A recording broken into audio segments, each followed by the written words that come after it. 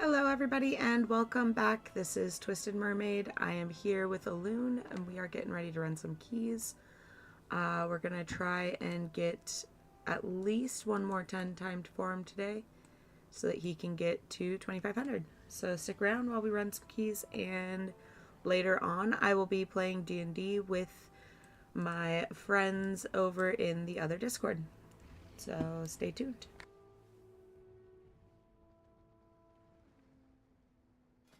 Alright, let's get queued up. Your lead.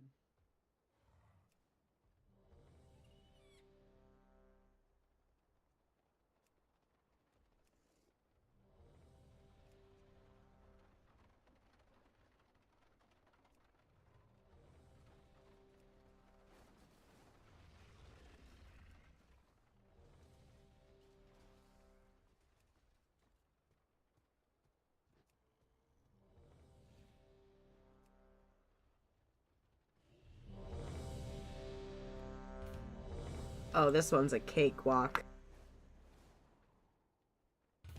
Oh, what is it? Oh, shit. 10 streets.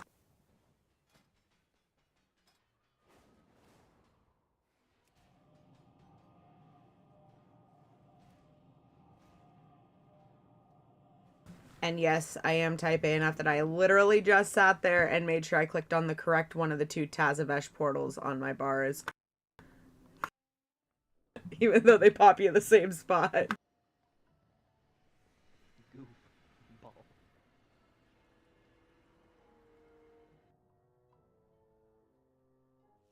Do not allow the beauty of Tazavesh to distract you from our shared purpose.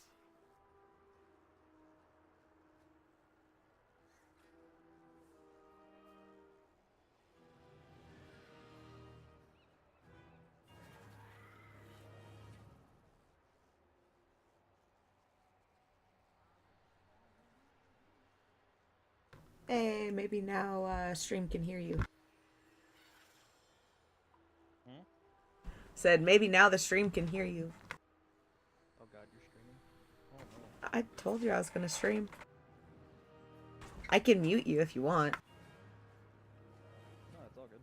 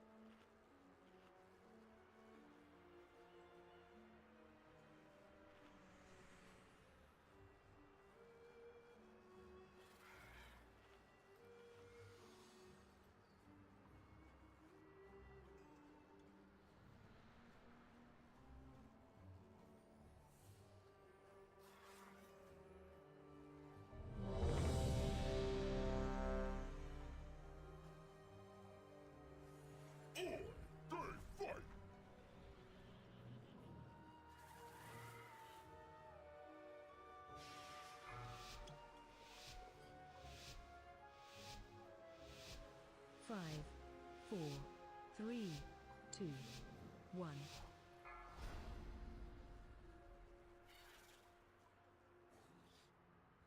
Halt! Entry is restricted. Surrender your weapons and follow me. Surely we can come to an alternate agreement? There will be no agreement. Lethal force authorized.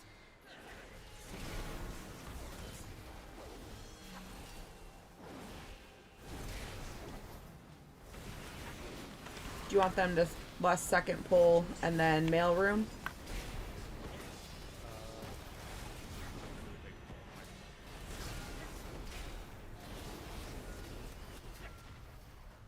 Trying to see how well this deal handles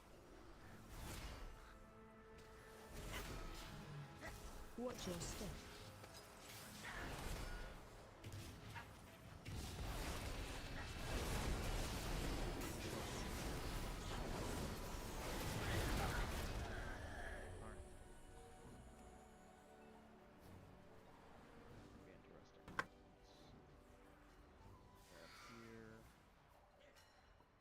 I just got called king. Look at that.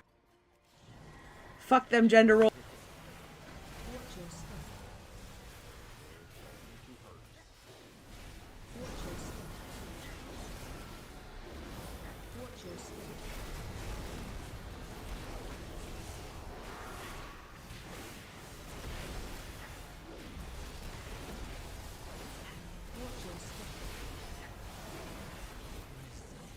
Watch your step. Watch your step. Watch your step.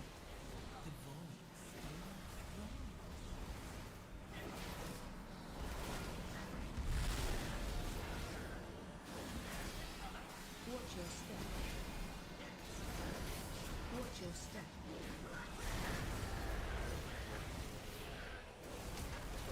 Watch your step.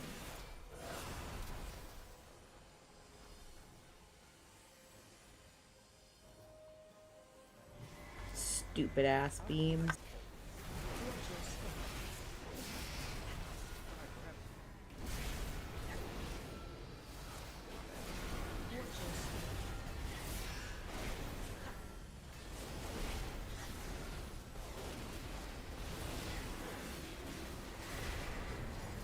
Watch your step. Watch your step.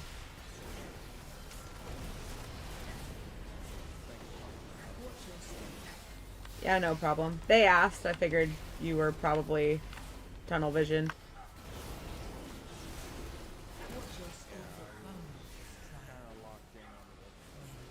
I don't want to. Yeah. I figured as much. I know that default works. You have been randomly selected for death. Yeah, God, I should have. Watch your step. Not normally you pull him separately like you're doing. You're doing fine.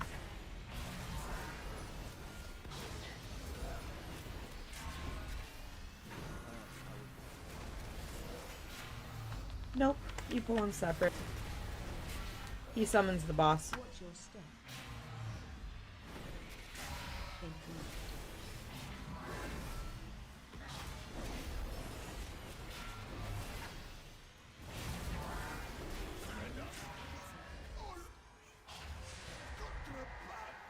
Who triggered the alarm? Intruders in I did. my city. What you gonna do Not about it? for long. He's gonna take away your weapon.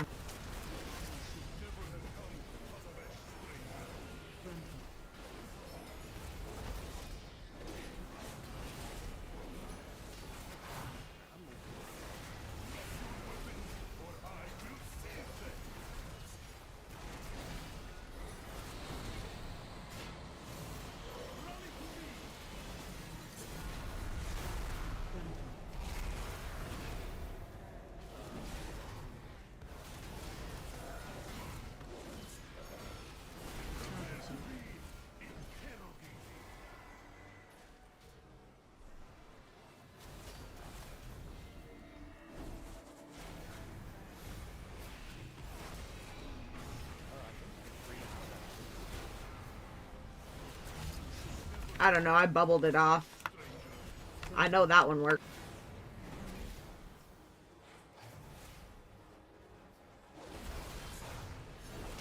Target you.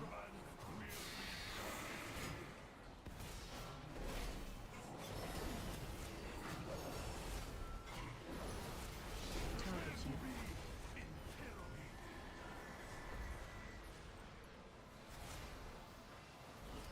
Freedom doesn't work.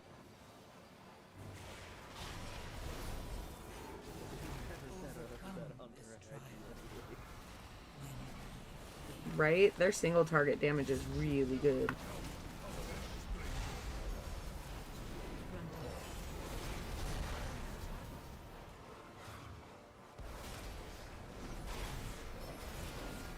Target you. This asshole keeps taking my weapon.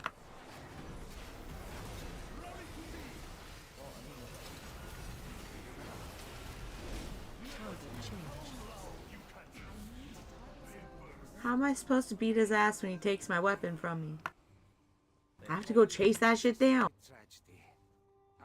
Fortunately, we have now thrown Nah, the it's just called, ire you know, of you take the cartel boss and you so. shove your fist up his ass. There you go. Call it a day.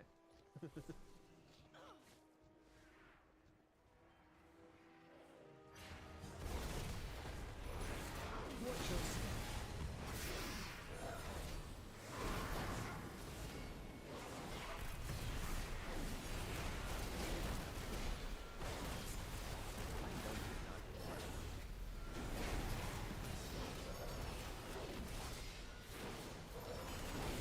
Overcome this I don't trial have a target. when my Boing.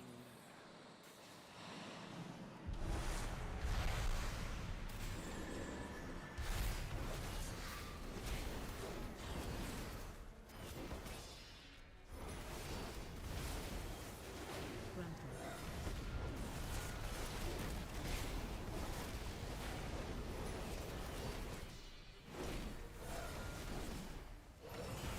Enthralled.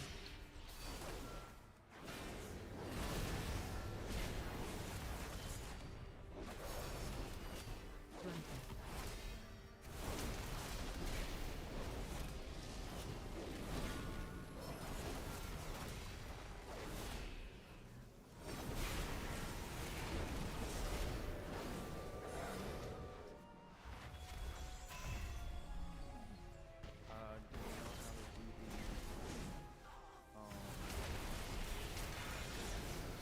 Charging. No. thing over here to get the, Watch your step. or not the door open, the, To start the RP, yeah. Over here trying to think of I think you just walk out there, don't you? Line on me. I thought there was something you had to do with the door up here.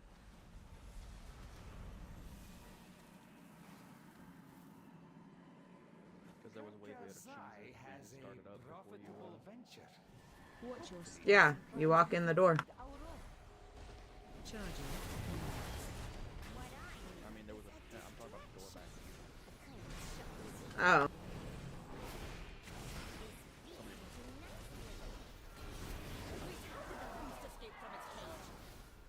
Cartel Zai is not responsible for any loss of limb. Yeah, I got no idea. Demonstration. am I grabbing these two? Yeah, I'm grabbing these two. I will.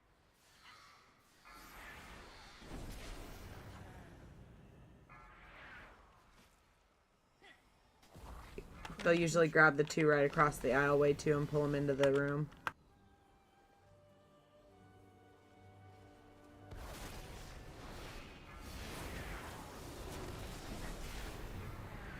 Hi guys. Ricky faces, my bitch.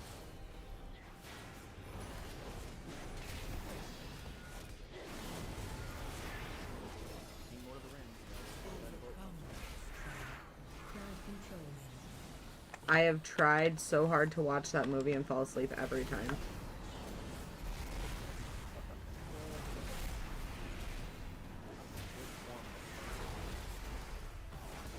I'm gonna be honest. I've tried, yeah, like the original trilogy, like the first one, and I fall asleep every time.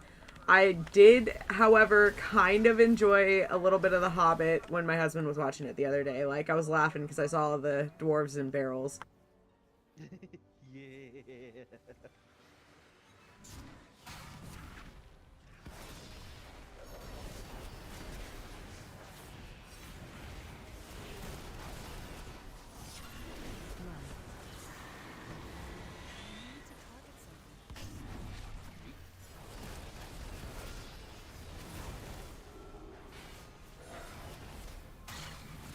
Watch your rampaging beasts ruin your day.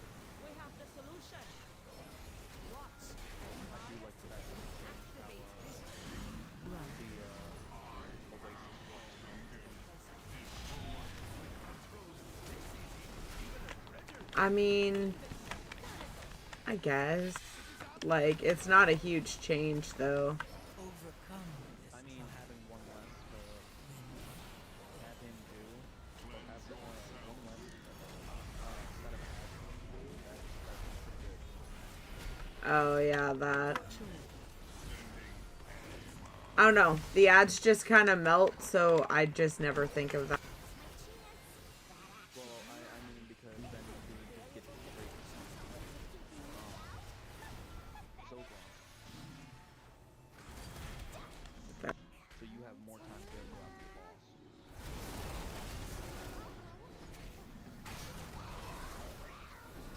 Watch your Ah, crap, I'm trying to kill him before.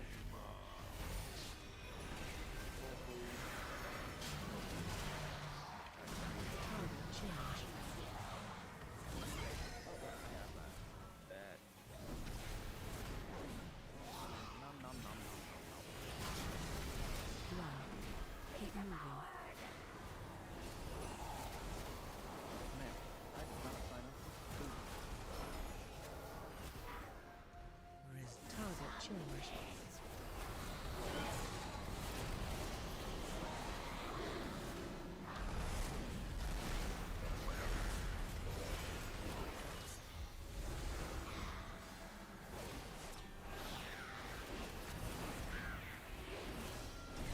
Blood. Keep moving.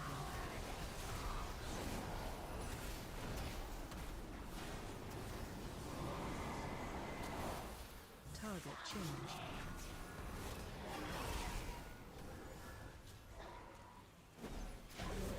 You saved our menagerie. Well, what is left of it. A simple matter. Okay, In return, we're going up to we the left. ask We'll only take for care of these idiots. Katerzai's signature. Our signature is I a really fair hate trade, this bull. especially if it results in your departure. Crowd control.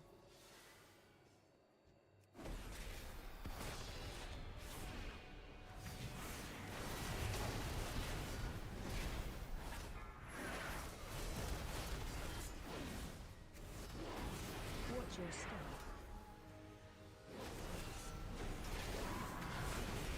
Overcome this trial. Win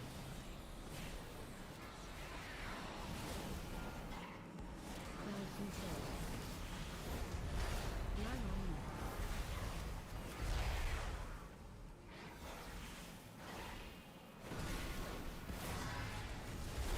Watch your step.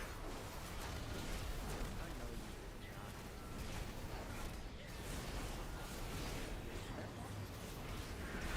Yep. I will take a 4 million crit for an execute.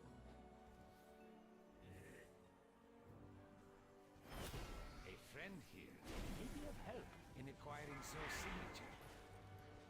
Crowd control. Wait, who is that? Where is Basim?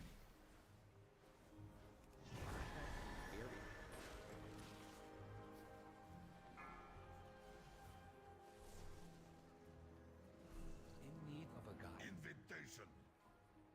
Zogran, surely our friendship has ascended such necessity. Out of my sight, street. We're not left. I'm gonna get cooked. No matter. There are Crowd many control. nearby who may be of assistance.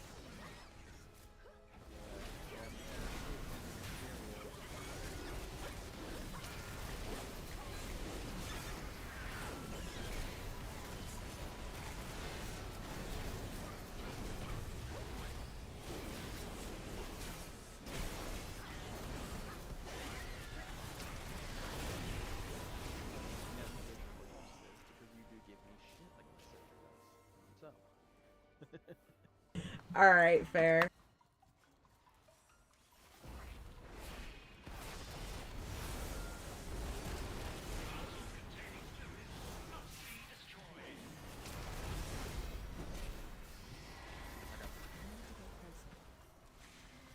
AOE incoming.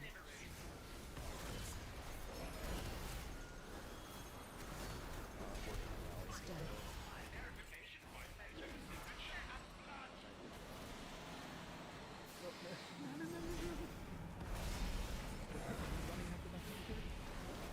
Yeah, and then I realized he was turtled, and I'm like, oh, never mind. He's a big boy. He can deal with that.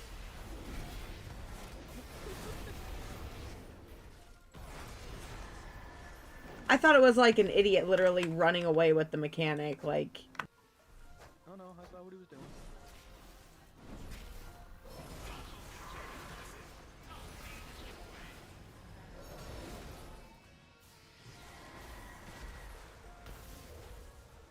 AOE incoming.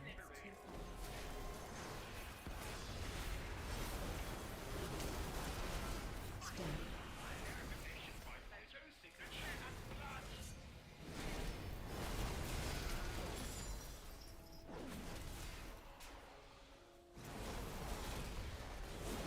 Special coming.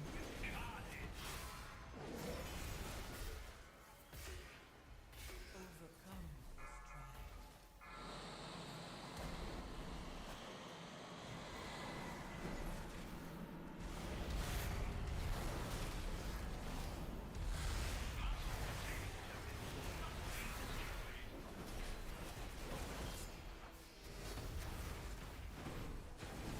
Watch your feet. AOE incoming.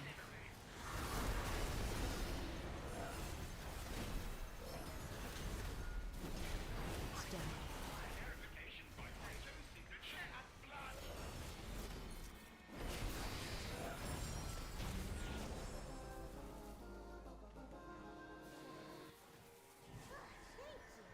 I've never seen a mailroom Also, so my sister also has a way of You knocking are some quite sense into me that is Whoever kind you of unreal.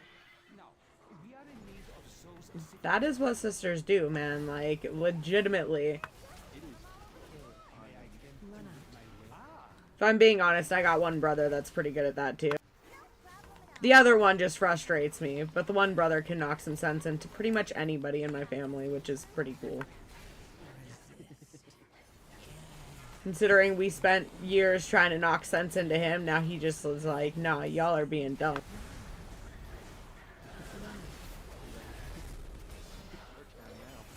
Exactly.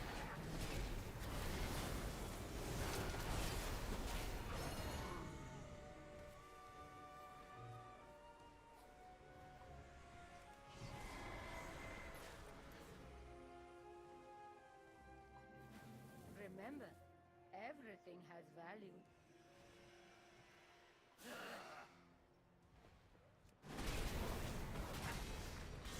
Hi guys, I heard you wanted to play.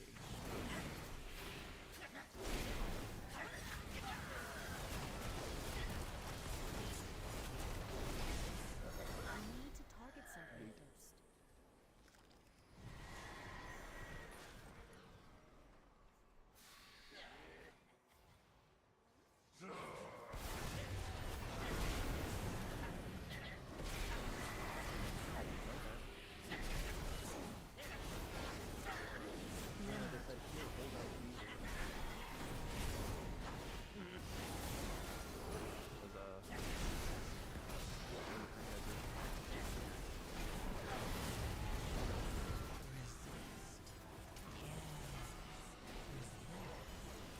And yet, the void still remains. Run out.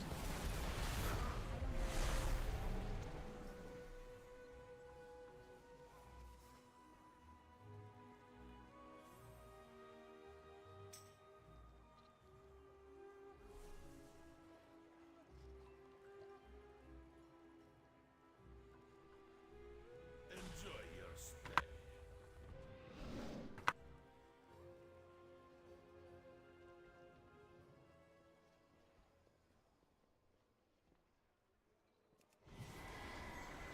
More entertainment!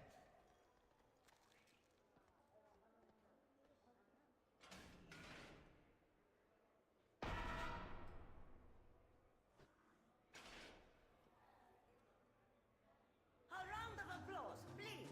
Easy, all of you. This is not that kind of establishment.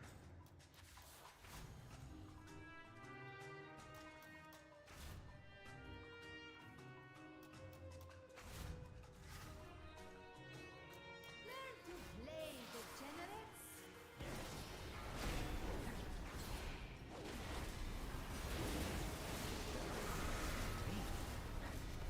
No way.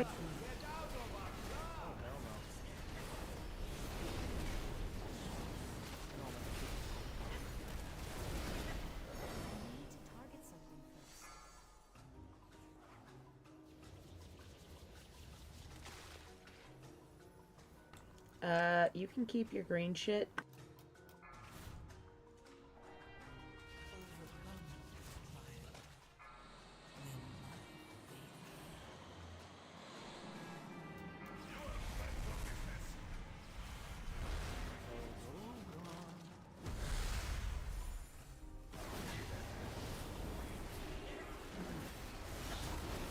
You are nothing.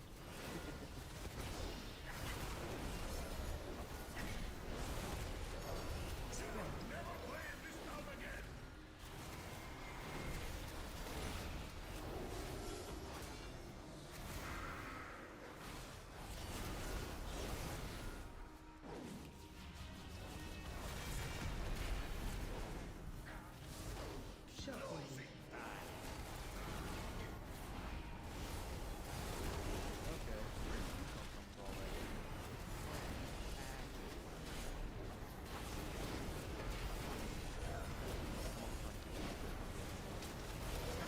that? Oh, you're good. Say whatever you want.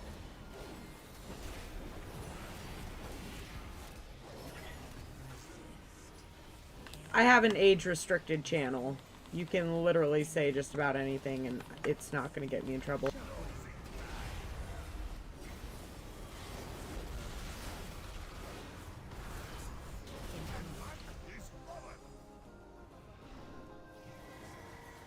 So, I discovered that I can't have Giga in my stream if it's not age restricted, because he'll randomly answer the what are we doing question with drugs or cocaine. Apparently that puts age restrictions, so it's just always got all the warnings when you click on my channel now. Like, I don't censor anything. I say we go up and kill him.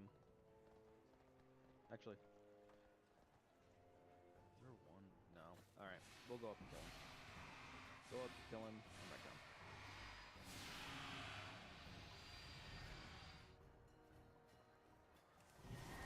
Excuse our intrusion, Solir. I hope we caught you at an inconvenient time. Al-Dalil, is there no sanctuary from your filth? Hear me, Solir. The artifact you seek brings only suffering. Suffering and power. I must now travel beyond Tazal. Die, foes of Cascade's soul!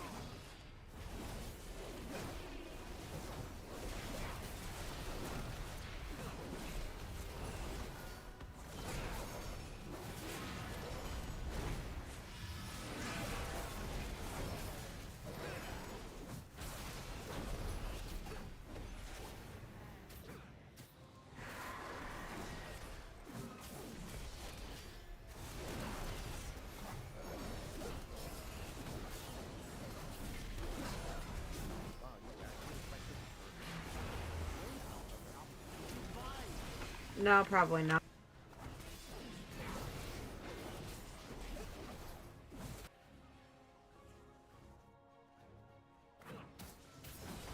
Strike from beyond reach!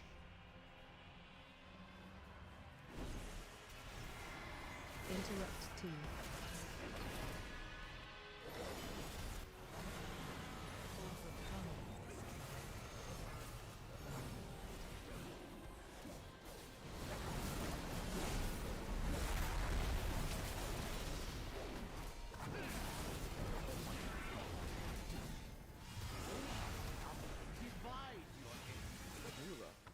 Going to square.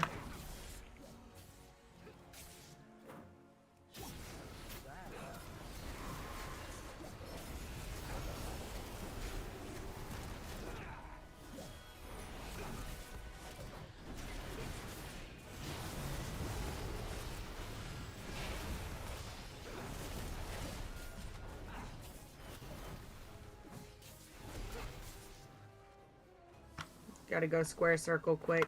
Interrupt 2. Interrupt 2.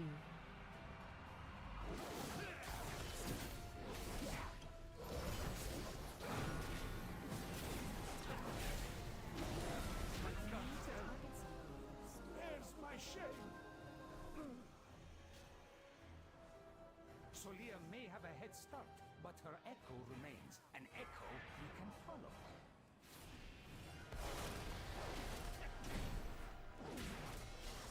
Crowd control.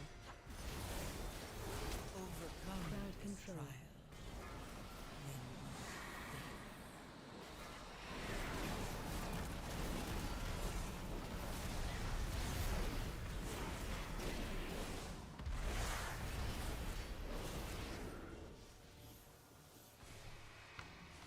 So, how's that rate?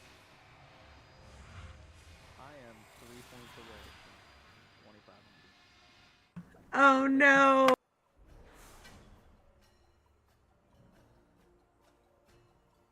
He just gave me a trinket. Hell yeah.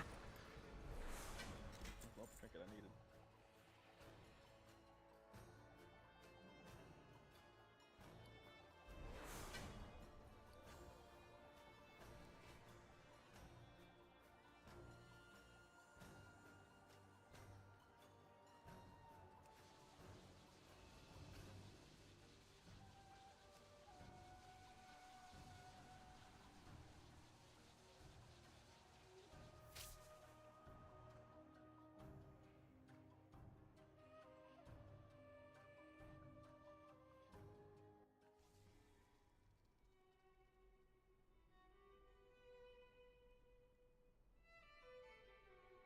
Yeah, I'm at 2497.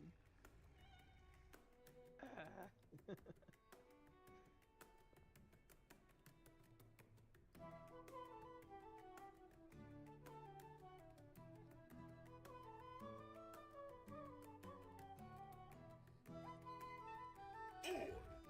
Well, the last three are either Gambit, Floodgate, or Arakara.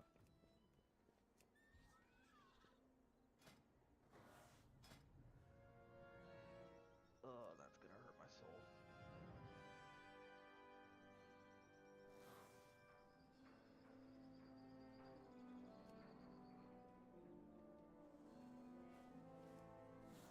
Not that there was really much there to begin with, but you know, hey. It's there. You might have to dig a little bit for it, but it's there. Shit, my soul's buried farther down than the Grinch's was. We saw how far he had to dig for it.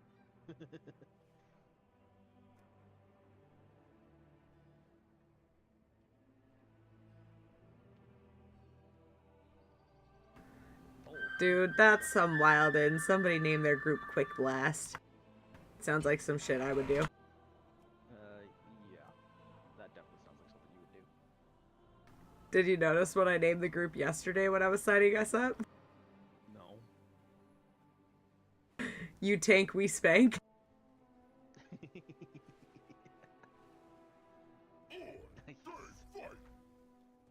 Anytime I'm looking for a tank, that is the fastest way to get them to apply, is put you tank, we spank. And they all apply. It's like, here, tell the enemy to present their cheeks so we have the paddle. You know what, I didn't want a transmog now that I had just a paddle.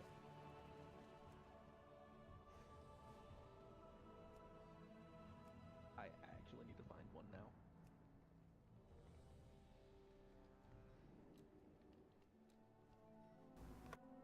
Thank you, by the way. For what? For running these. Oh, yeah, no problem. So, Mike, Capricorn Mike, he's got a transmog for a weapon that's a mop, and there's a character in a book series that Biggie and I both love, and it's this guy named Ephraim, and he goes and he takes the equivalent of magic mushrooms, but they're walnuts instead, and he drops down into battle from like a spaceship using grav boots, wearing absolutely nothing, with a mop against hunter-killer drones. And the only reason that the drones don't end up just completely eviscerating him is because they don't see him as a threat, because he's a naked man wearing grav boots with a mop. So he just knocks all of these robots out, and none of them even fire at him. So the primitive people around him all just like start seeing him like he's almost a god. It's so funny. Dun dun dun dun dun. Smack.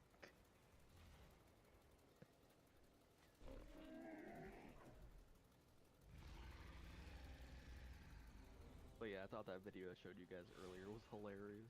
I couldn't stop laughing when my friend sent me that. God, that was so funny.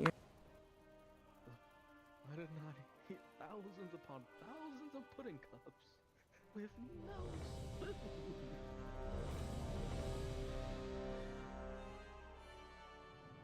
Like, if a person could be a spirit animal, that is what my spirit animal would be.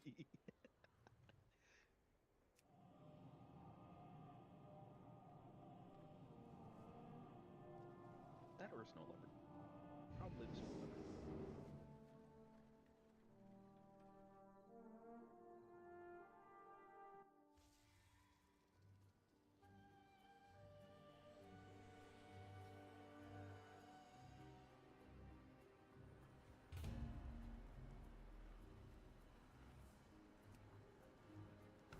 You know, I'm starting to think that our cat is my kid's spirit animal because, you know, when she's pretty dang grouchy and she yells when she wants food.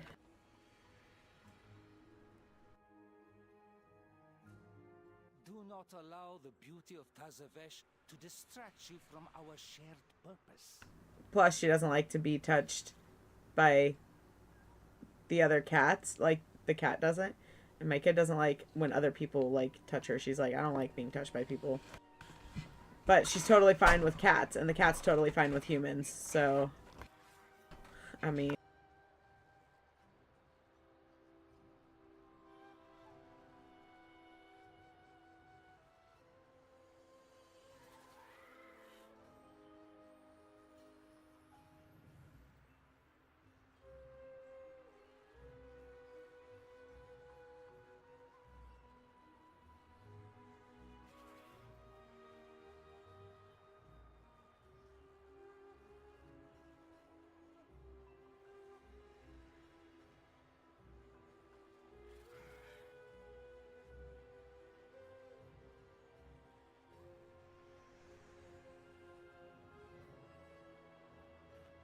I didn't know we had a full group.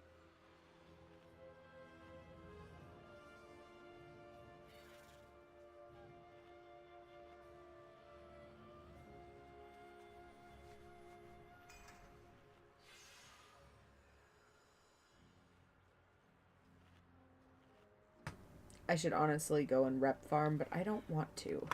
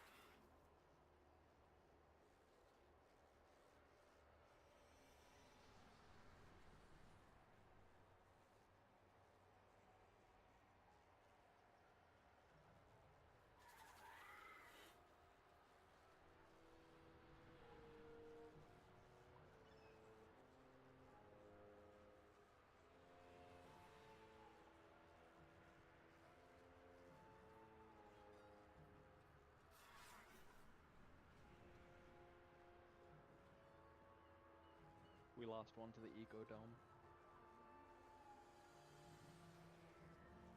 Lost one what? We lost one character to the Eco Dome. The mage is in the Eco Dome. Oh. I do not believe they realized that they were over there.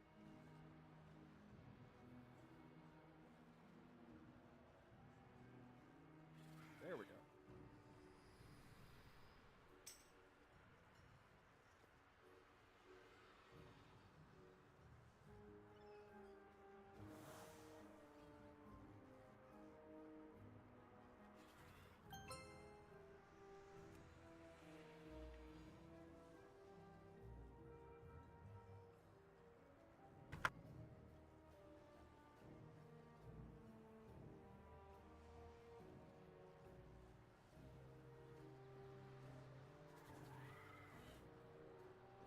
We had to get domed.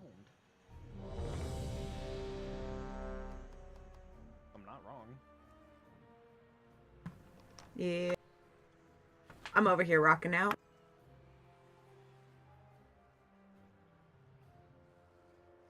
I'm gonna turn it down a little though.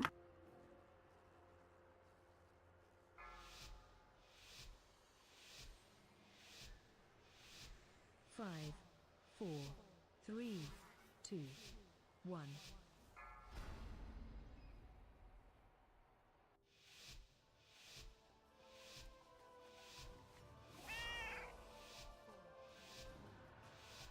Alright, you know what I'm doing.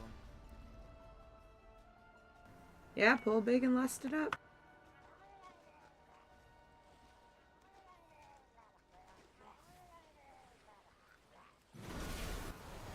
Watch your step. Attack. Man, I even let you get it mostly gathered before I hit a button. Watch your step.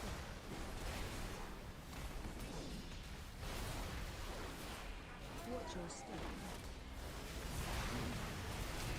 Watch your step.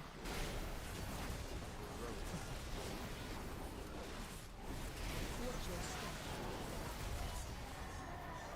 Watch your step. Attack total. Watch your step. Like, I'm tanking. There's nothing else I can do. Watch your step. Meanwhile, you Watch guys your are step. being murdered.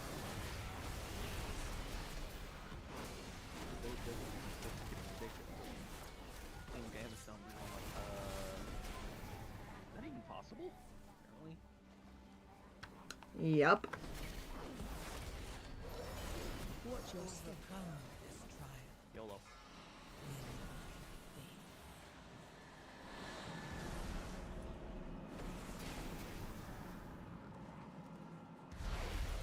Attack total.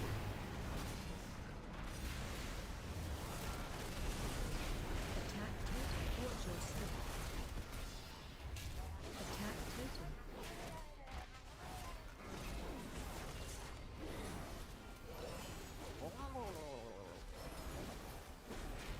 I don't have a target. Infinite.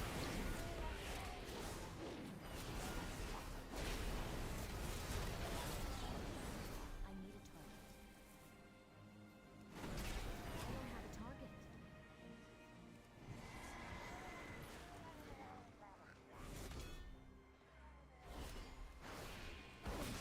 Because I already know they're gonna get grabbed. Watch your step. Attack total. Watch your step. Overcome this trial. Watch your step.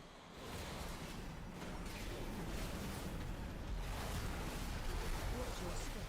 Watch your step.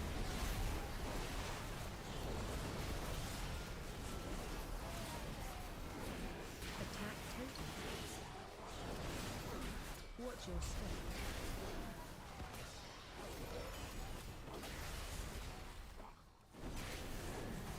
Watch your step. Watch your step. Watch your step. Watch your step. Attack total. Watch your step.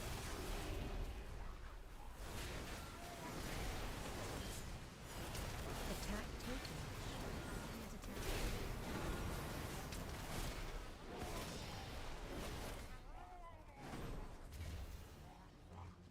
I need to target something first.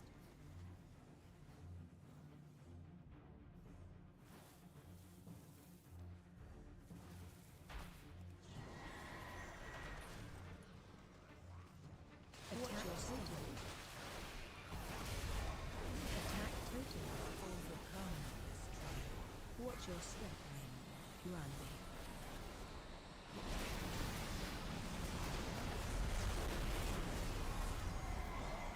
Watch your step. Watch your step.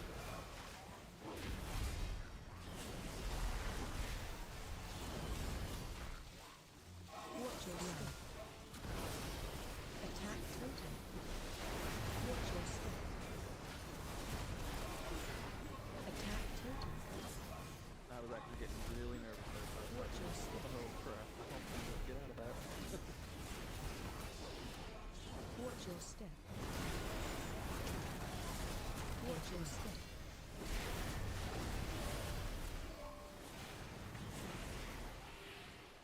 Okay, so you three Attack to DPS are I don't have a freaking target. built different. Nah. Yeah, Believe it or not, this is actually not that impressive. A tenet of Are you your kidding me? step. This is insane. This is the cleanest I've ever had that room. Overcome this trial. Then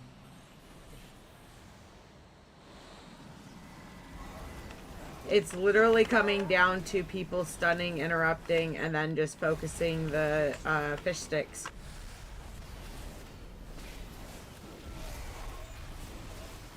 It's just mechanical knowledge of the game is what it comes down to. Oh crap, I just realized which one this is. I can do with a dragon again. Yeah, but you did so well last. I don't want See to deal how with a your dragon. wisdom fares against the might of the You got it. Titans. Would you rather do this or Arakara? I'll take the dragon. Yeah, exactly.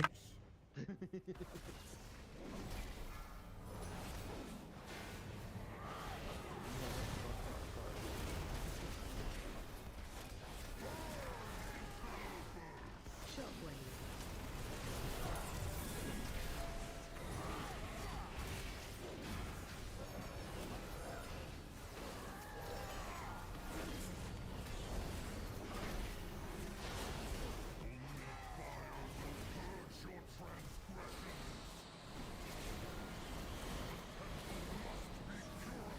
Special command.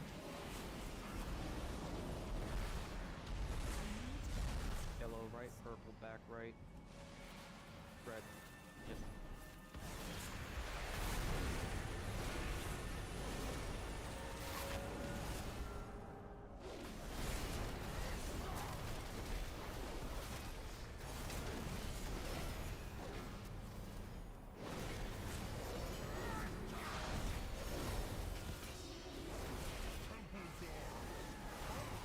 Shockwave.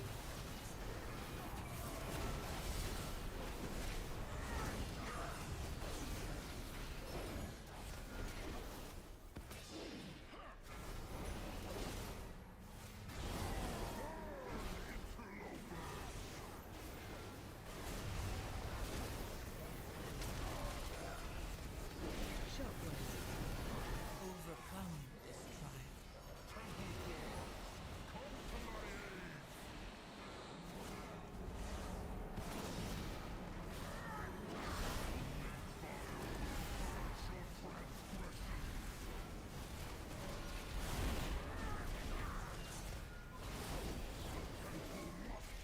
Special command. oh.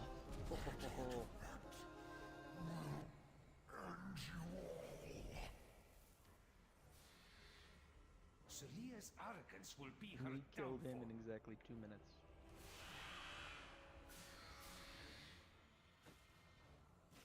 A taxing journey, but our path remains true.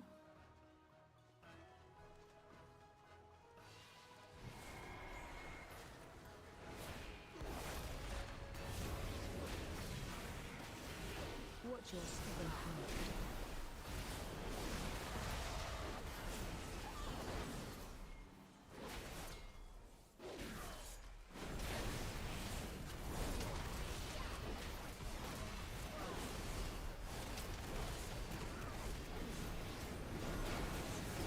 Watch your steps.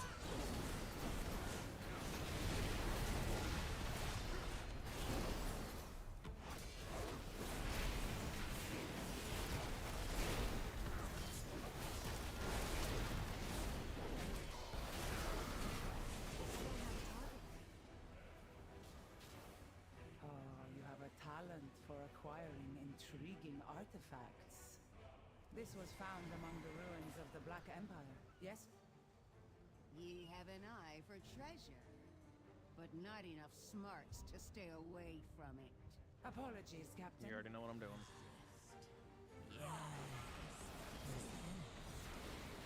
Watch your step. You lot never have to Watch your step.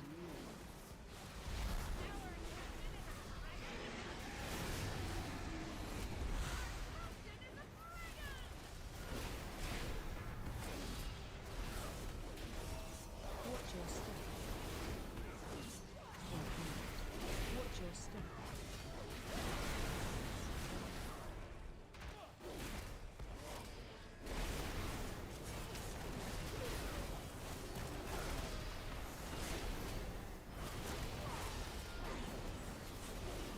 Watch your step.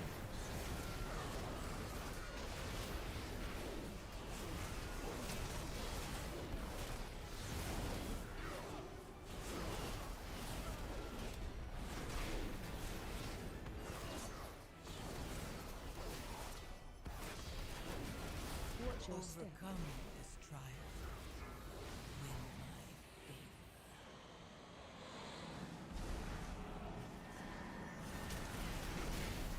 Interrupt. Watch your step. Interrupt. How long you got until D&D?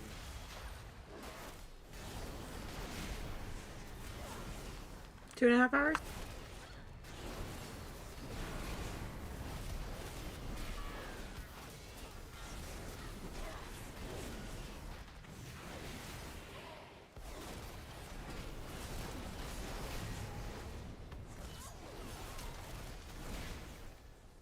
Alright. Evening, Dave. Chest of gold to whoever brings Ooh, what'd you make today? Take no prisoner.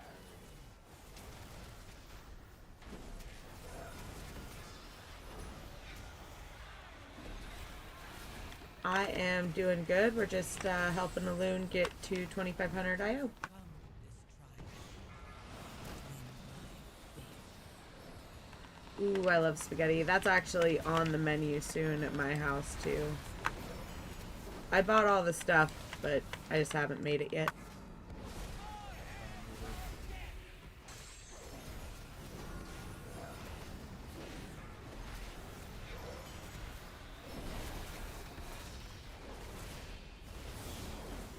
Yep, I know. I'm a loser.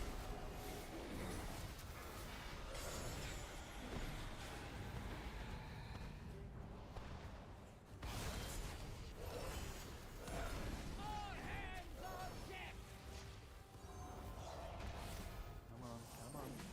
There we go.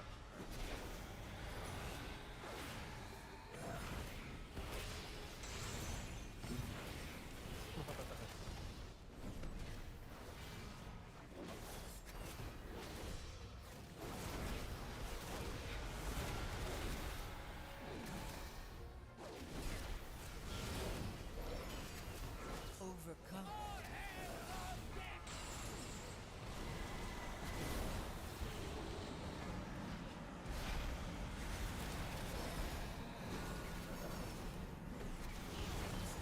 Oh, okay. Gonna be rough.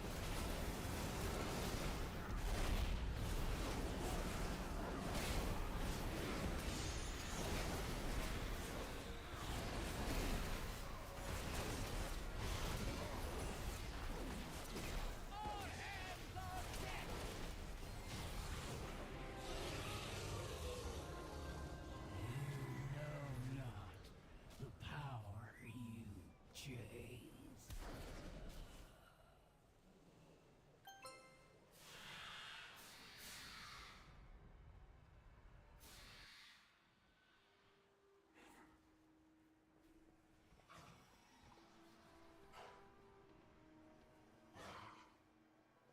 Watch your I need to target change. Yeah, Parmesan cheese is a must with spaghetti. Must you hound my every step? Watch your You cannot control this power. The artifact belongs in a museum. And homemade sauce is the only way to go. Like, you can't just buy a jar of sauce from the store. It doesn't work the same. Your cartel has dissolved into dust. I choose to lead mine to glory. Resist. Can interrupt. Resist. And yet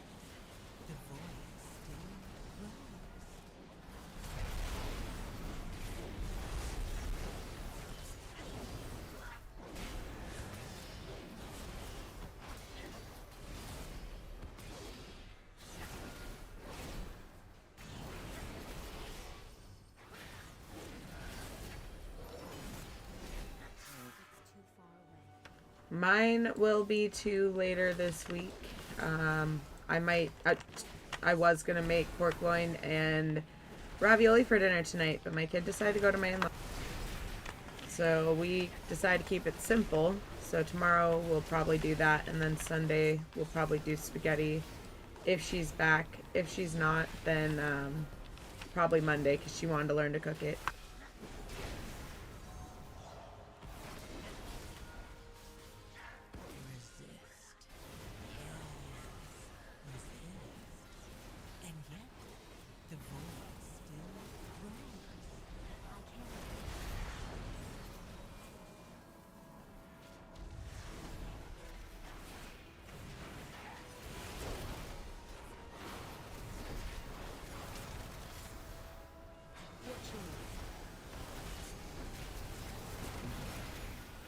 Target change.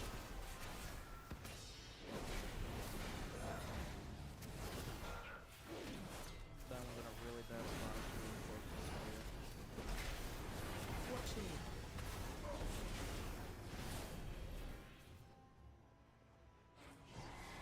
Yeah, so normally we try and pull these guys back a little bit so that way they're not as close to her, less likely to pop that star on her.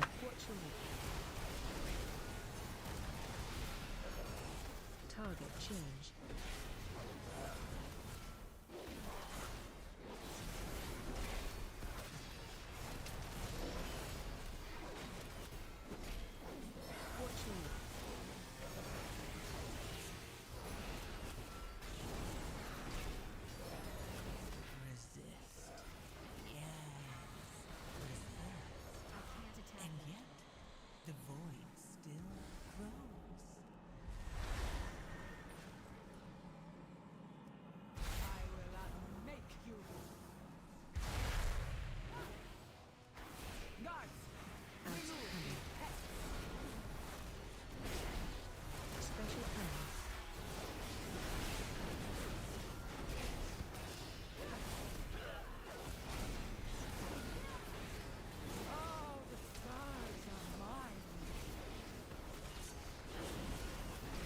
Special time.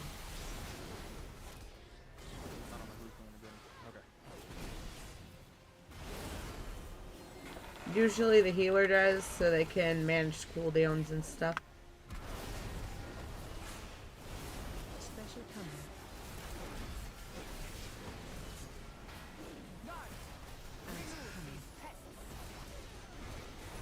I mean, that is a fair way to, or a reason to make spaghetti, if that's the only way that your brother will eat vegetables. I had vegetables in everything. My husband just started just being like, alright, I get it. She's just going to put vegetables in all of it. This power is lost.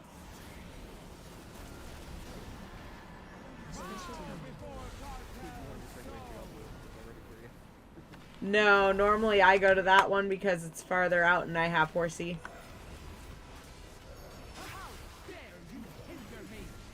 I will.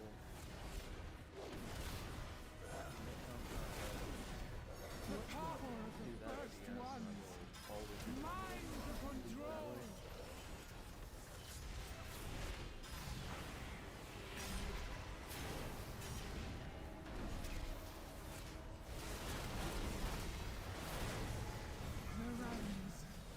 I can feel them.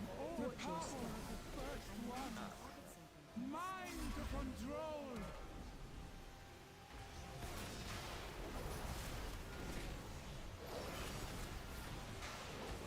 Now I got her back. The power of the first one. I didn't want to do Mind control.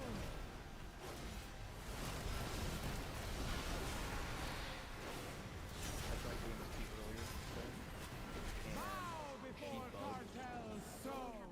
and it was on the other, it was over by the wall, where we just were. He phased out. He reset. Oh, damn. A little more than upset. At my command.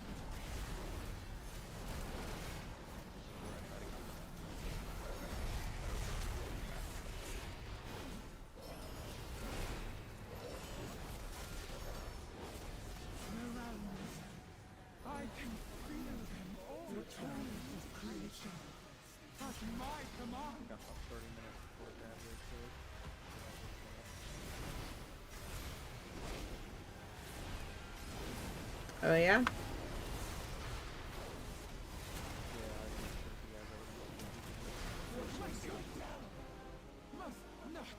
That makes sense. Yeah! The first ones hit these artifacts with complete. They are not meant for us. I am grateful our paths crossed, More Walker. These troublesome pieces will reside where they can do no more harm and be studied by Cartel Al until our fortunes meet again.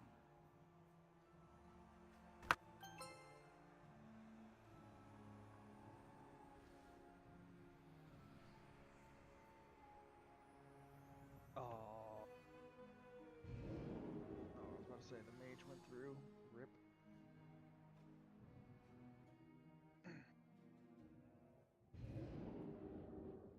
And that was my necklace right there.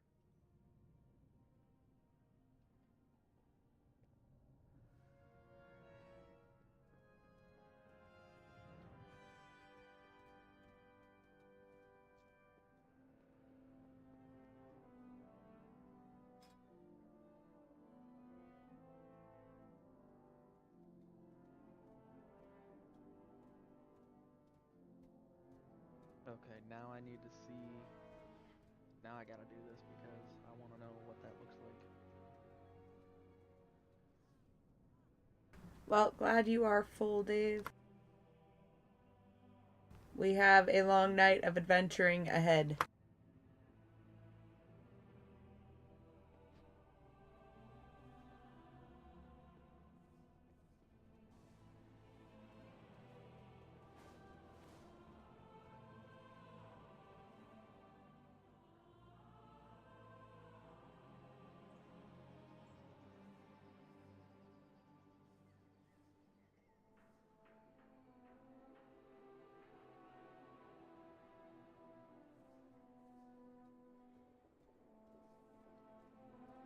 Okay, so how do I apply that?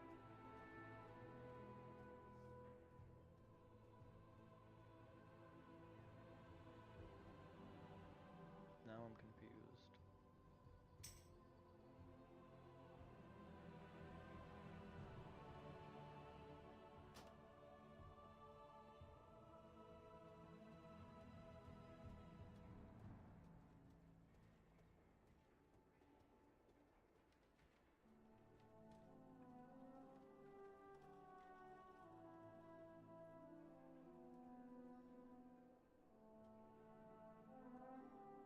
I do not see the living weapon armor set.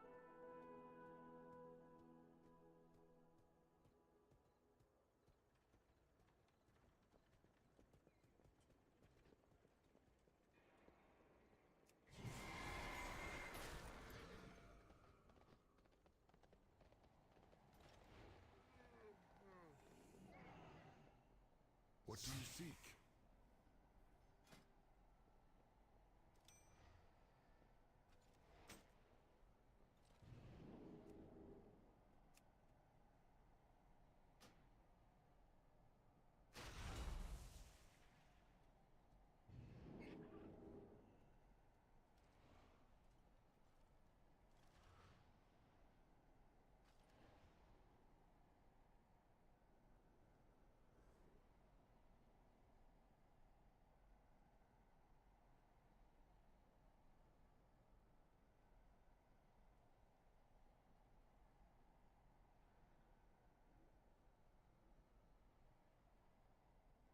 Go carefully.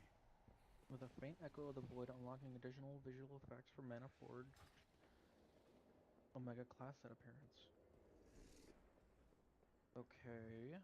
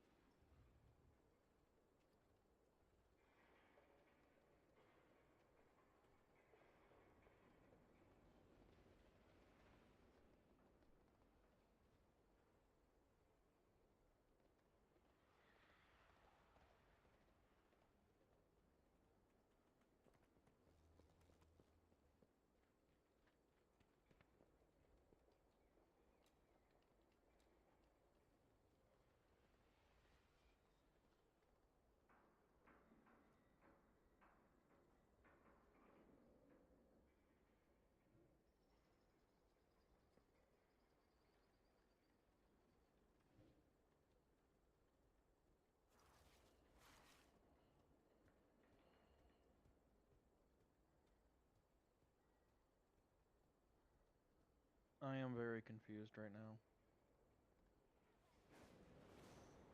It said I got a Koreshi Voidstone. I just used it, but it's not giving me any changes to my armor set.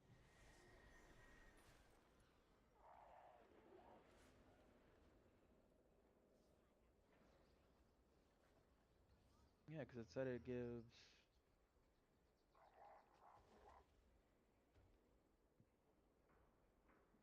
Infuse your armor with a faint echo of the void, unlocking additional visual effects for certain Manaforge Omega set class items.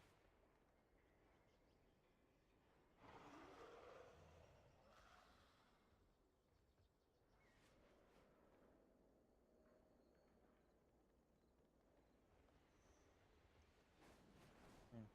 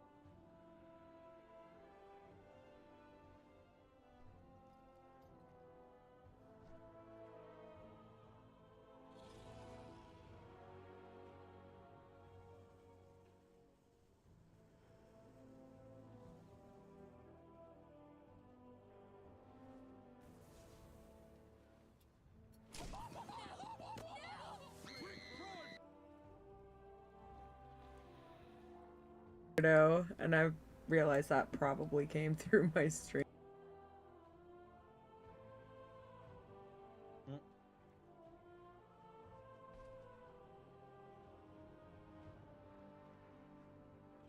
Well, what do you need to work on now?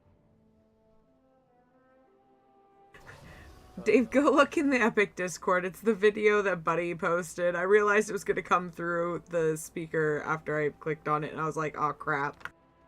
So, Epic.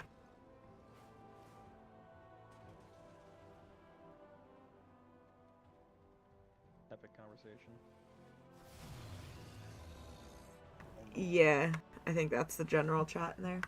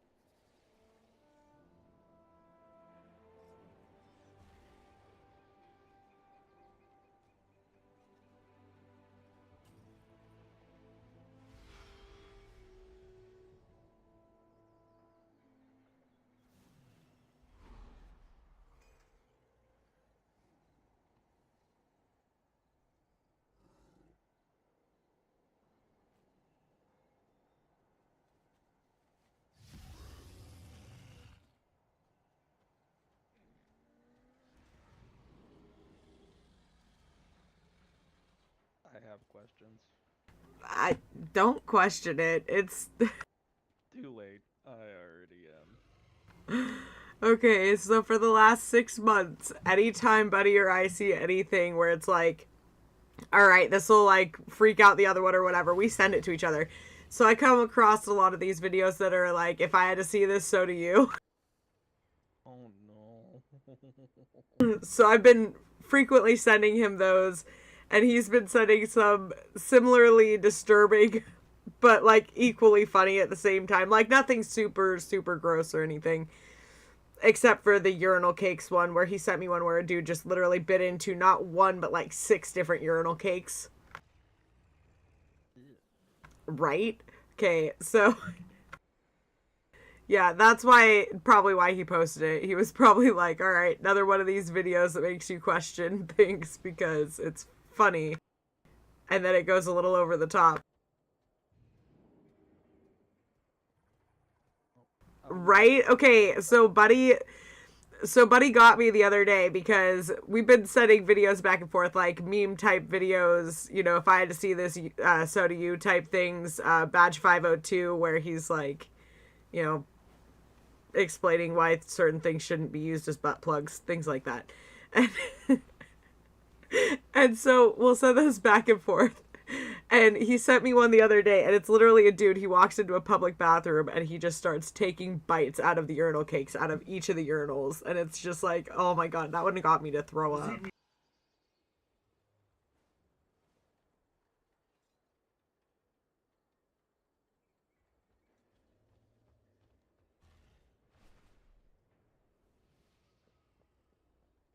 All right, what keys do you need? Or do you want to still keep pushing 10s? Do you still need portals somewhere?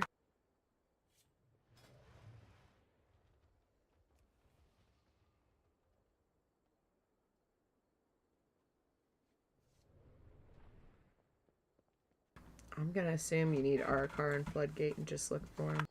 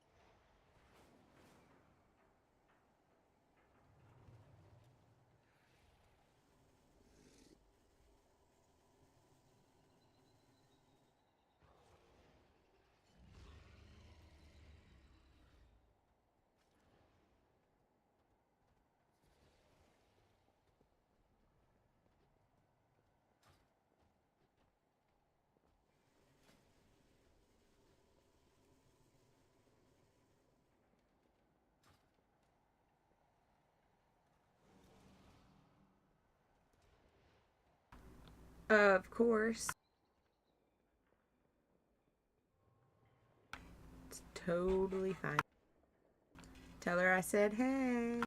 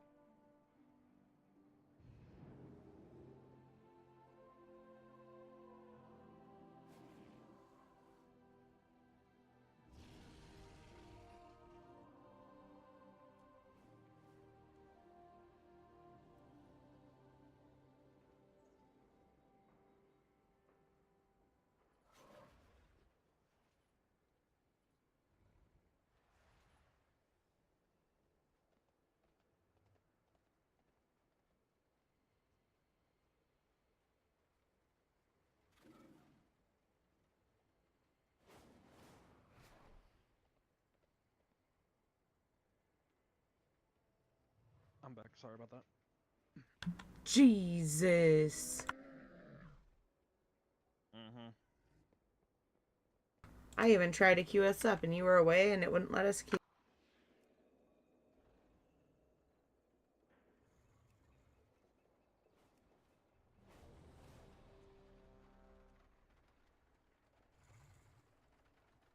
I'm assuming you still need the other two for portals. Yeah, please. Yeah.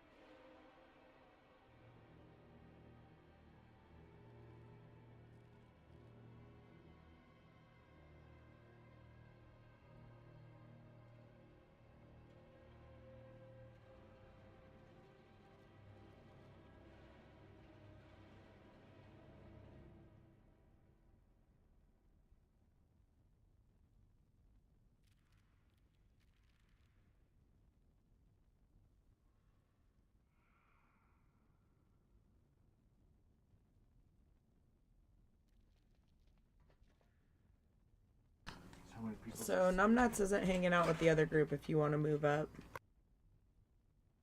Who is? I said he's not, but Okay.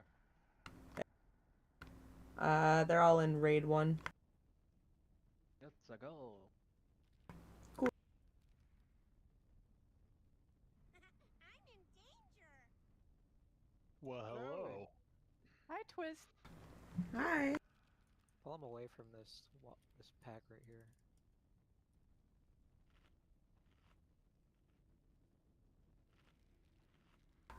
How's everybody doing? Didn't go far enough. Good. Doing okay, you? I'm doing all right.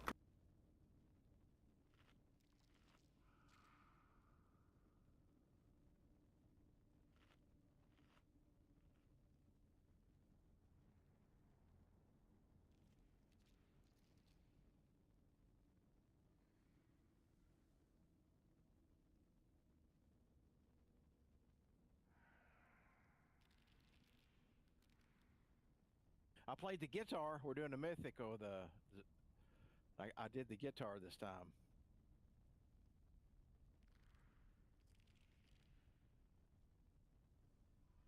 Sure, yeah. You get to stand still. You can keep casting. Right. You don't have to dodge mechanics.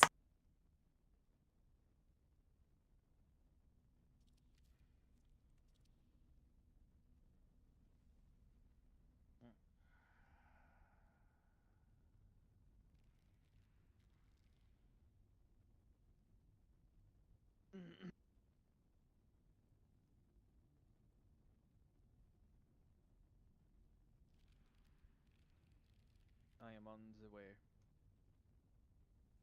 I'm on my way.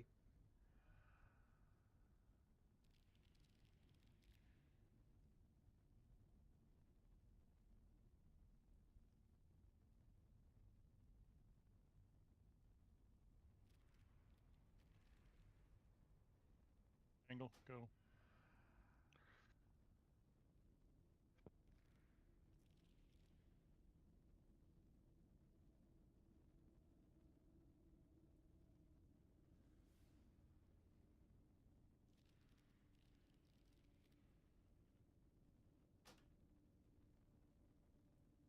Try it back in triangle.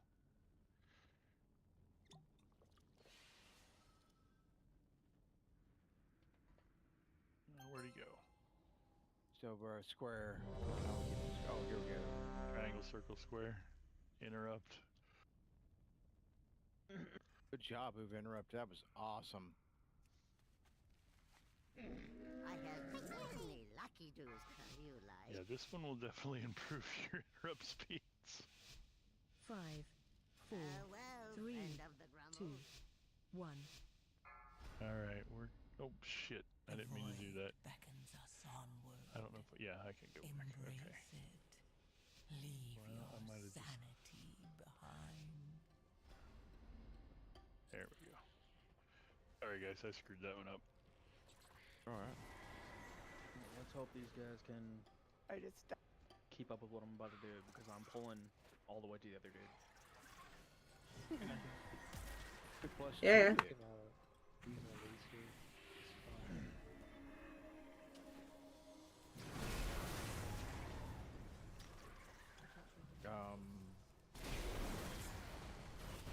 Abby, you wear what? Leather. Leather. Okay. Keep thinking you're on the Shadow Priest and like, oh, I got some closets. You might could have these.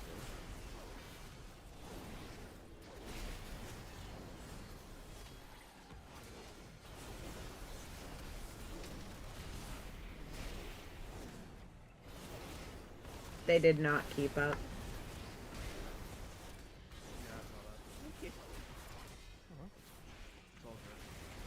Thank you for tanking, Terry. I appreciate that, buddy. Yeah, thank you.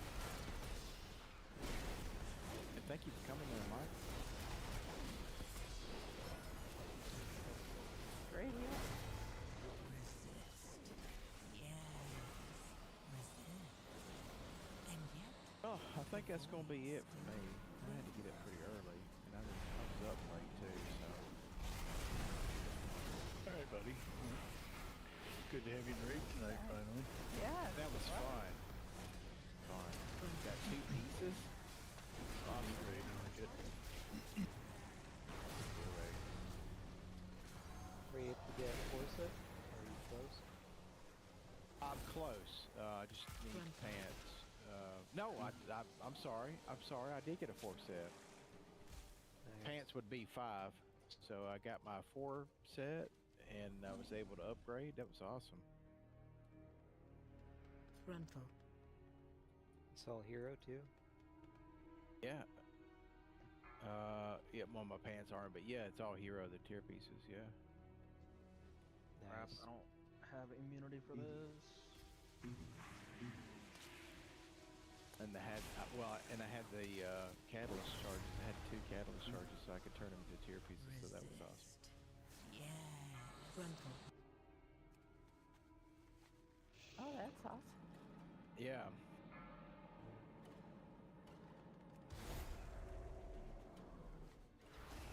Frontal.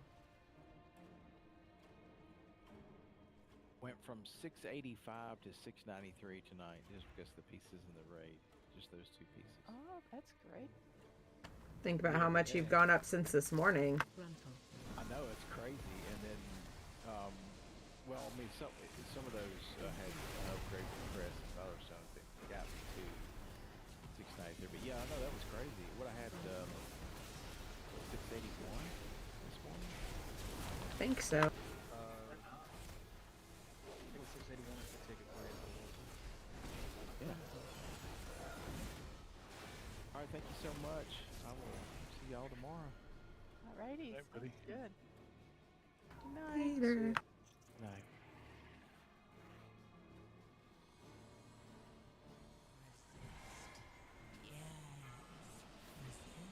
What did you drag him through today, Twisted? A 10.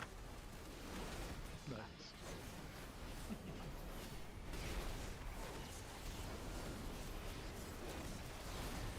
No, it was considering that all 3 of our DPS were under 700, it was not that bad.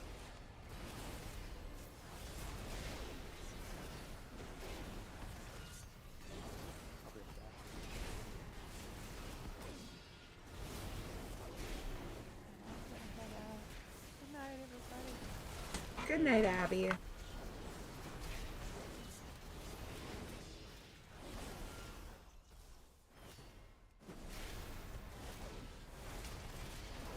I'm watching healers now. I'm just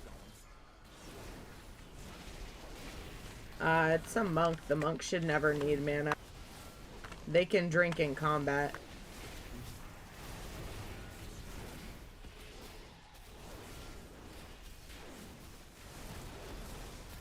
Frontal. And yet, the void still grows.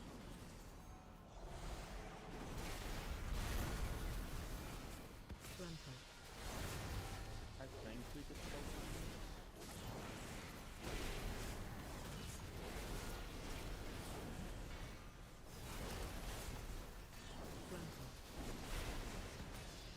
Frontal. We should be fine. This one's actually got a pretty forgiving time. As long as you don't mess up the boss fight.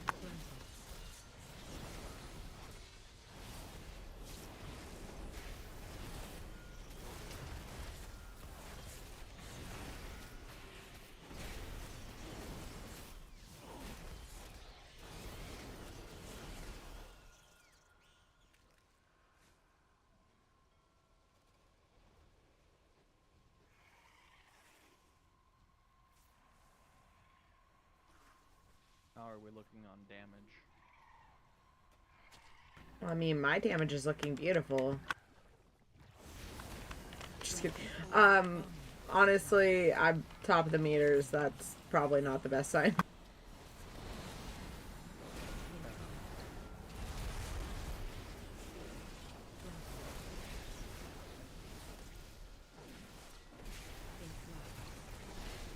can actually get into a 10 on my warlock. For some reason, I just can't seem to kill him this season. Well, when we're done with this one, you're welcome to join us. Eloon's tanking, so I don't have to heal to get into a key. Last season it was my demon hunter that couldn't get it for free. This season it's my warlock. I don't get it.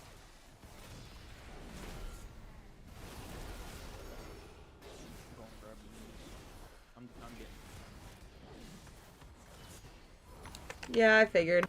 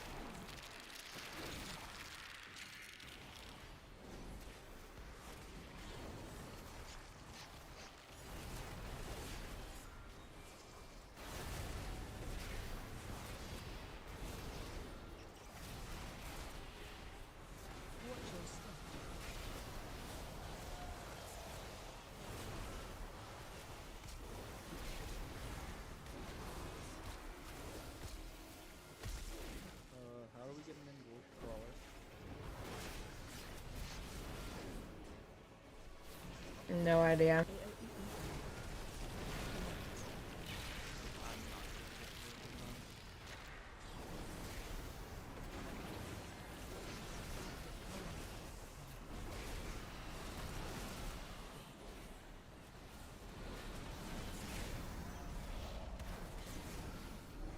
Watch your step.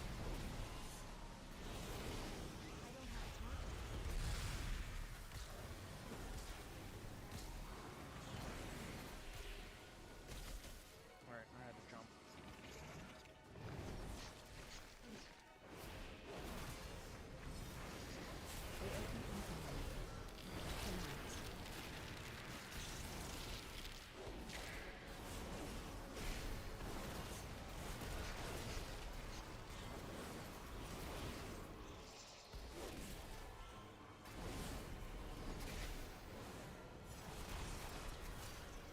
Watch your step.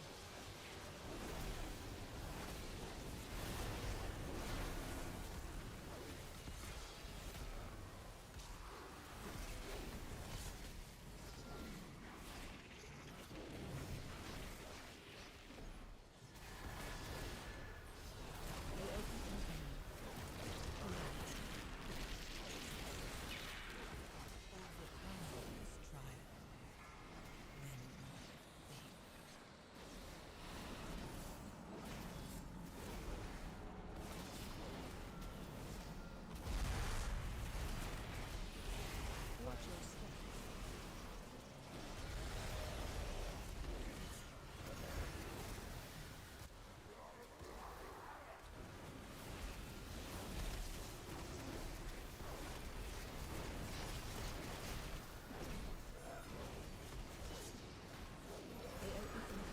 Yeah, I'm very much on that room here.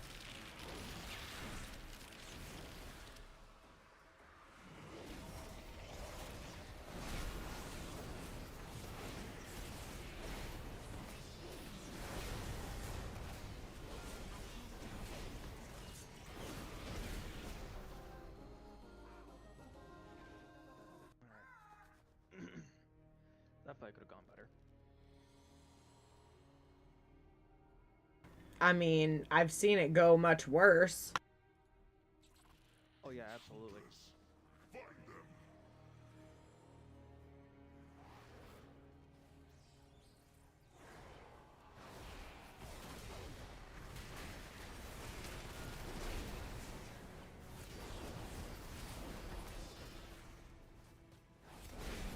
Overcome this trial. Win my faith.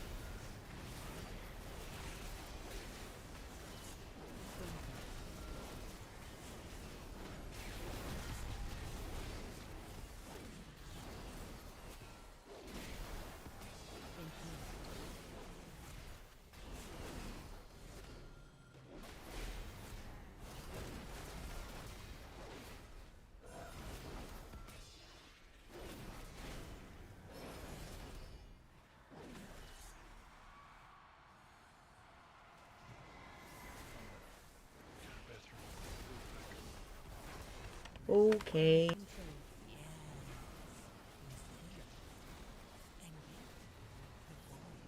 Wasn't expecting him to get pulled. Just trying to back him up. Crowd control.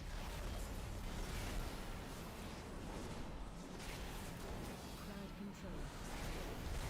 Blunted.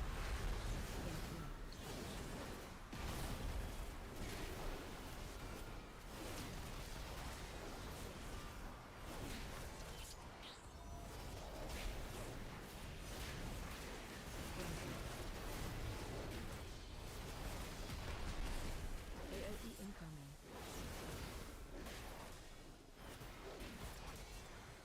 Interrupt. Frontal.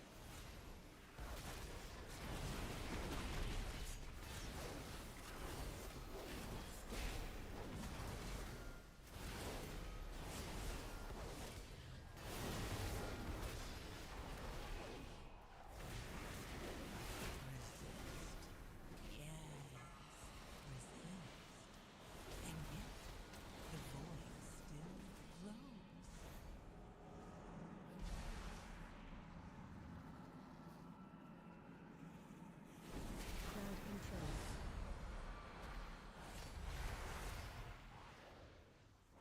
Crowd control.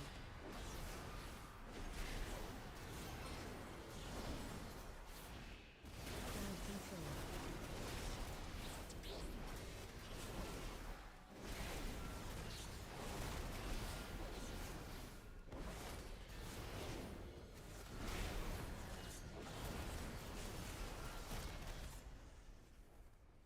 Now are we looking on timer versus percent? We got 12 minutes left to time it. AOE Think incoming. that'll be enough? Maybe. I don't like the... I have time blindness, dude.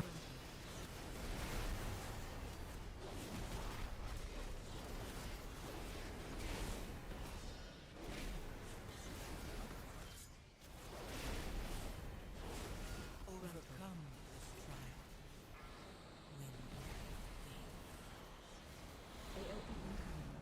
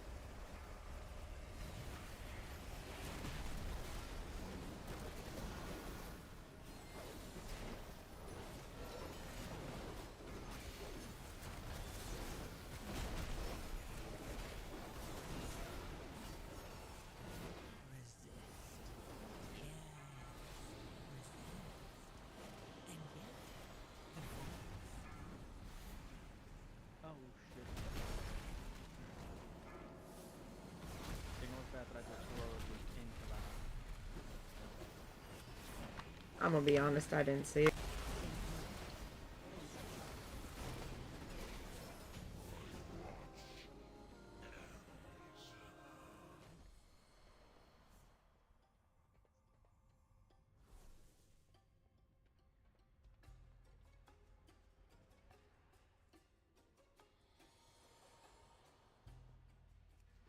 Enthralled.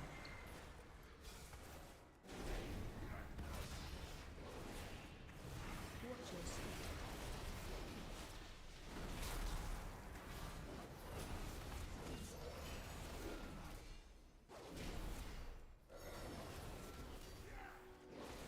Enthralled.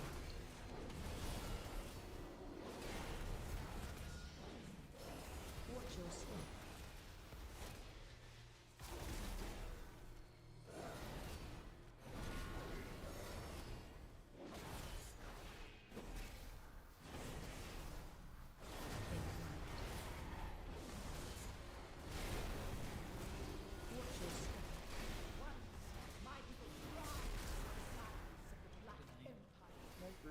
Good night, group.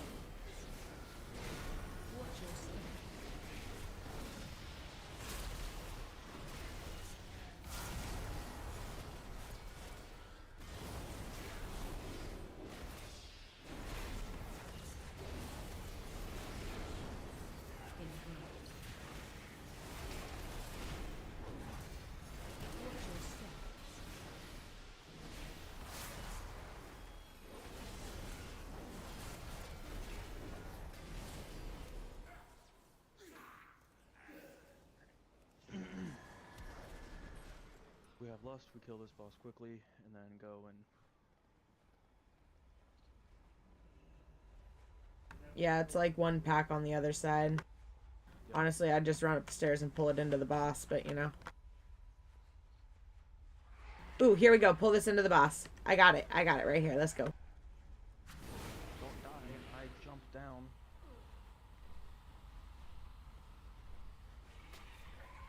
I didn't pull it, to be honest. It just aggroed to me after somebody else did. Is that gonna be is that enough percent?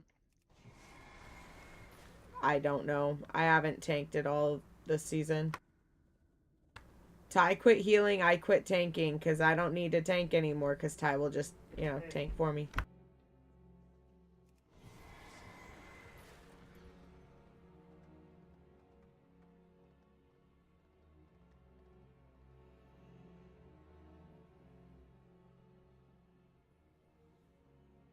Nope, we're 1% short.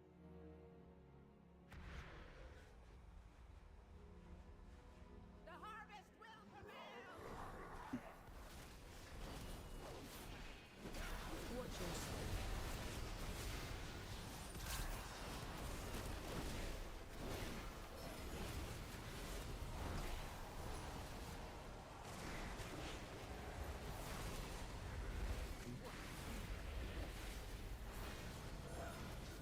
Watch your step. And timing it now. We lost one of our B-reses.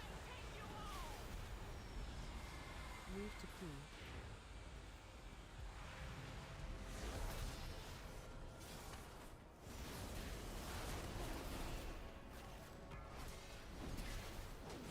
Watch your step.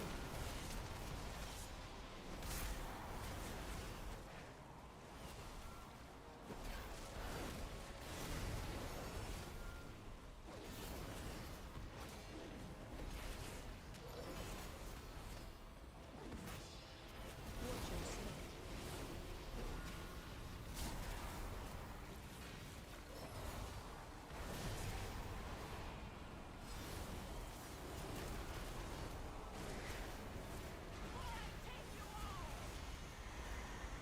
Move to pool.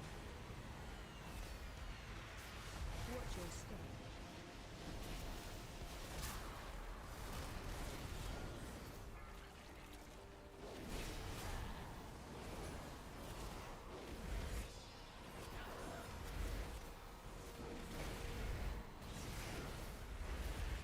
Watch your step.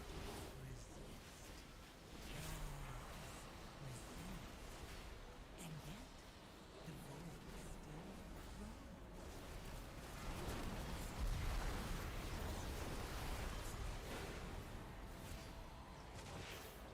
Watch your step.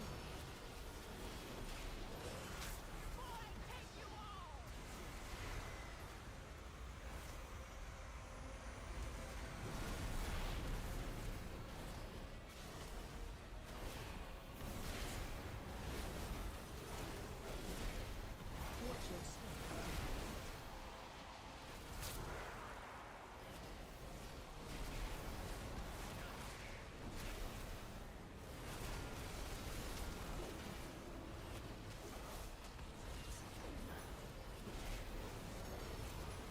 Watch your step.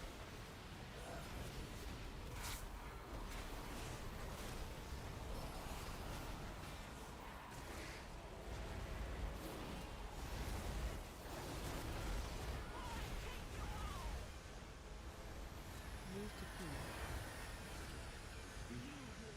Watch your step.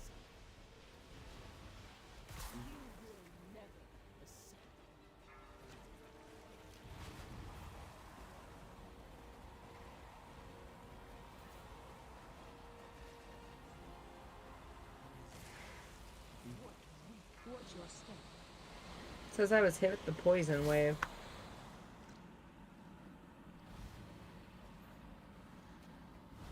%. Smack the boss.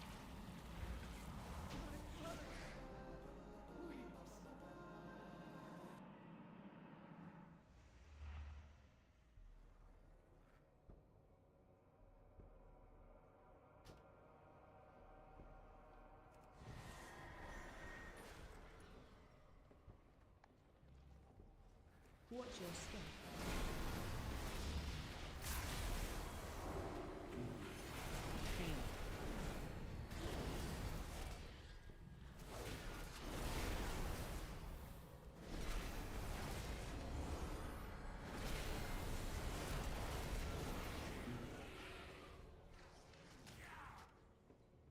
Watch your step.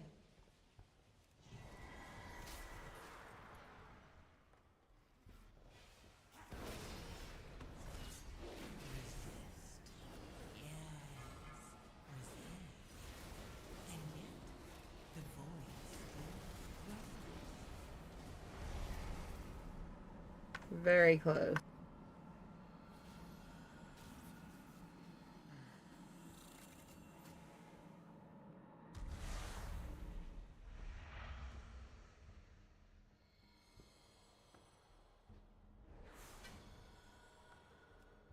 Yeah, that dickhead shooter did stop tanking.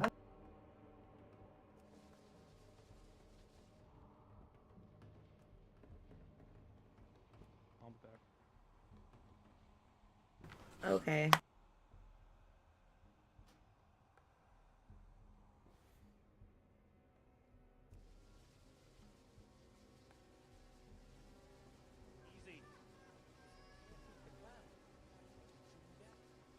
It's a wild shooter. Yeah, that asshole Peter. How are you, Nick? Oh, I'm hanging in there. Oh, I need mute. I don't like that, that loop. Setting up my stream deck. Okay.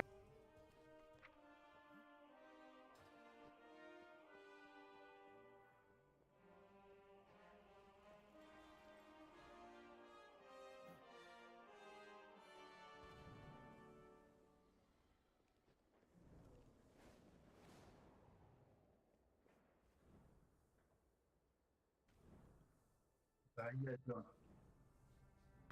I'm doing all right. Just chilling. Sound like a violin? Of course.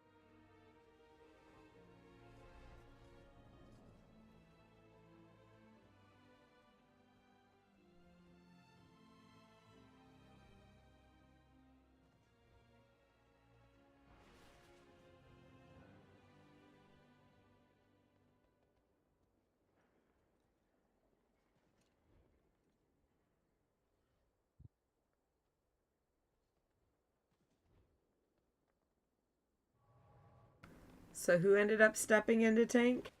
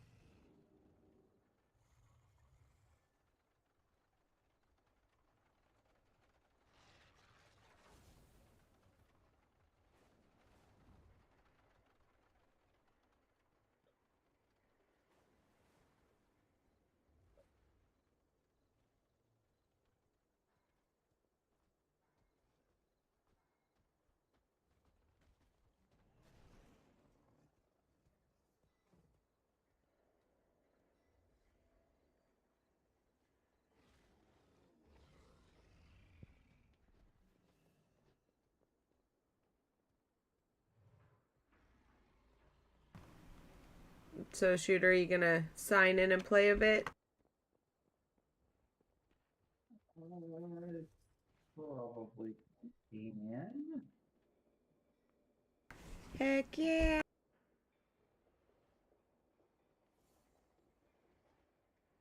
What is everyone doing? 10. Also, you sound like you're in a pop can. Oh, Oh, I wonder. Hold on. Yep. Oh, shit. Hold on. I gotta rehook everything up. I'll be right back. Okay.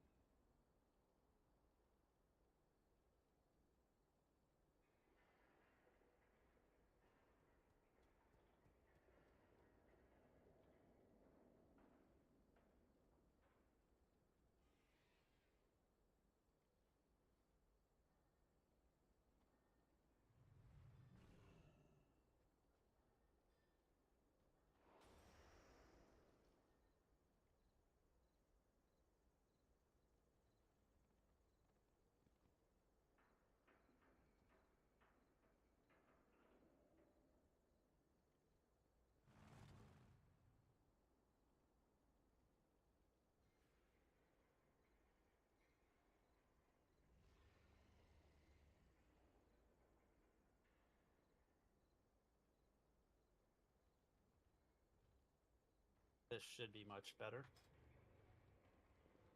Yes. A little bit better? Yes. Absolutely. That's the difference between a camera mic and an XLR mic. Like, that sounds super, super weird. Shooter never sounds like that. I know this man has some professional equipment. He shouldn't sound like that. Yeah. I was like, oh, shit. I know exactly why I'm sounding the way I am. And then I looked and I didn't have... I have a audio interface that I take with me on trips because it's technically not mine. It's for the shop. Right. Like, oh, I haven't completely hooked everything back up yet.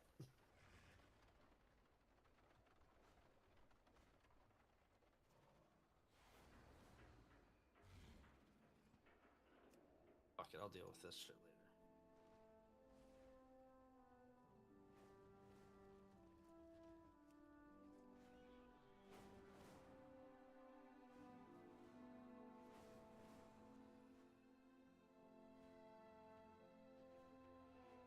I am back. Oh. Hi, back. I'm Nick. I will return. Nick, you'll never guess this guy's name. Mike. It's another Mike. No way. I fucking quit. Peace. You said you're doing tens? Yeah. He'll be back.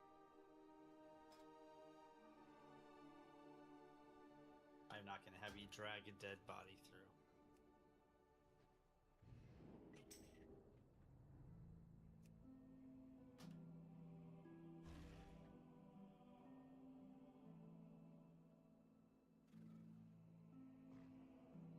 That butthead. He's not coming back. He's not tanking this.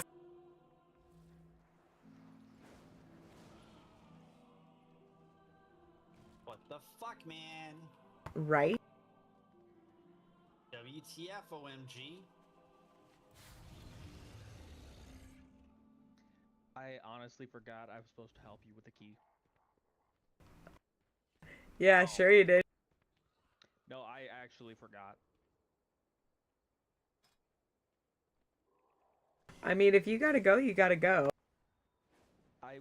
It wasn't that. I literally had something else on my brain because of the conversation I just had with my dad. That was all. Gotcha.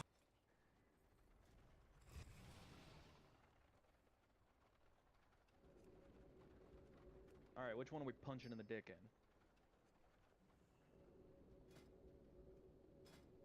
I mean, does anybody have a specific request? Because I'm just filling vault slots. Yeah, Floodgate. I was just gonna say Floodgate. Let me see what I have. Oh, I got an 11 eco. Ew. Floodgate I could do. Dawnbreaker, Floodgate, Arakara, and Echo Dome are what I need to actually increase my IO. It might help me get into keys. I have I think an 11 Hoa. That's what I have key-wise. Y'all are not getting me back in Hoa. That is not happening. I'm okay with that. We might have to actually list a key. Because we might have to list a key because there's only like a couple keys with only a healer. And very few that are in the 10-11 range. You got some 12-13s and a bunch of lower stuff, but...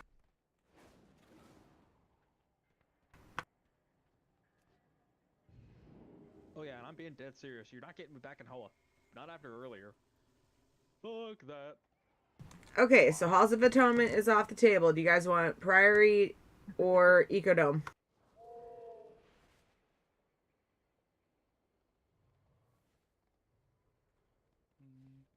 I don't give a shit. Then Ecodome it is. I'm gonna do some sketchy shit. Doo-dah, doo-dah. That happens a lot. Shit. Will I get away with it? Her fucking nose. Are we running it at the 11? Sure. We ball.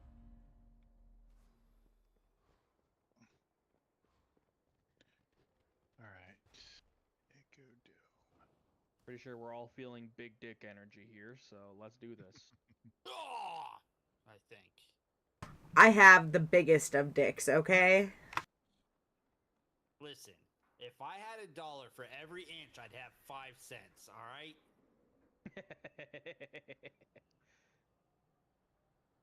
Are we counting that in millimeters or centimeters?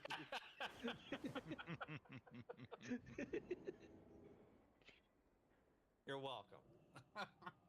Because if we're counting that in Gage is over here. Yay, welcome to the small PP clan.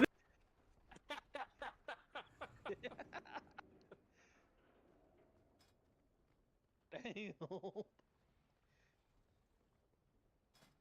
Oh shit.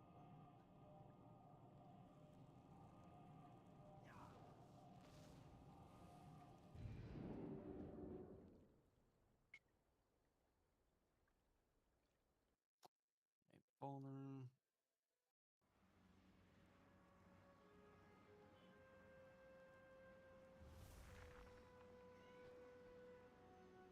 Oh, hey, look, there's a rogue paladin walking by. Yep. It'd be a real shame if someone just kicked it off the side of the boat. I mean, you could.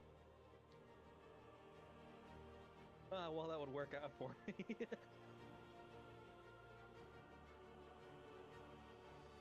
Pretty sure I'd get 1v1'd and annihilated.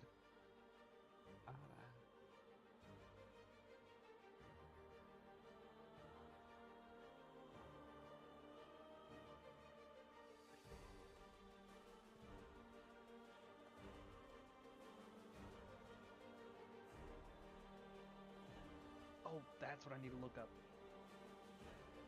I need to see if I actually have it.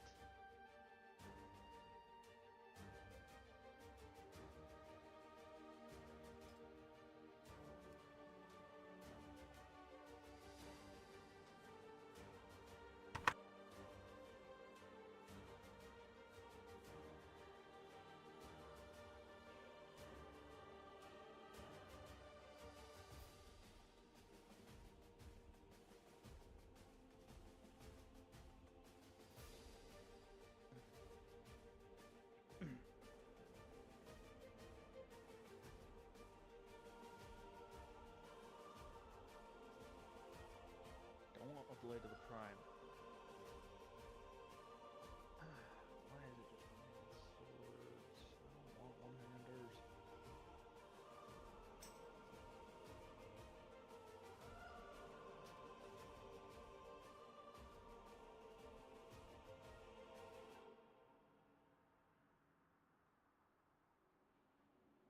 I am trying to find a paddle.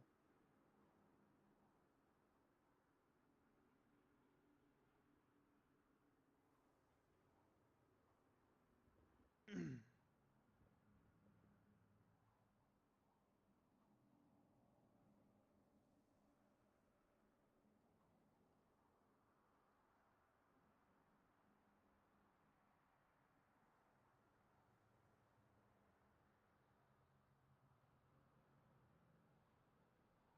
it.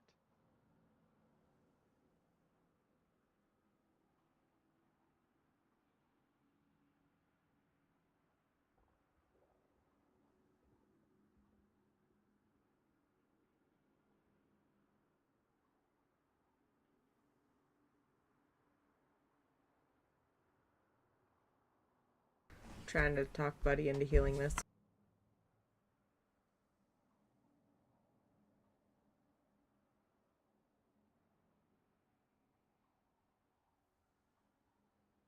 I am not looking for that. Damn it. I'm looking for one specific item.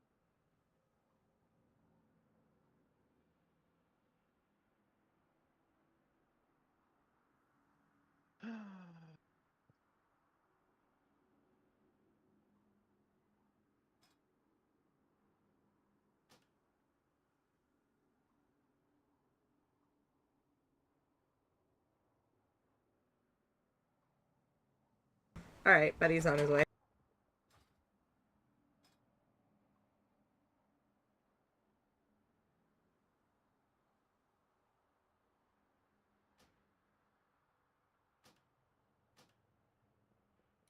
You guys swap discards. Okay. Later, Mike. Good luck in your keys. Thanks, you too. Kick them 16's asses. Trying. These are rough. Guys. Can you hear me? Yeah. I am gonna call it. Shut up, bitch! We just got a full group. I know. Don't. Find a tank? I guess. I'm gonna lay down. Try to get this to stop hurting. Yeah, hope you feel better, buddy. Alright. Have a good night. Take care.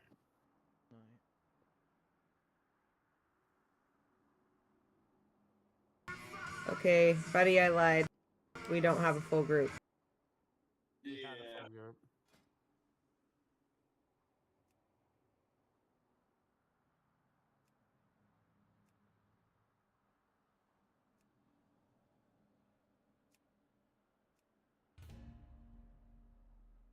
I'll stay up for one. Okay. Don't feel like you have to. No, I want to stay up. I'm more irritated than I'm tired on a Friday night.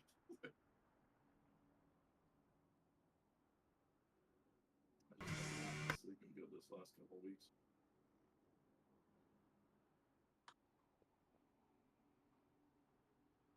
I feel that one.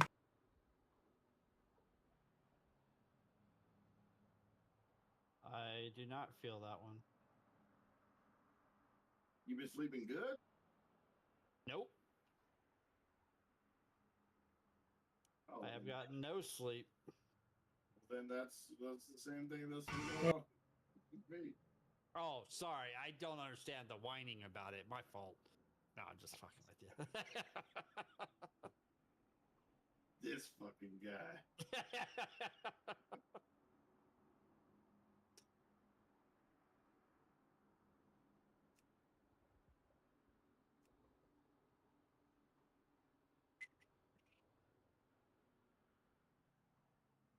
I had someone at work today, a new hire, that like rubbed me the wrong way with one of his comments that he made. But I know what like where he's coming from when it comes to like learning radio talk.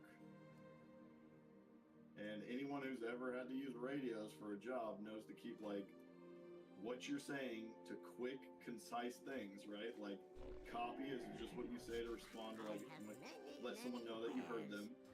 And then like when it comes to flagging, you'll say like sending traffic, and then when you get like the last bit of their traffic or the last vehicle that they sent you, you say received and returning, letting them know that you're now going to send traffic because you got their last vehicle. I don't know why that sounds like a hard concept to grasp, but the dude today that I was training was like, is that in a book somewhere? Because I want to see that in a book, like the company book or something. And I was like, what? Like, is it, I'm like, I think he's just trying to be argumentative about it. Like, he's trying to act like he knows what the fuck he's doing. But the problem is, he is the only one in the group of 5 people we had out of the job site that's just randomly would be like calling out someone's name and saying copy in response to what they just told him. So like they'd be like received and returning traffic total of 2, and he would be like Christina copy or Eric copy. And we're like, why are you calling someone's name out over the radio? And he's like, oh, I'm just letting them know that I'm hearing them. And I'm like, okay, you just say copy. Like, you usually call someone's name if you're trying to tell them to do something, or you're trying to have direct communication with them. Like shooter, this is Giga. That's usually how you address something like that, right? Like you say shooter Giga, and then you would respond with go ahead, and then I would know that I'm talking to you, right? Like that's right. For using a fucking walkie-talkie. This dude was so fucking lost with this shit that it just made me feel so dumbfounded explaining this shit to him, because like everyone else in this operation is just clearly using the radios like normally, and then there's this one guy that's like sending 3, and then the other guy's like, what? Why are you sending traffic? And I'm like, you gotta be fucking kidding me, dude. I was like, what did you hear that made you start sending traffic? And he's like, oh, well, he said to and through, and I only have 2 cars. And I was like, he's telling you what he's sending you, dude. Like, it's not fucking hard to understand.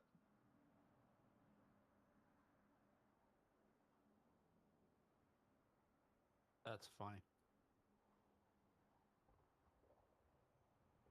And then, like, because he actually said, is it in a book somewhere? I was thinking to myself, like, yeah, is it actually in a fucking book somewhere? And I got back to the office, and I was just like, this is probably going to sound like the stupidest question, but have you guys ever seen a book for radio etiquette, like on when we're flagging? And then everyone in the office was like, yeah. That's just something that it's almost common sense. Exactly. That's literally what I said to him. I was like, it's actually just a common sense thing. Like, you talk too much over the radio, people can't understand what you're talking about, or they'll get lost. Jesus. That's yeah, so and bad. the dude was like, well, I'm just like, I just like to see it in a book so I could know that that's the right thing to say. And I'm like, this isn't like our company policy. This isn't some bullshit thing like that. Like, what the fuck? Where is this coming from? Wow. That's pretty funny. Well, shitty thing is, this is coming from a dude that's like, it's his second day on the job.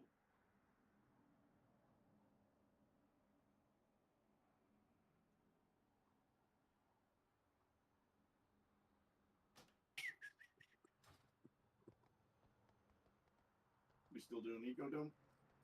Yeah, it was Shooter's Key.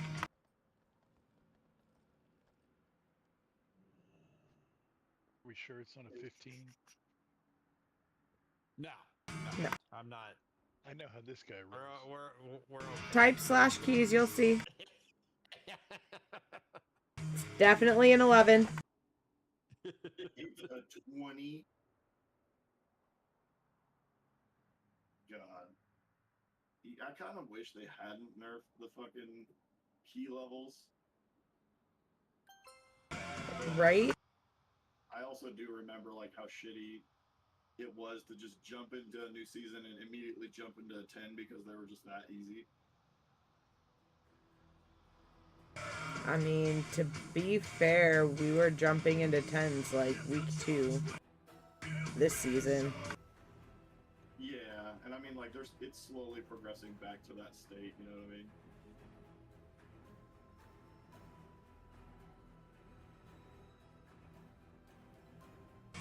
I mean, this character, I jumped straight into 8s. I didn't run anything below that, and then I realized I fucked myself because I didn't have any fucking crests.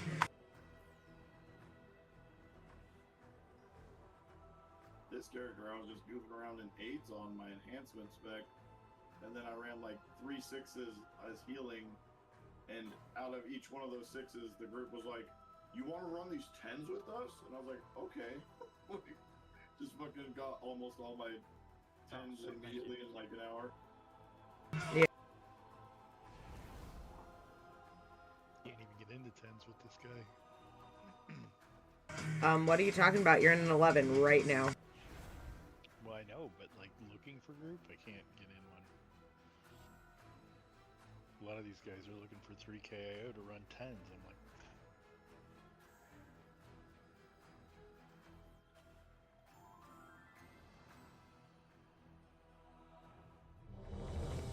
Good. I mean, that. Fuck, you're 23, almost 2,400. You should be good. you would think. Yeah. Last 2 days I've tried to get in 10s just to run 5, them. 4, Nobody would take 3, me. 2, It's weird. 1.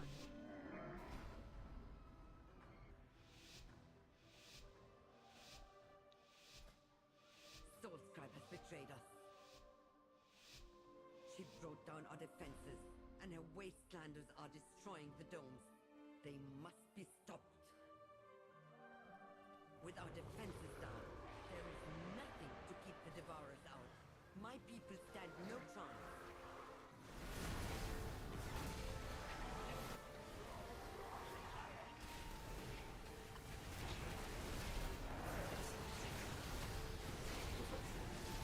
Wasn't watching where I was standing. Dude, a bush in my line of sight.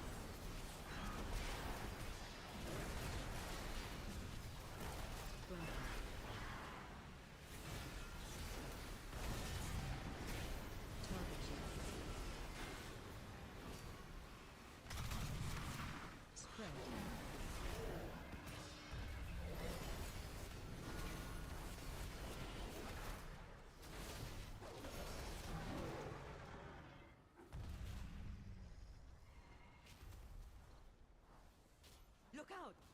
Something is coming up.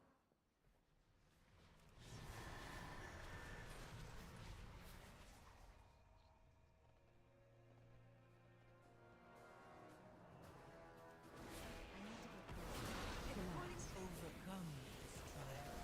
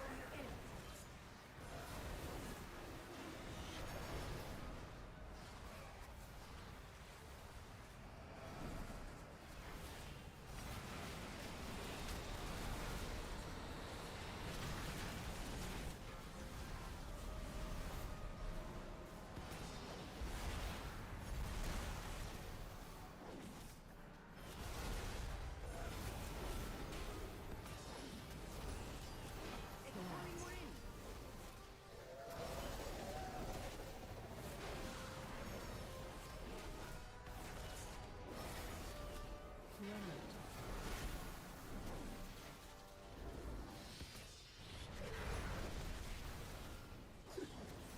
There's specific spots that I'll take those two. Is that not one of them? No. No, there's spots for like right there, up there, and down there. They're directly in front, directly behind, directly to the left, and directly to the right of the boss. When you walk into the room. Directly in front of the boss? Oh no, I'm sorry. I was You'll see where the little portals pop up. Literally only fucking not hitting It's all good to go. With that thing dead, we can return No, I to was the just real turned around. problem. You're right. I thought I had it in the right spot, but I was directionally challenged. I thought you were just running it off to the side. I was just like, oh. No, I for some reason thought that was the front, but yeah. Oh well.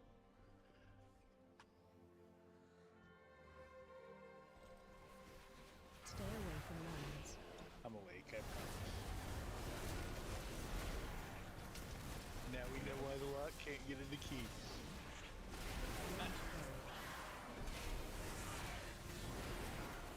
Stay away from lines.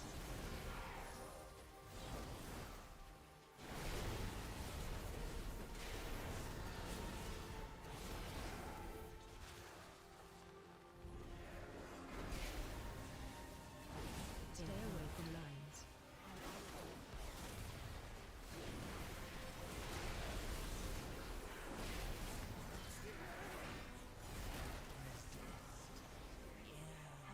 Stay away from lines. And yet, the void still grows.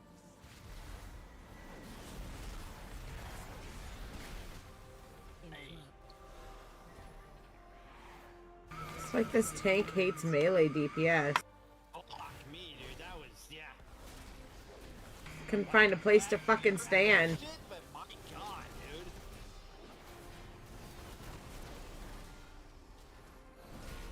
I thought I was the only one. No, I'm on my pally. I can run out and still hit stuff a little bit, but like, it still kind of sucks.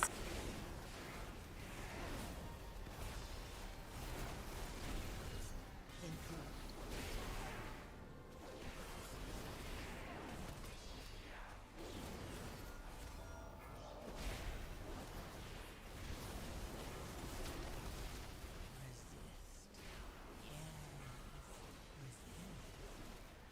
yet, the void so sorry. What? My fucking AMS. Interrupt. I need to get closer.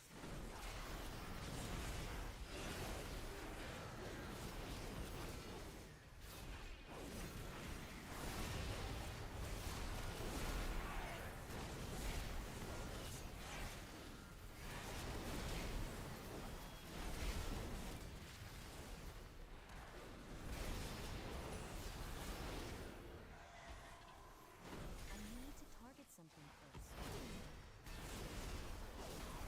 Stay away from lines.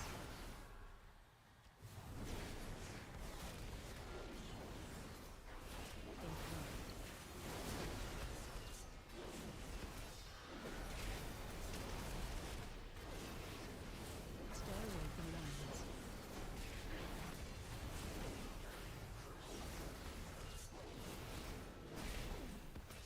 Resist.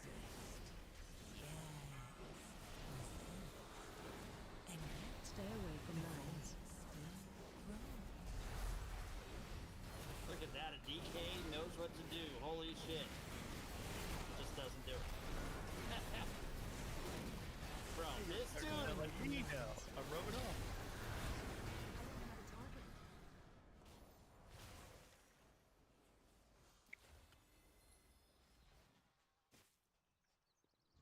They have brought so many. They seek the complete. Hey, Shooter, you're not the only tank that's having trouble keeping up with me in dispels.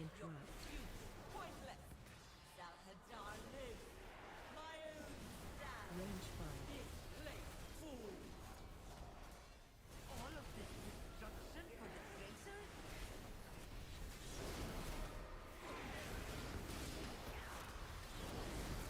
Stay away from lines.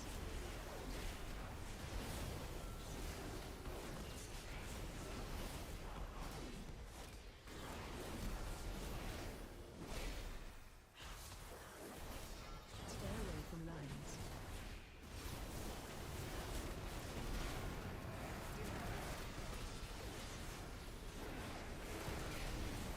Overcome this trial. Win my faith. Stay away from lines.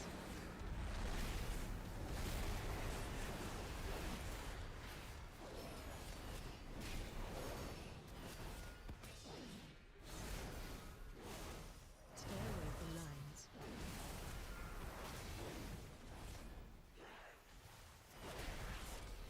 Stay away from lines.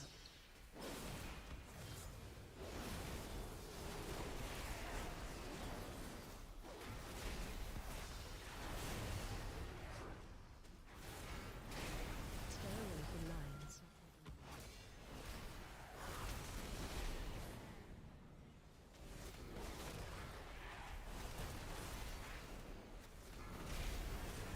Interrupt. Stay away from lines.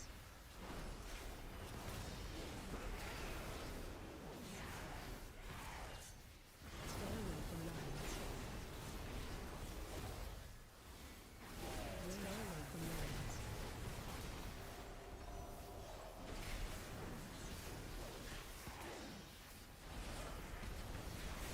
Overcome this trial. Stay away from lines.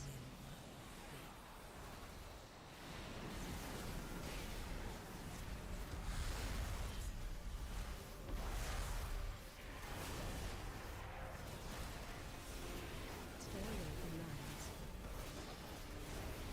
Interrupt.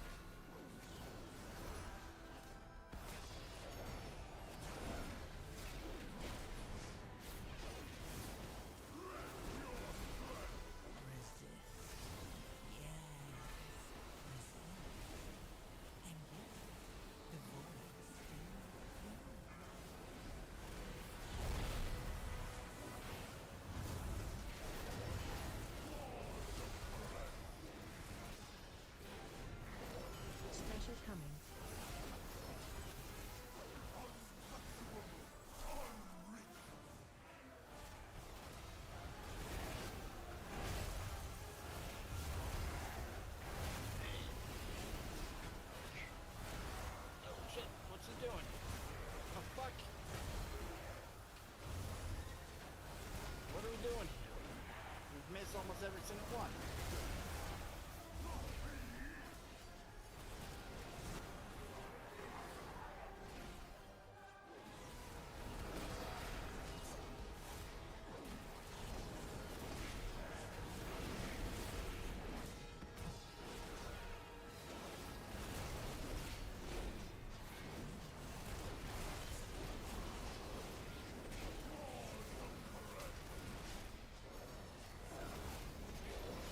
Overcome this trial. Win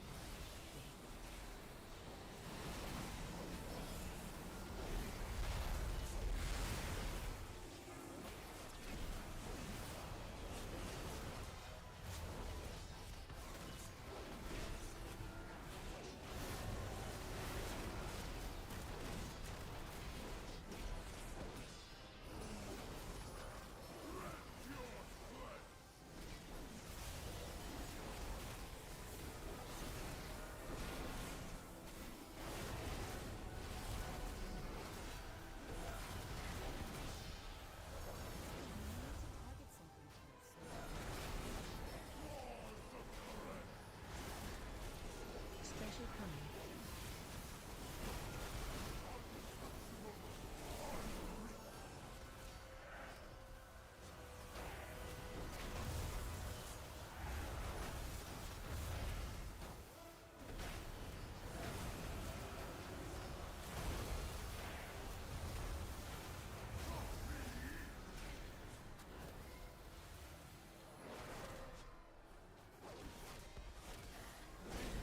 Overcome this trial. Win faith.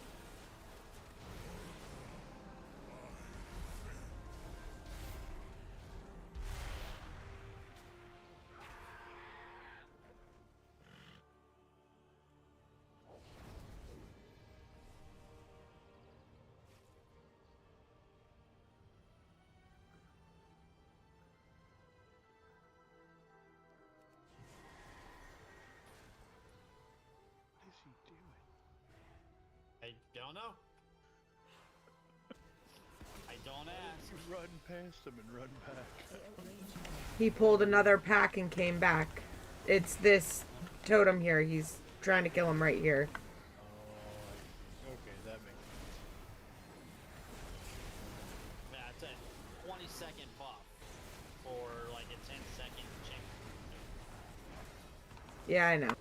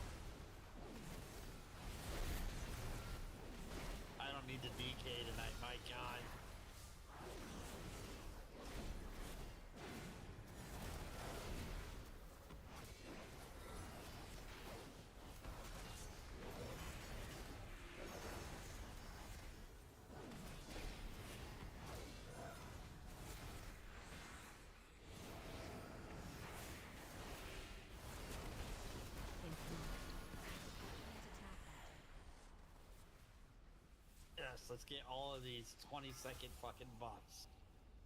I need them, dude. You built this place on the high temple of Koresh and questioned my wrath. It was the only place our plans stood a chance of success.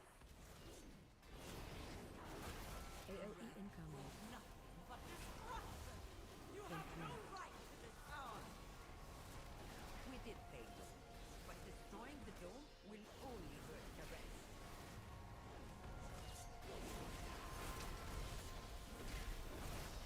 Overcome this trial.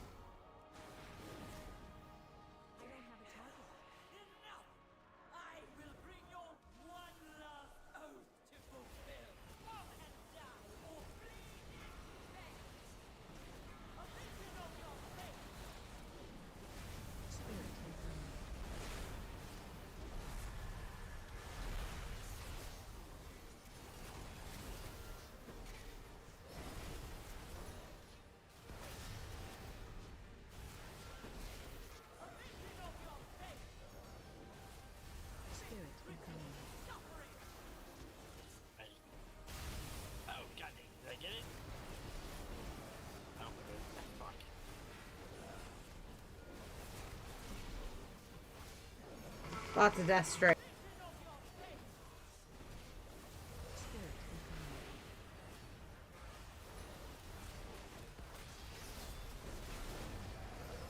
Oh, come on. I got there just when it...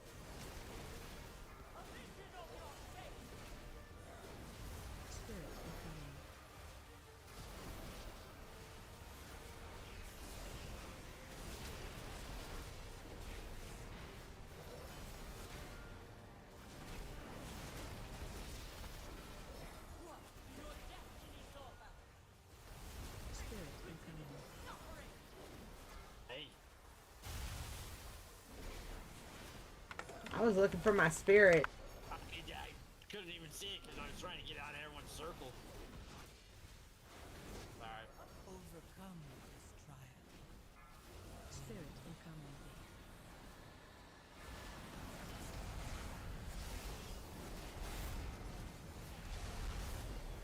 Phase change.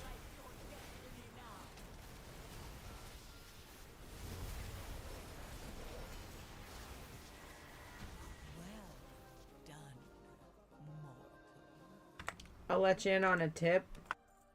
If you go counterclockwise picking up your spirits, you have a little more time. Oh yeah, I got what I needed from it. An oath for a dying, treacherous king.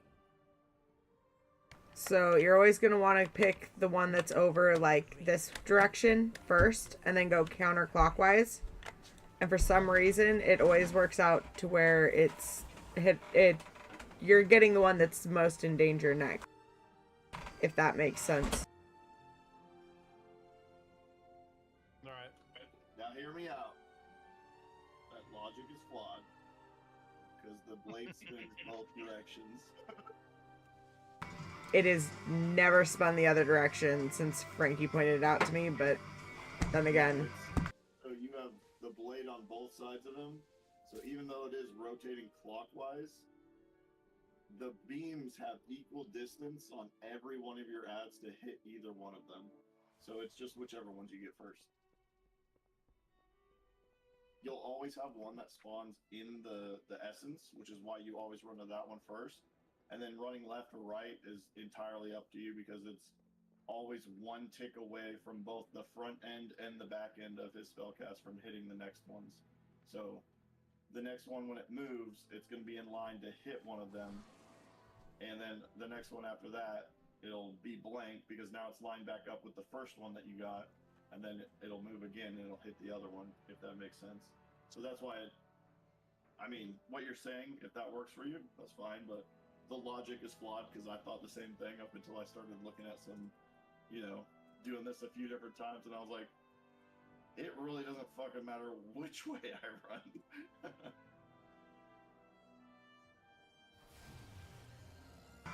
I don't know. It's definitely been easier since I started using that method, for me at least, so... Yeah, if it works, I mean... And most of the time it does spin that direction. If it's not every time, but I could swear it's been pretty much every time since Frankie pointed it out like 3 weeks ago. No, you miss what I'm saying is it only spins clockwise, but it has an equal rotation to hit the next two adds that you have either way. So whichever one you choose to go after your primary one that's in the portal, because it sprays both directions, the other two are always lined up opposite of each other. So it's just whichever one you feel more comfortable getting personally, like while you do the little stay in between his little pulse to go to the next one.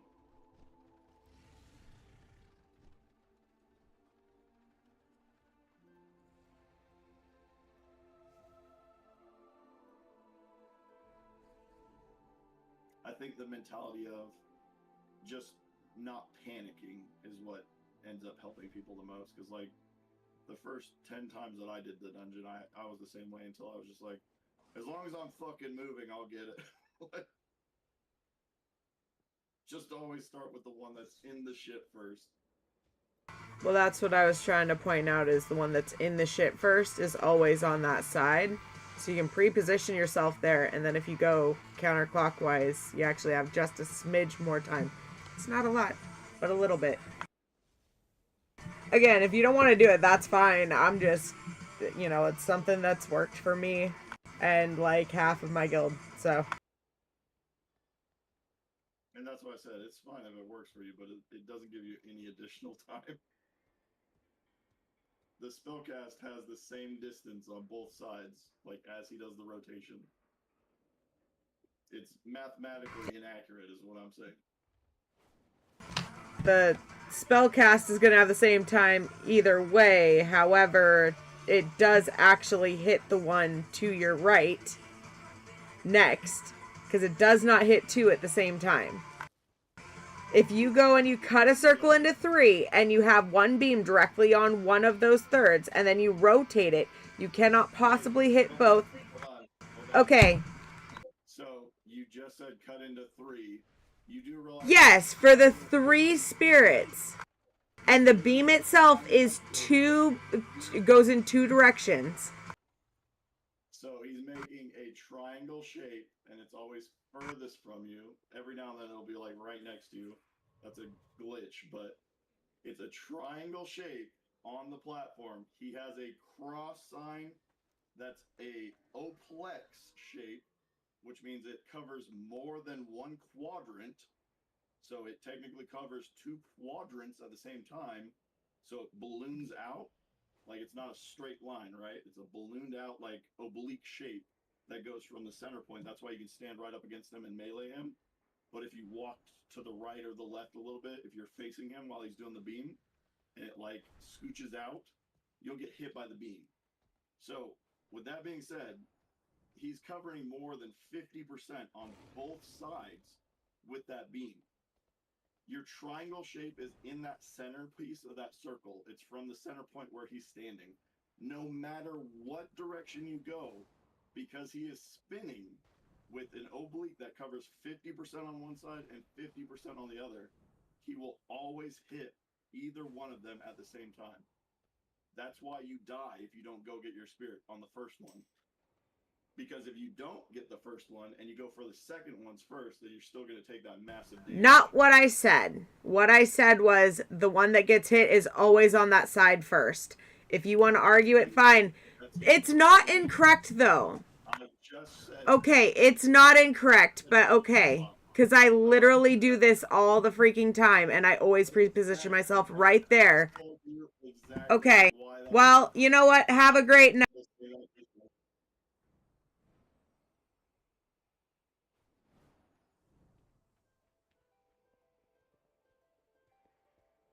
Some people just want to fight just to fight, and I am so done with it. I got rid of one person that wanted to fight with me just to fight earlier this week. I don't need to deal with it anymore.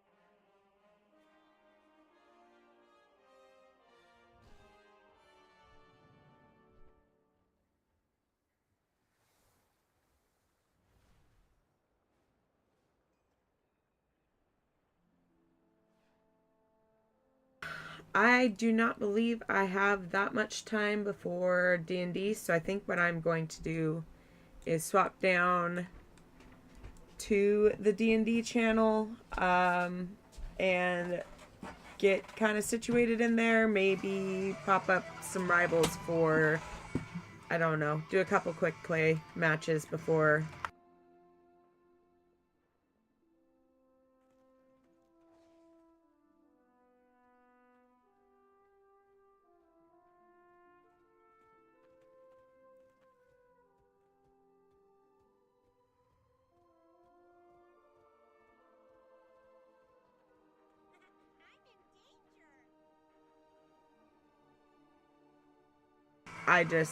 That is a fair point, Dave. I probably should, but I don't need a full 30 minutes for that.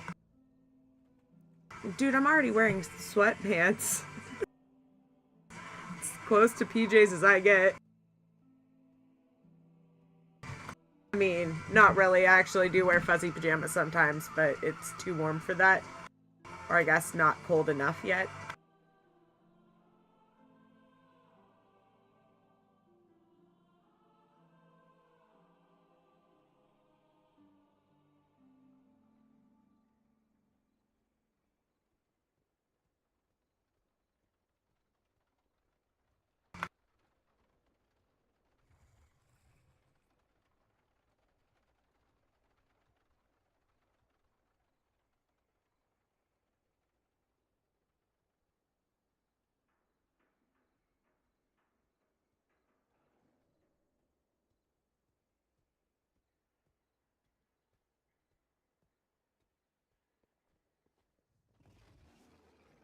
Okay. I am going to take a break. I'm going to go grab a drink and go to the bathroom, and then I will pop up rivals for a few.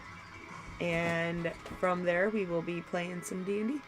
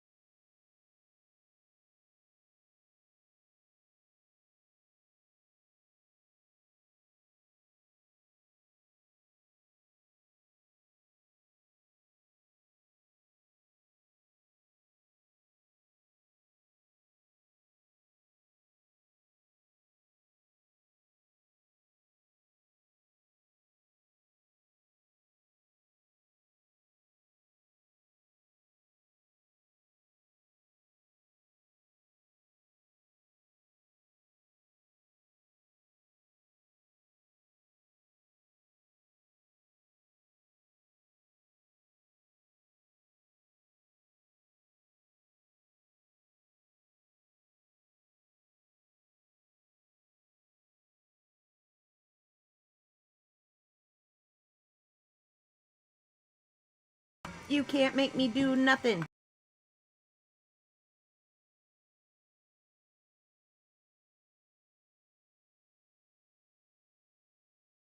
I mean, perfect.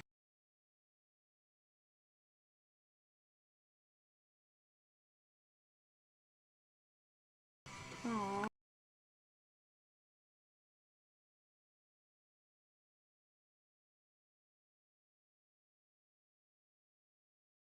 I thought you loved me.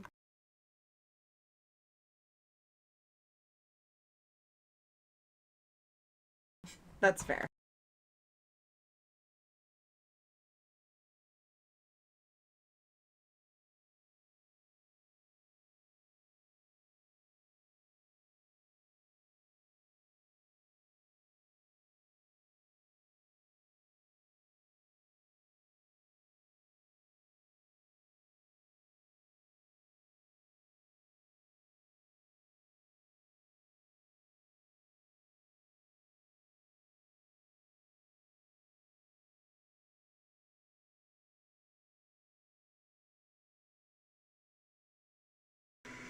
Well, damn.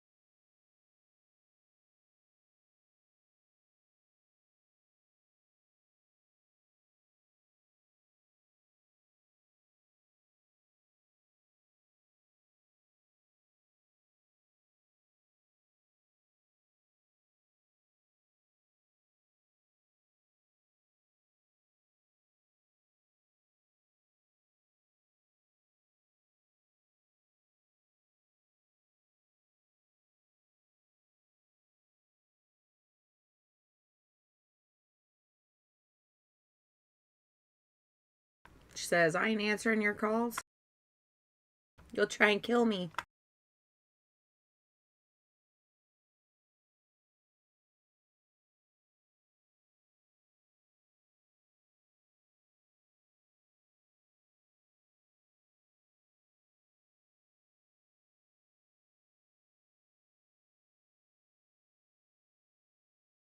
You know, you're probably right. I think I have to fix that.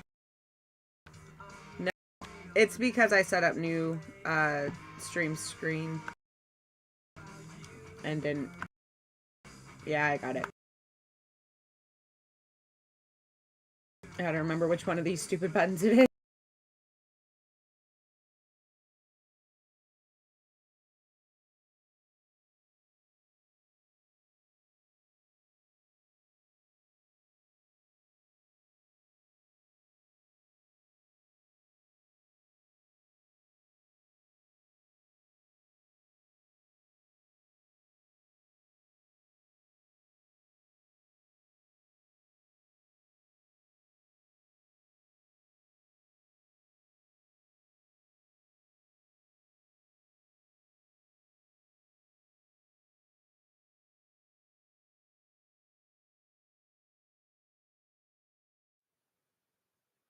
Yay, I think we can hear you now. No, he's gone. He disconnected. She's on her way. No, I was saying I've got it up in the stream now where Discord shows up. Oh, cool. Thank you for pointing it out. Yep, and Percy is on her way. Probably spent 2 hours editing stuff in the software this week, just trying to set up like my D&D screens. Because I realized that I imported them and then didn't fully set them up. So I couldn't use them last week. Okay. So I think I will take control of Mia Hakas for the sake of combat for this session until he gets here.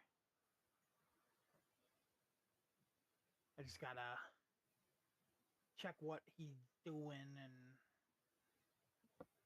yeah, I think I understand what he's doing actually.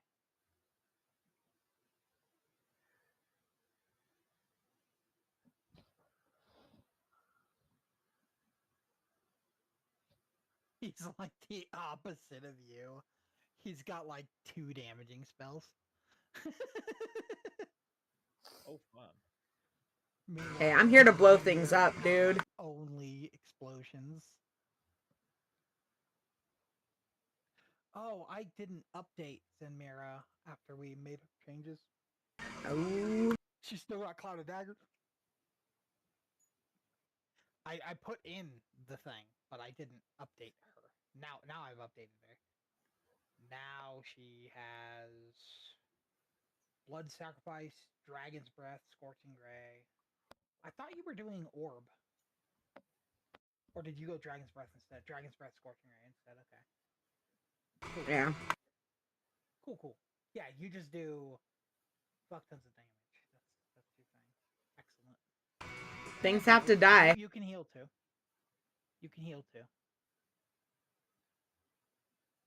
Just making sure everyone is updated right. Yep, you have skin, coffin of nails. Excellent. So I may have overcompensated on the damage spells because I always end up creating a character with too much utility and not enough damage. Yeah, and if that's the case, you can always like change it. It's fine. You can even like if you decide mid session, I'll probably let you change it and then update it. Hello! Hello. Welcome. Good evening. We've been waiting for you. Oh, I'm sorry. All good. No, you're fine. Here now. It was more of a like, welcome, we were excited because you got here. Alright. Pulling up the Gonna clear the chat so it doesn't take so much memory. What? When the chats go for several sessions without being erased, it takes a lot. Continuity. And the virtual tabletop is already very intense. It can be, yeah.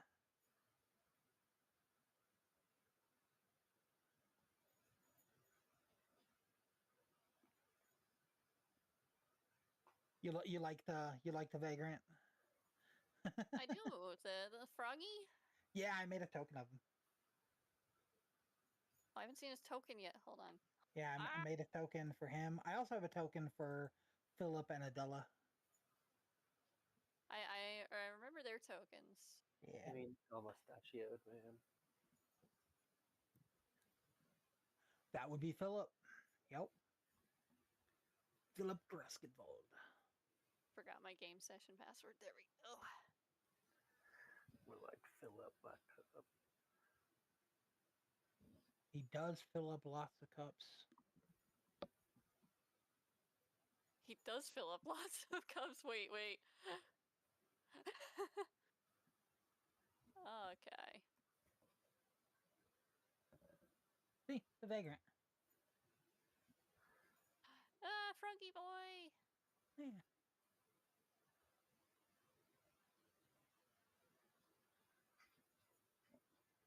I finally made him. He's very powerful.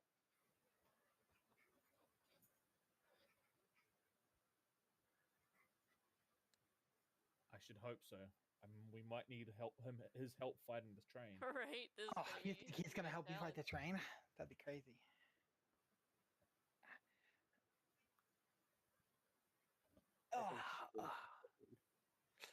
So, who remembers what happened last session? Ooh. Lots of train riding and ghost squashing. I died. Yeah, I was just saying one of us died / you Multiple died times. fully. Yeah. No, he straight died. Yeah, just straight up died. He went down a couple times, but he did die. Dead as the coffin nail. Dead as the coffin nail. Okay, so you guys were fighting the Crooked Man. He was corrupting all the ghosts. As you guys ran through the train, you guys successfully only had one ghost get corrupted. Pretty good. You did successfully get all the rest of the ghosts happy and on their merry way. And then he corrupted the fire of the Ghostlight Express, which ended up coming to life and fighting you guys, ended up killing one of you. And then when you killed it, catastrophe hit, and the Ghostlight Express crashed, and you all fell out of the Ghostlight Express. As you wake up,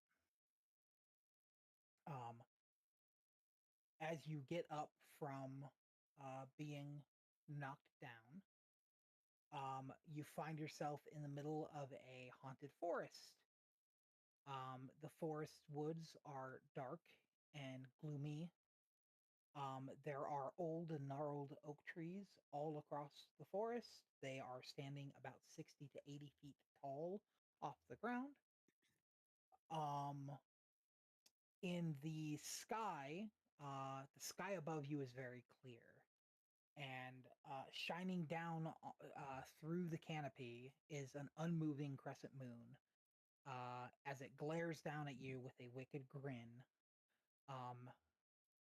it sheds a dim light through the area. So the entire area has a dim lighting. The wreckage of the train is immediately apparent to you guys.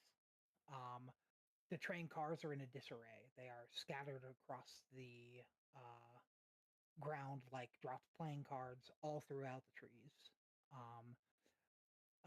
Deep parallel groves can be plainly seen cutting through the soft earth, suggesting a turbulent path through the trees taken by the Ghostlight locomotive. The engine itself finally came to rest on the edge of a small clearing within the forest, and upon approaching it, you notice that as it crashed, twisting roots have gone around it and snaked and snarled their way through the train wheels, locking them in place.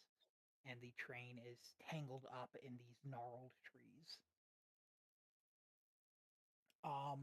As you guys are looking around at the scene, you you notice your lovely frog friend, the vagrant.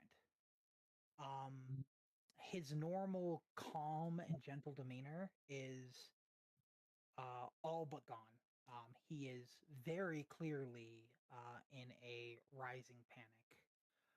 He's doing his best to keep calm, but is clearly not doing well with it.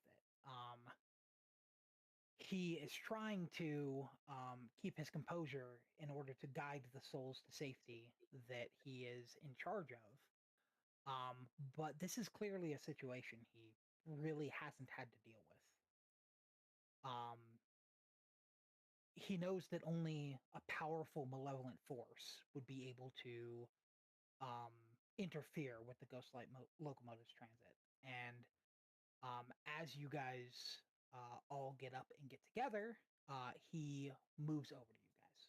And I will let you guys take it from there. You can talk to him as you will.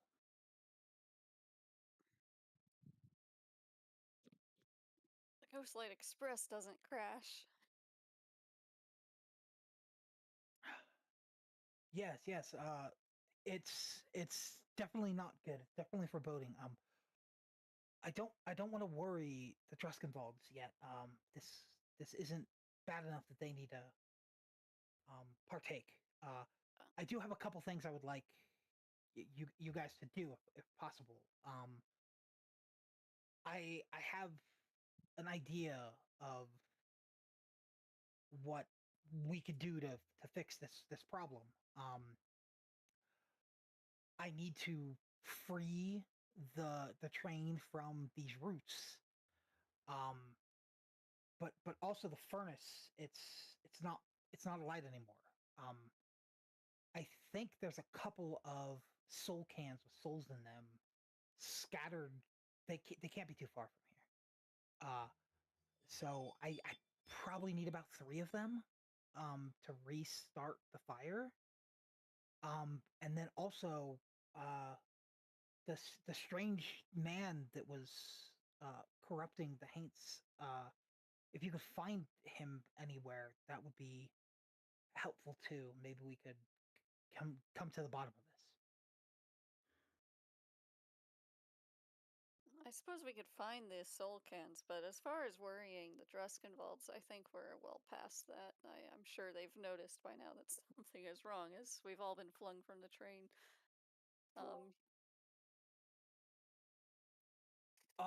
As you say that,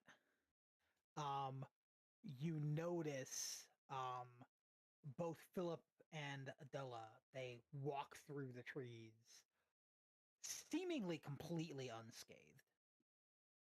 There's visible damage to you and your party being thrown roughly from the train. Even the vagrant has some scrapes and bruises. And they just walk very nonchalantly through the forest as they meet up with you all. Oh, thank goodness. You seem to be unharmed, both of you. Oh, that, dear? Well, that was predestined. That was, of course, going to happen. Yes, as Adela says, it was definitely supposed to happen this way. I'm really curious. Maybe there's something I can do to help you guys?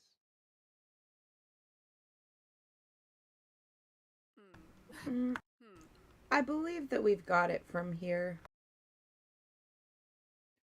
Oh, well, if you need anything, I'll just be right over here then. And he takes a couple steps and he goes and like sits on the tree, and Adela also goes over there with him. And they just go and they chill by the tree. Odd.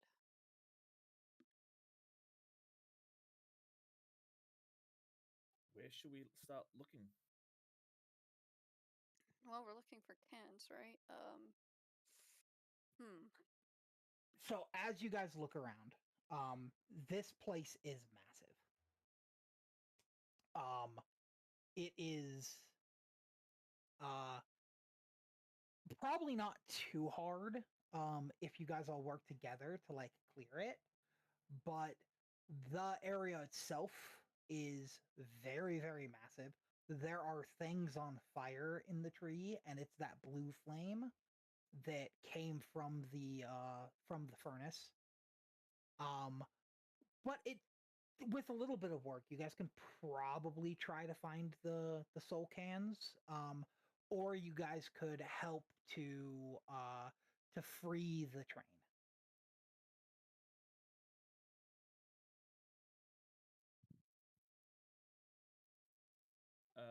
I'll get an advantage point somewhere so I can take a good look around and then just sort of scan the area with some perceptions and Vantage point. So you're gonna try to climb up stuff. climb a tree or something that is still intact. Sure. Give me Maybe a this acrobatics. Let's see how well you in these gnarled trees. Let's see how well you climb it. Ah, that's pretty good. Yeah, I'd say you probably like climb up here somewhere. I'd probably give you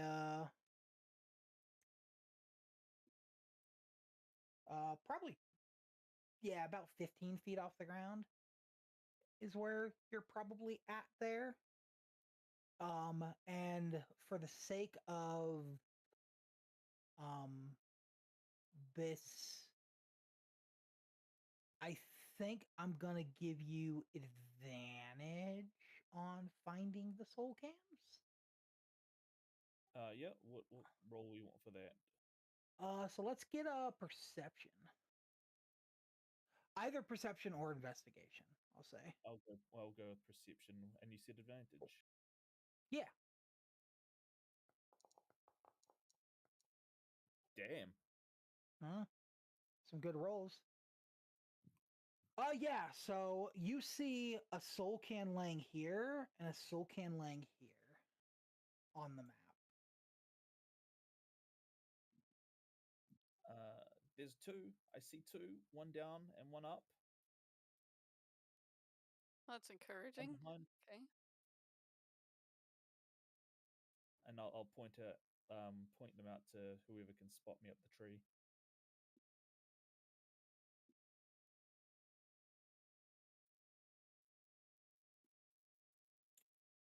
Right, so one over here. I'll go down to the first one I spotted, which you said was here. Yeah. So it's Follow right here, yeah. Where Percy Oh, just I moved. landed right on top of it. Yeah. And then was the other one close. was right here. I lost our little guy. I don't know where he is. I'm so tiny. Where'd he go? I lost Foxy. Is he under somebody? I actually don't see him either. Poxy. Oh, he disconnected. He was right there.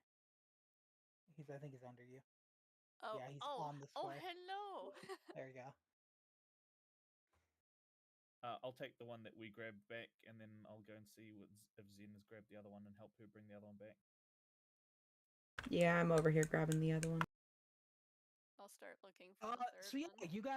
you guys find two successfully. We cannot hear you if you're talking, Foxy. Oh.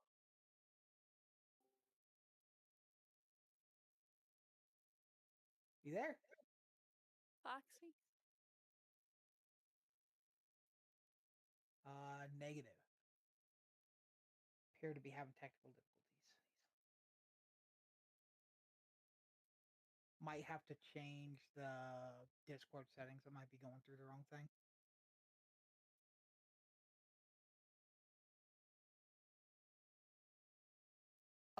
As you guys bring the one can back, you do notice that both Philip and Adela are gone, and you notice them casting spells around the tires of the Ghostlight locomotive.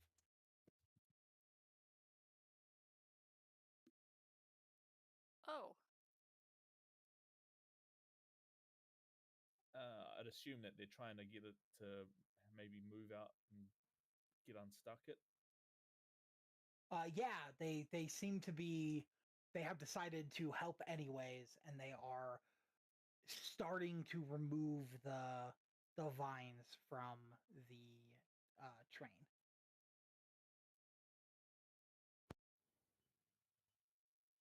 Oh, I'll. nope, nothing. Yeah, I can see his Discord's working, but can't hear him at all. Yeah, I hear a beeping is all I hear.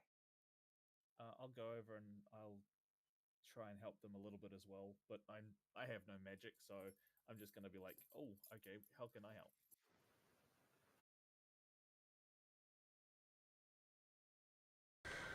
I leave the canister with the frog.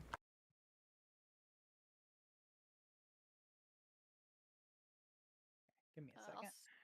I'll start searching for the third one. As you guys search for the third one, let's. I'm guessing Zenmira and Percy are both doing that, so I will let you both roll perception. Okay. Or investigation, whichever one's better. Perception or investigation. Okay. Yeah. Oh, I'm bad at both. Whee! Hell yeah.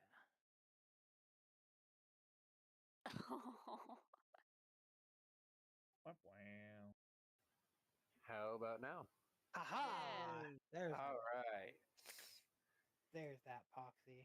How you both got 8, one with a negative and one with a. Catch me up real quick. I was trying to figure that out. So found 2 cans.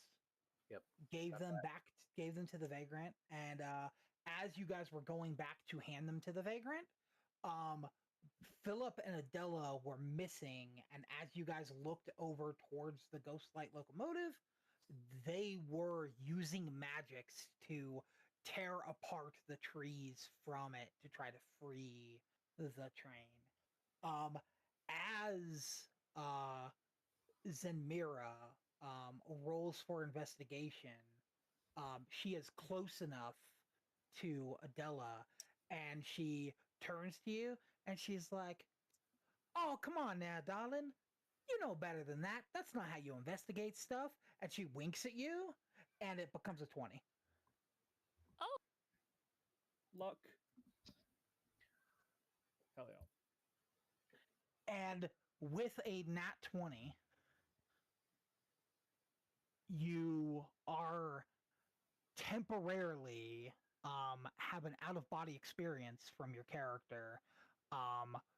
From you, it feels like you're just floating above, but everybody else sees a almost simulacrum of your character shoot out from behind you, and it's like a blood clone, and you float up and you can see everything as you scan the entire area, and there is no soul can.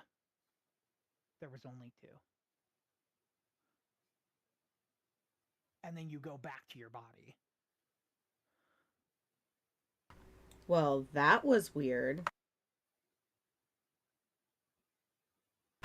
But I also don't think we're gonna find another one of these soul cans. What makes you say that? Well, I'm not sure what just happened, but I could see everything, and there's not another one here.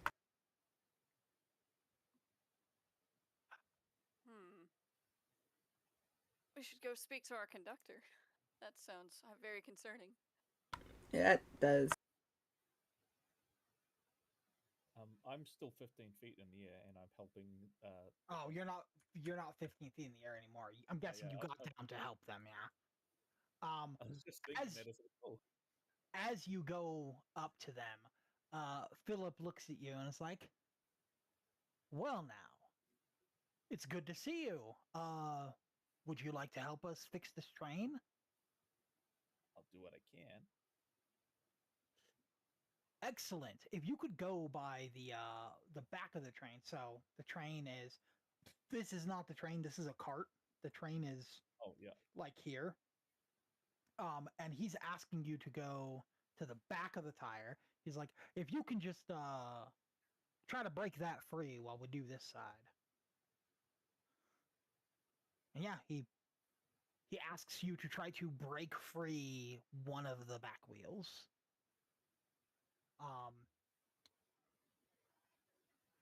What's Poxy doing? So, I was gonna say this before everything crapped out on me. Yeah. I was hanging out on Percy's shoulder. In an attempt to find the cans, I wanted to summon my pseudo dragon. Sure.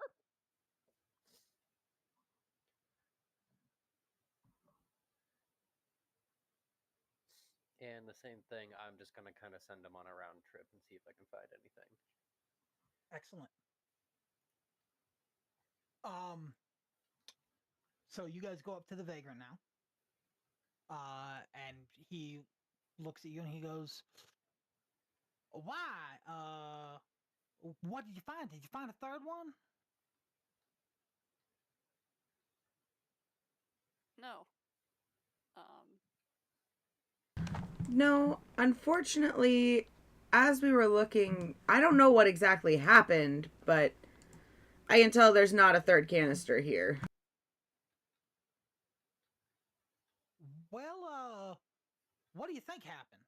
Maybe I can help you. I don't know. I kind of felt like I wasn't in my body anymore and kind of looked around and had a vision. And yeah, from what I could see, there wasn't anything around here. Ah, sounds like you got gifted a little bit of premonition sight from our lovely Miss Adela. That does seem like it could be it. She did wink at me. Yeah, that's her. She's always up to something. It's always good, I promise you. They're good folk. Pops isn't picking anything up. Give me a perception check with Pops. Should have made it a weasel. No, this one's the dragon. No, I know. Oof. So Pops flies around, and there's a couple times where he gets distracted by the fire on the ground, and he almost runs into a tree branch that would pop him, and he barely moves out of the way in time. As he flies around, but the best he can tell is there's just a lot of fire on the ground. And doesn't see any more of the bottles that you're looking for.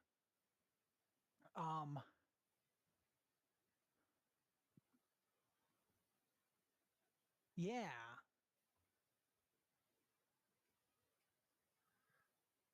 What do I want to say next? So I think a little bit of time goes by. I think the vagrant kind of leans against the tree. So he goes probably about here. And he pulls out his fiddle and he starts kind of playing his jaunty tunes. He goes, "Well, there's nothing to do now other than try to see if we have enough. I got these 3 cans here. The other 2, that gives us 5. Maybe it's enough to start the engine. I was hoping we could get 6. Normally it's 6, but maybe I can, work a little bit of magic." And as he says that, you see a big swirl of magical energy around Philip, and he starts to lift the train off the ground, and it gets probably about 4 inches off the ground. It breaks a bunch of the branches. There are still some in the wheels before it falls to the ground. And then he goes, "Well, It seems maybe I'm not as unscathed as I thought I was. Maybe I need to take a seat. And Adela looks a little worried as she moves over and she goes, "Oh, darling, please sit down, please. I'll handle it from here." And he goes and he sits on the log, and she continues to work at the train. But it seems Philip is at least a little bit hurt.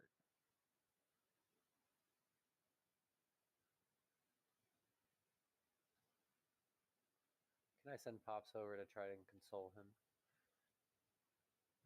Yeah. So he looks at the dragon a little curious. This is the first time he's really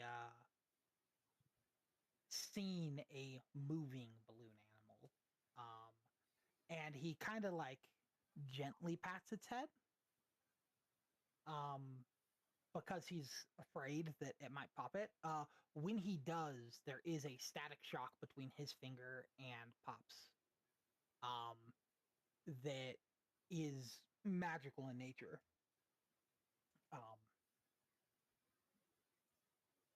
But yeah, there's a little bit of a magic spark between the two of them. Okay. Okay, out of character, was that supposed to be a balloon animal Spyro the Dragon? No, but pretty damn close. Right?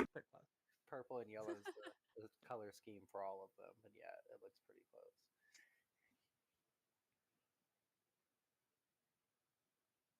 Because there is a collection. Anybody else want to do anything? Gonna ask the conductor what we can do without that third canister. Well, I'm gonna play my music. Hopefully, I can get another Hank to show up. And then I can capture it and use it as fuel. If none does, we're just gonna have to make do with the 5. And hope it works. Hope it brings it back to life. But we'll see. He's pretty much resting until the train is free. All right. And Samira says, "All right, cool. I will head over and work on trying to free the train then." So who all is going to work on the tree? I'm guessing Mihakas does not. I still am. Because he's a weak little wizard that doesn't like getting his hands dirty. I'd help work on the train. And I'm kind of just unconscious on Percy's shoulder, seeing through the pseudo dragon. Sure. Yeah, I want a group luck check. So I want everybody that is working on the train to roll a d20. Is that me or Pops's? Well, you're just looking through Pops. I don't think Pops is actually doing anything, and you're not doing anything. So you don't count. No. So it's just these 3. Ignore my 19. What? Ignore the 19. You get over here. Okay. So yeah, it's a little harder for you guys to like free these branches. It seems that the branches that are still holding it are the stronger of the branches. And as you continue trying, Adela points over and she's going to cast a firebolt on one of the roots, and the root is going to disintegrate. And then she's going to look and she's going to cast firebolt on another root, and it disintegrates. Oh. I start casting firebolts right alongside her. Sure. Every time you do, it disintegrates.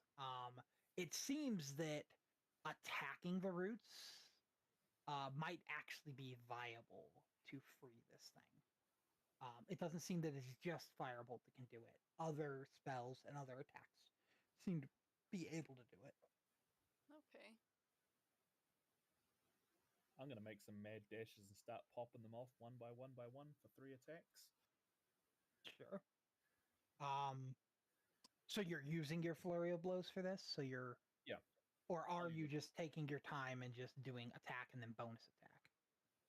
I'll take my time and attack it once, and if it doesn't go there first, I'll hit it a couple more times, or move on to the next and hit him and hit him. Sure. Everybody that's making attack actions on it, do another luck roll. So it's a d20. Yeah. Oh. Lord. Jesus.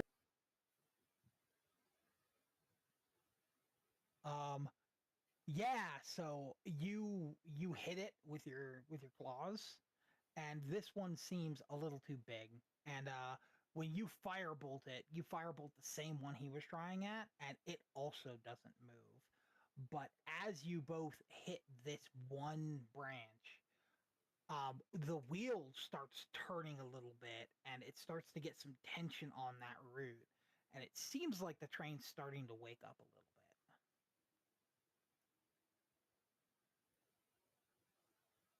What do you guys do?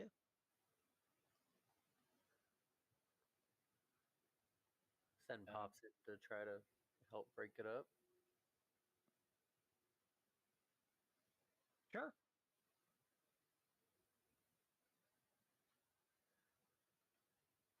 I will let all 4 of you do a luck roll. Oh. The train's down here on Pox too, with the others. I need that.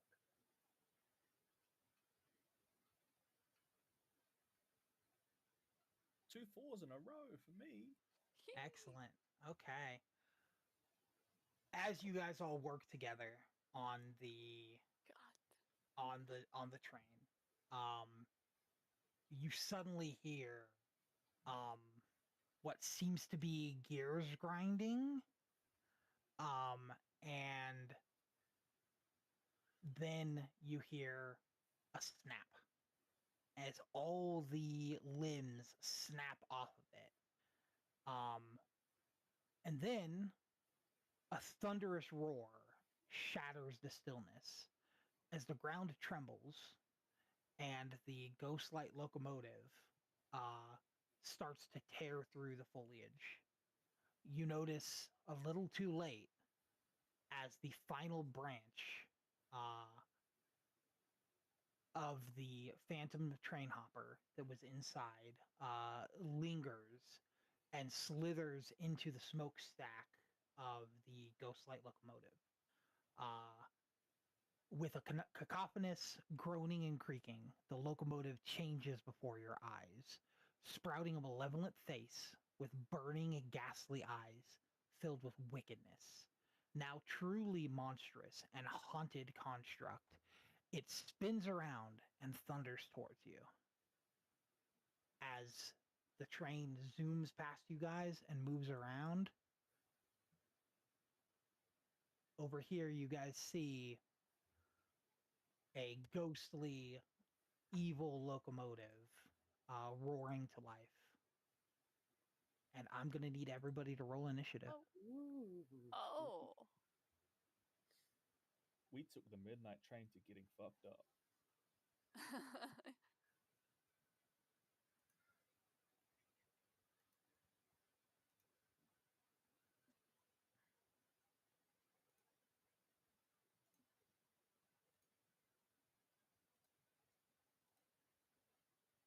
And then I am unfortunately under. There we go.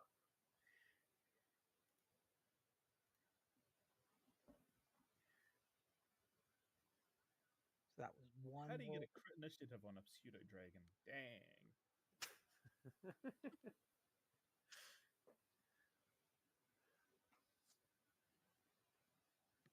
And it is Yeah, not that rolled pretty started perfect. just yet. Let me look at something real quick.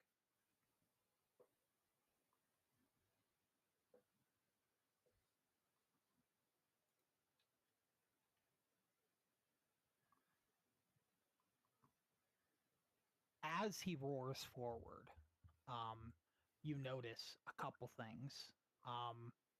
it seems that as he's roaring through the woods, a couple things are right behind him.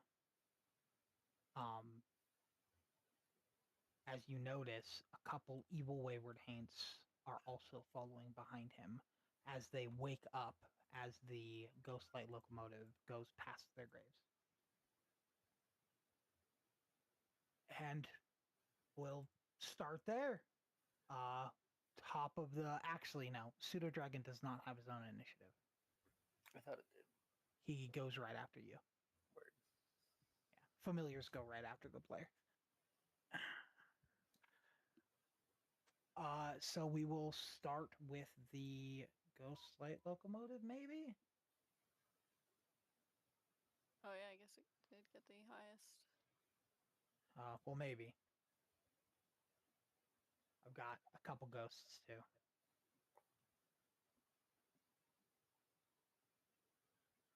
Yeah. Jesus. So the Ghostlight locomotive is going to start his turn.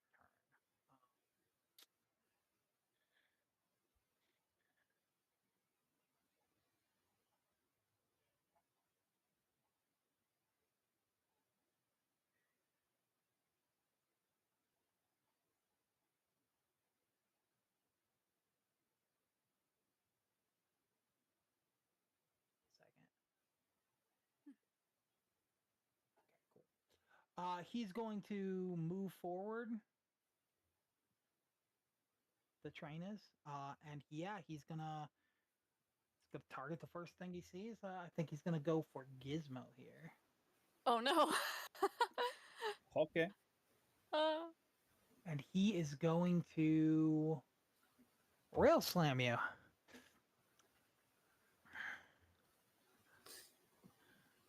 Denied.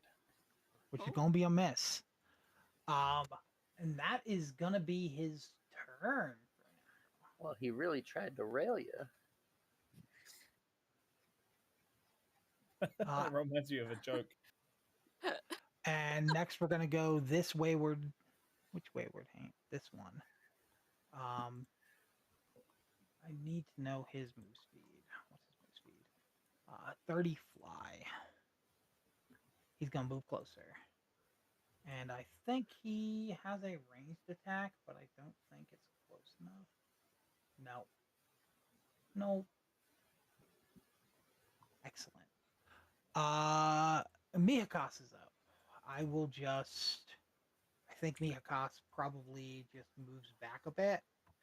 And I'm gonna say I'm gonna be so lazy with him here. He casts Eldritch Blast.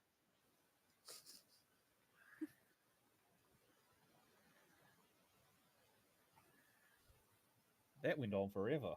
Which hits.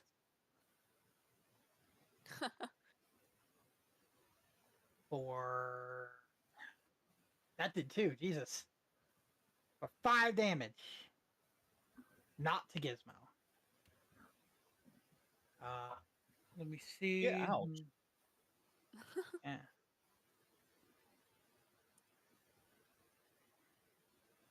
And yeah, the Ghostlight locomotive takes it. I don't think he has any bonus actions on Mihakas, so that's going to be his turn. Gizmo, you're up. I didn't hit my thing for my flurry of blows before, so I'll do that. So that I wasn't having you use flurry of blows you on weren't actually the counting it? vines. Okay, cool. You had literally unlimited amount of time trying it. It wasn't like necessarily in a rush, so yeah, I wasn't gonna have you use a valuable resource, so you're good. Oh, sorry. At the end of Miyakasa's turn, the Ghostlight locomotive is going to use a legendary action. Oh. And he's going to move in a straight line. Half of his move speed. Which is 25. He's currently moved 35, so it'll go up to 60 when he does. No. What?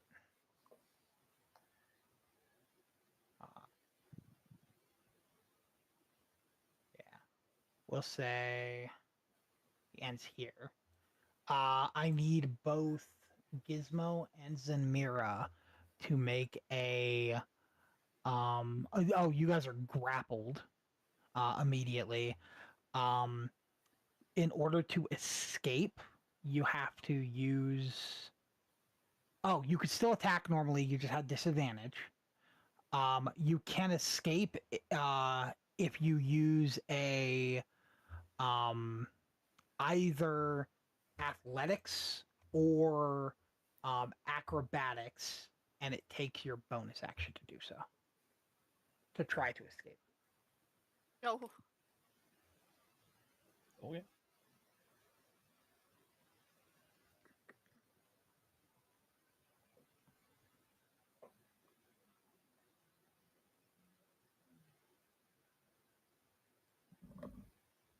So it's your turn. What do you do? Yeah. I know. I was just checking to make sure that you were finished there. Yep. I'm gonna hit him with. Where is it? Hang on. So gonna hit it up. Are you just gonna punch him, or are you gonna try to escape first? I'm gonna hit him with my disadvantage. Oh, I suppose I can try and escape first. You said that's bonus. It's a bonus action. Yeah. I'll use some athletics to disengage on that then. Sure. Roll it. Acrobatics or athletics? Can I use athletics? Either one, whichever one you want.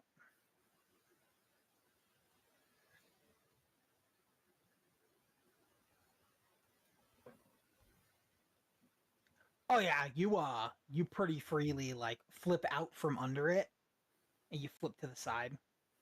I'm gonna hit him with my it again. You're gonna punch it with the curse claws. Indeed. Sure. Picturing him doing this like Halloween cat type move, like the back going up and going right out from under it. He stepped on my tail. I'm gonna hit him. No, I'm not. Yeah, it's not gonna do it.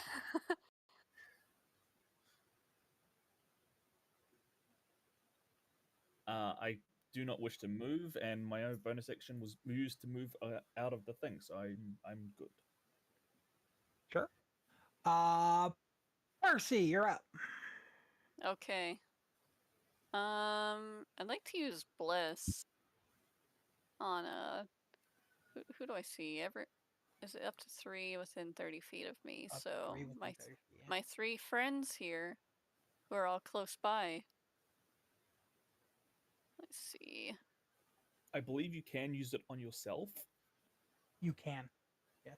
So you could do myself, yourself, and then Zenmara. Well, also Poxy's on her shoulder.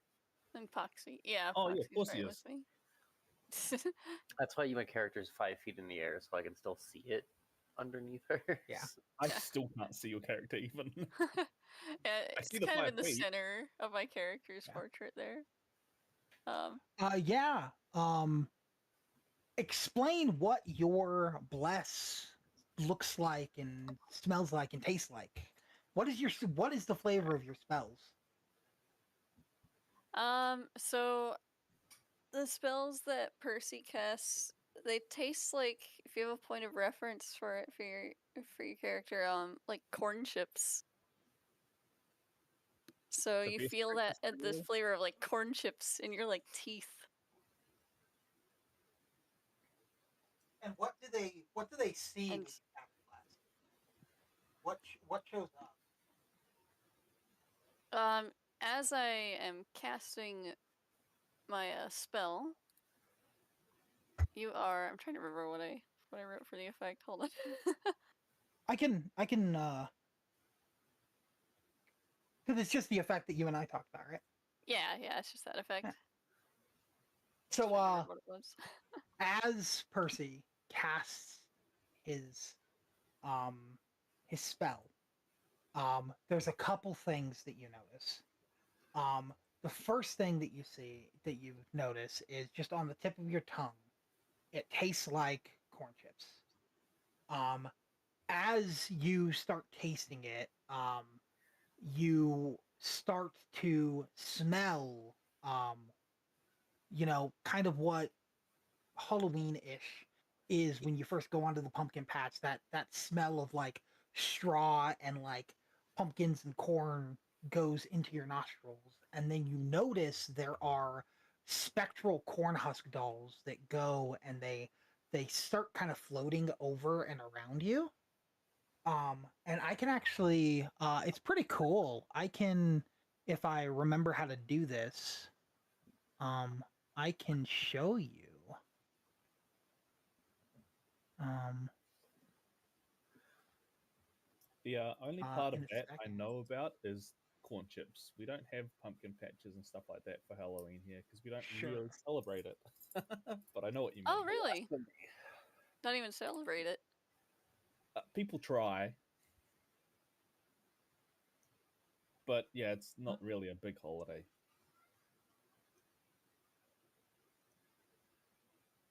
But yeah, corn chips are the best breakfast cereal. Ooh.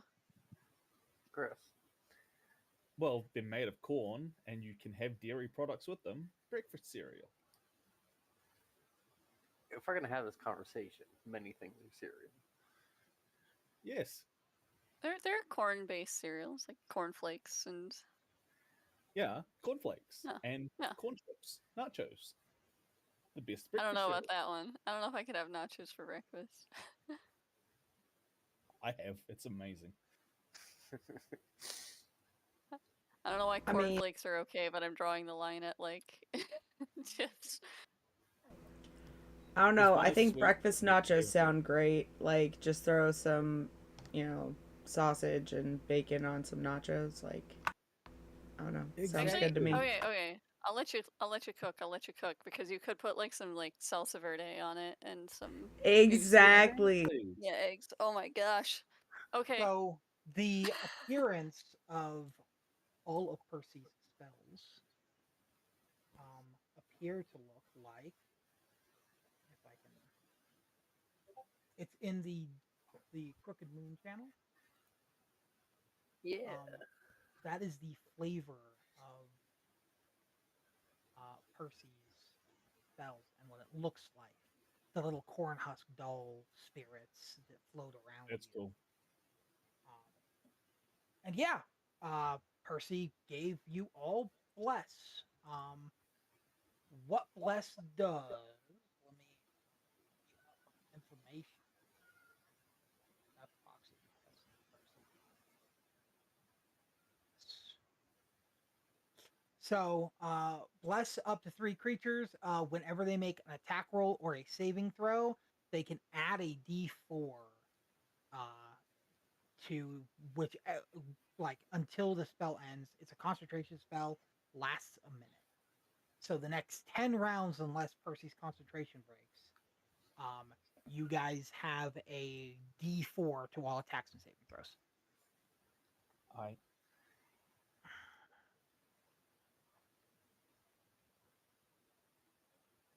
very good. Thank you. Boom.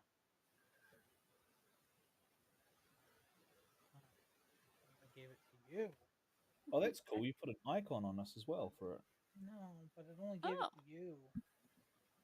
Oh, okay. Yeah, I only see it.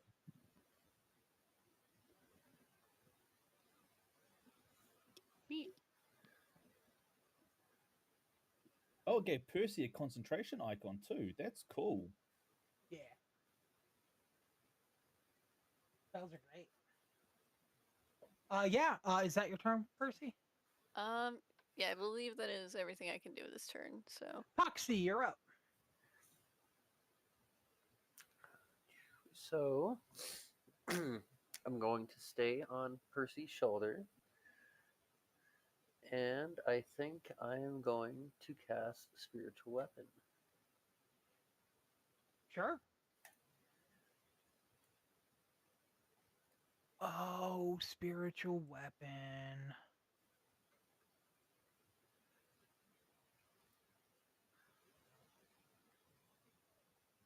I don't have this one made. Oh, my bad.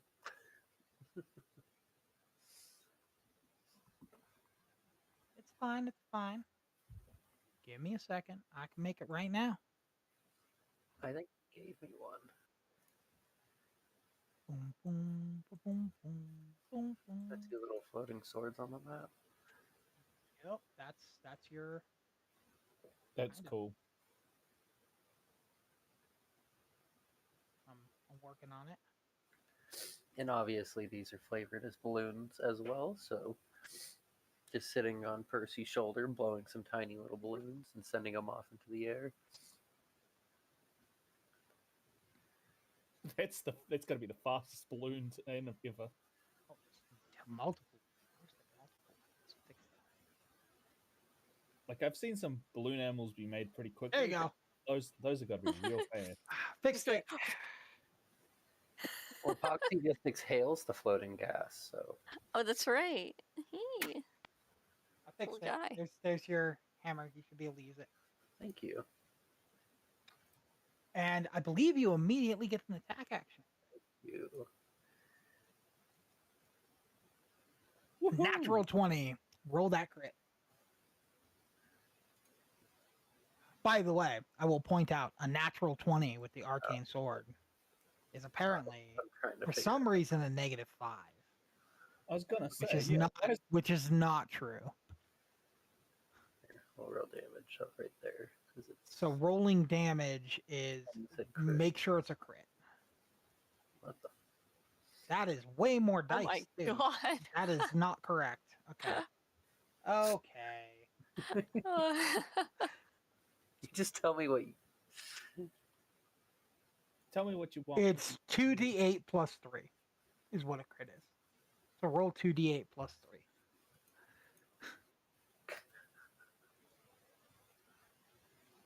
That's still pretty good. And then we're going to add 3 to it, so it's a 16.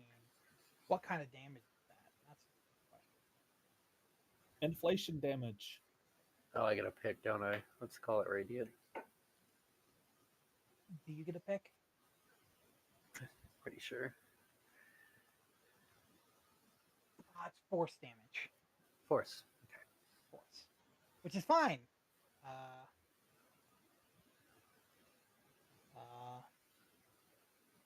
-16. Excellent.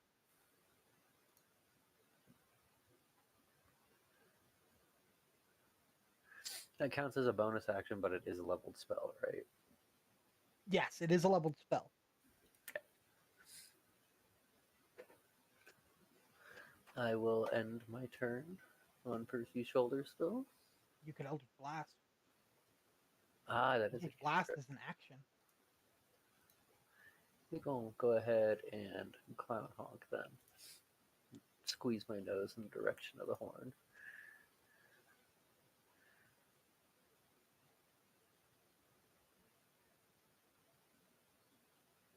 It's a miss. That's what I figured. Okay. Give me one. Did you count this? Oh, did I count bless? I think it would have added it. Yeah, +4. No, you have to do it yourself. So you can roll a d4 every time. So /r roll 1d4. Still misses. Okay. That can be your turn. That'll be my turn. At the end of your turn, he's going to legendary action.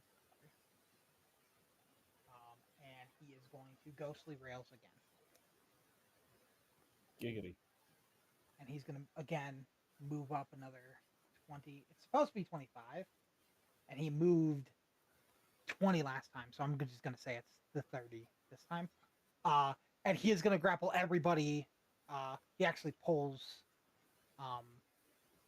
Zenmira along.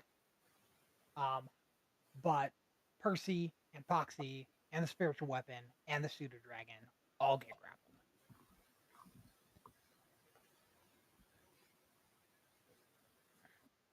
You said it's oh boy. Break free? So it's a bonus action to break free. Your pseudo dragon can break free or attack. But your pseudo dragon gets one thing because he's familiar. Right. So he gets one or the other. And I'll leave that up to you. think he's fine with being grappled, and I'll have him go for a double bite attack. Sure. It is at disadvantage because he's grappled.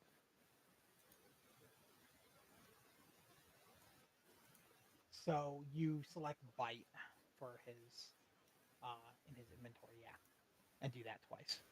Disadvantage.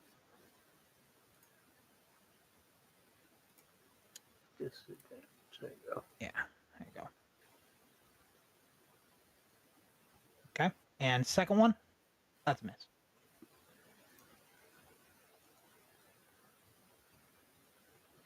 And that's another miss. Oh, no. Okay. Yep.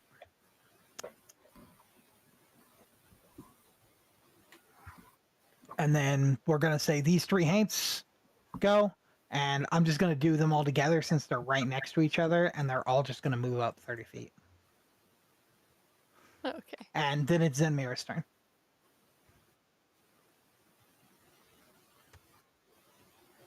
All right. I am gonna do a, I think, athletics check. Or acrobatics, not athletics. Athletics is worse. Sure. I actually want you to roll at an advantage, so roll another d20.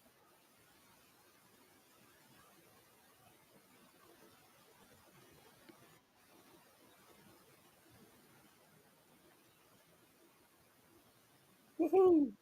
Sure. Yeah, you break free. The way your character breaks free is you actually fly up 20 feet, and you're going to use 20 of your movement doing so, but you are 20 feet in the air with your wings when you break free. So you are flying probably about 10 feet above the train now, presumably out of its range. Okay, and I'm going to fly backwards the rest of my movement speed.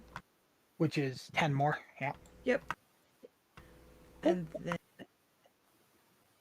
Wait, no, I can only do one thing, huh? You can make an action now. So you use a bonus action to break out. Cool, cool. It moves you up 20 feet and then back 10, so you can action. Let's go ahead and magic missile this train. Sure.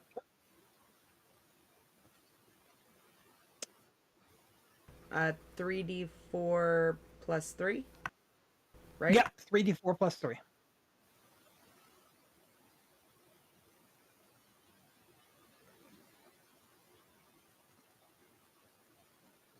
Ooh, very good. 12 damage, nice. Ends my turn, sir. Yeah, so it's starting to look a little like after the first turn of everyone hitting it, the blue light does dim a little bit and then it gets brighter.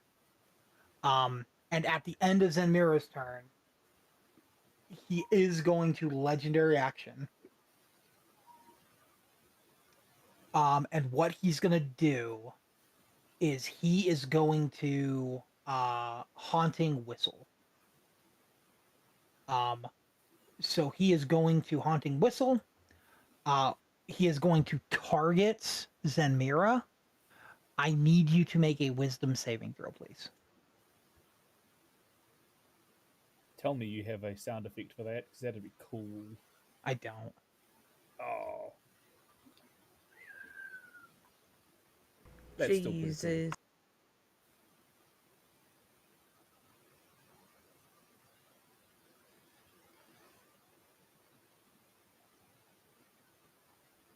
Uh-oh. Okay. So what's going to happen is you are going to take a D8 damage, and you are going to have the frightened condition. So I'm going to give you the frightened condition. I will go over what that means in just a second after I roll damage on you. Ooh, max damage. And you're going to take 8 damage. It's done. So the frightened condition, what this means for you. You have disadvantage on all ability checks and attack rolls while the train is within your line of sight.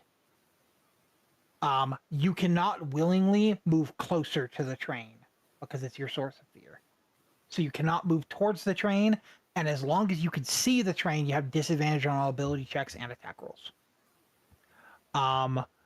You have the frightened condition until the end of the train's next turn, which is just this next turn. So you're probably good. Probably doesn't matter that much. But now the train is going to go. And what the train is going to do...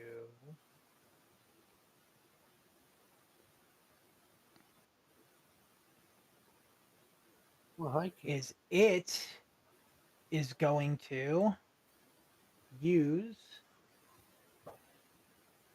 Spirit Exhaust. And it is going to hit everything in this cone from it. Oh. So, I am going to need a Constitution saving throw from the Spirit Weapon, from Poxy, from Percy, from the Pseudo Dragon, and from Zenmira.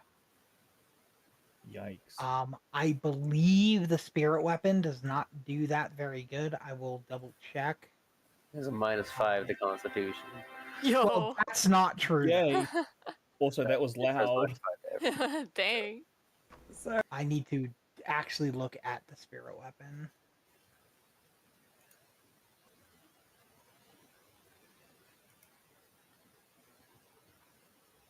I'll turn that volume down on that one a little bit. As a jump scare. So the Spirit Weapon actually doesn't take any. Just making sure you're awake. It's just a snap block for damage. The Pseudo Dragon does. Poxy does. And I'm gonna need to know anybody that didn't get above a 13.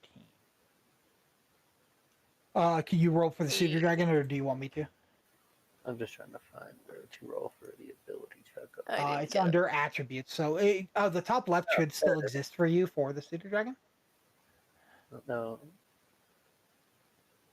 Okay, so Percy and the Pseudo Dragon failed.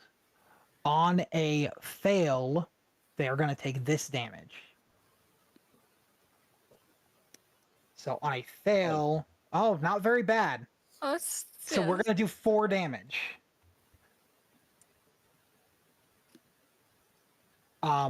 Everyone else is going to take 2 damage.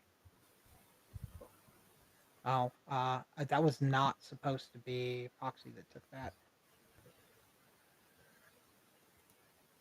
Sorry, Poxy took -2. And Poxy, you need to make a concentration check, DC 10. In the chat, it should say DC 10 concentration. You should be able to just click that. Percy, you're also going to need to make one. Concentration. Okay. You did it with the Pseudo Dragon. Is your concentration better than the Pseudo Dragon's? I'm just gonna add your con to it. Yeah, it should be one more. So you got a 5. Which means that your Spirit Weapon does vanish. That's fine. As you lose concentration. I'm gonna move you back in just a second. You're fine.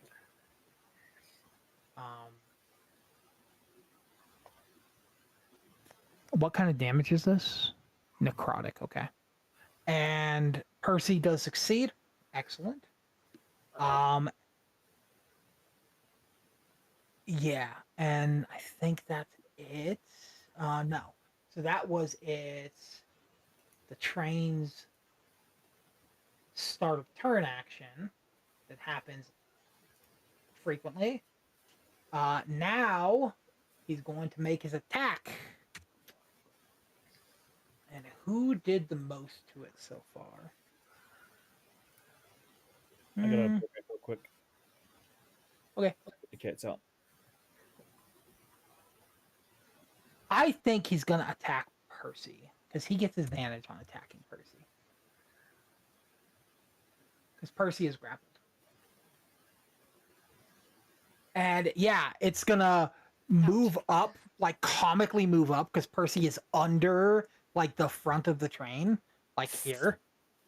And he's going to like comically like move up and like slam down to attack Percy. This is with advantage. Does hit. Wait, why does that hit? Oh, because it's targeting Poxy, not Percy. Poxy's on top. Okay, it misses Percy. Phew. It's important, right? Yeah. Poxy gets hit and knocked 10 feet. Yeah, and that's going to be his turn. And then we're going to have this go. Move its 30 feet. And, yeah. As this ghost moves here, you hear a song on the wind. One that Zenmira and Percy had been listening to before they came and helped with the train. And you hear the vagrant song. And suddenly, in each of your hands, a bottle appears. And you guys can stash that away immediately with free object interaction. Also, one appears under the ghost. And when it does, the ghost immediately has to make a saving throw. I'm back. Welcome back. Danke. Which it barely succeeds. As it succeeds, the bottle under the ghost's foot closes, but you noticed a pull towards the bottle as the ghost got away from the bottle. But yeah, in Zenmira's hand and in Percy's hand, another bottle appeared. And that's going to be the Haint's turn. Mihakas is going to go. He's staying way the fuck back because that's what casters do. I think he is just going to... try to Eldritch Blast this guy. That's close enough, I think. Let's see. That's not the template I wanted. How far is that? 45 feet? Yeah, he's close enough. Okay. Yeah, he's going to Eldritch Blast that ghost. He's going to roll his attack.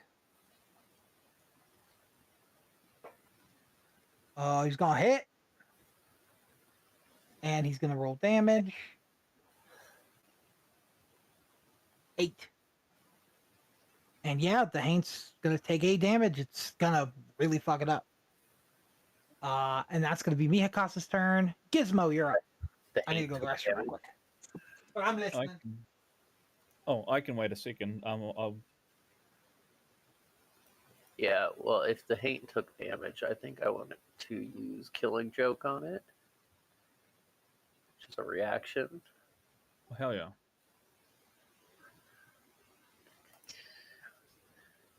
Let me figure out how to do that on here. Because basically it just casts...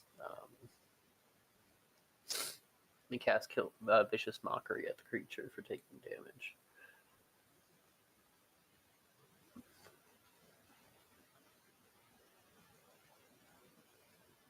Sure. So explain to me what it looks like when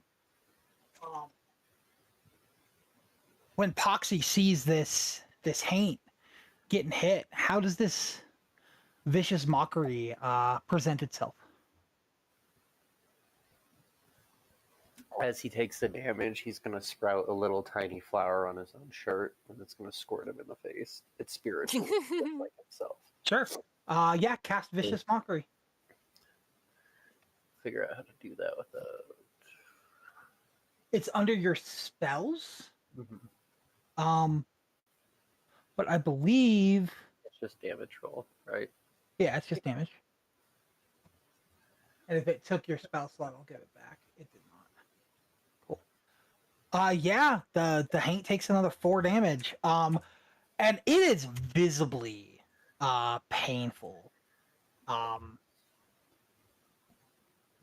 As the water hits its face, I think I'm actually gonna make it do the.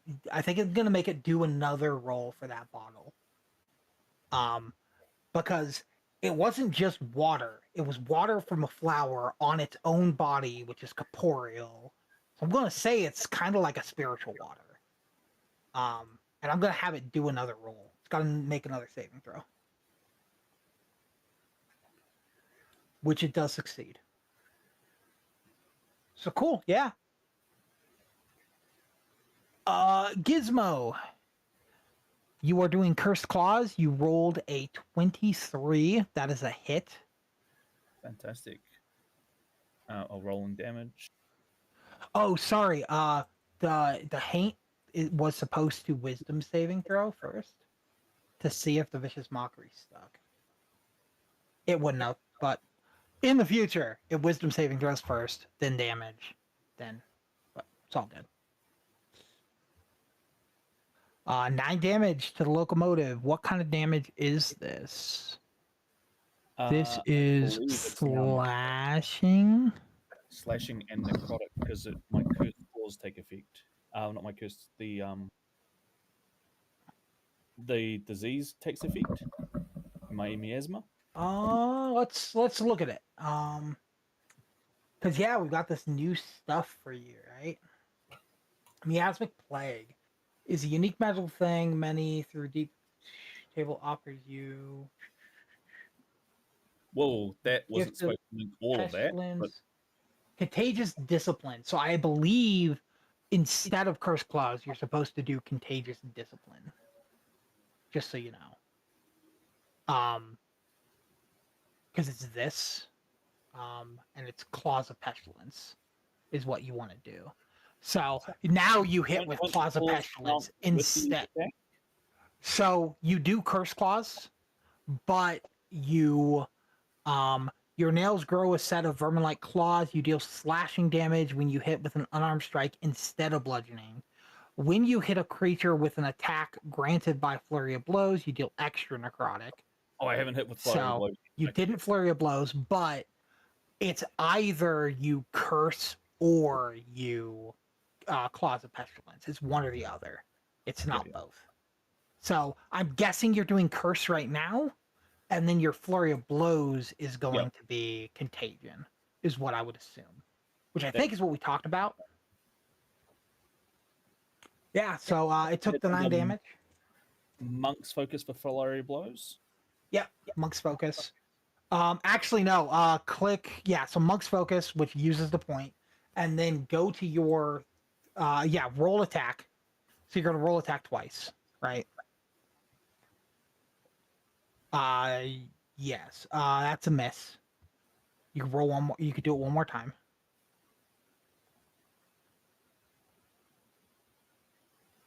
That one's a hit. So now under your features, I believe you can go. I think Gift it's of Pestilence? No.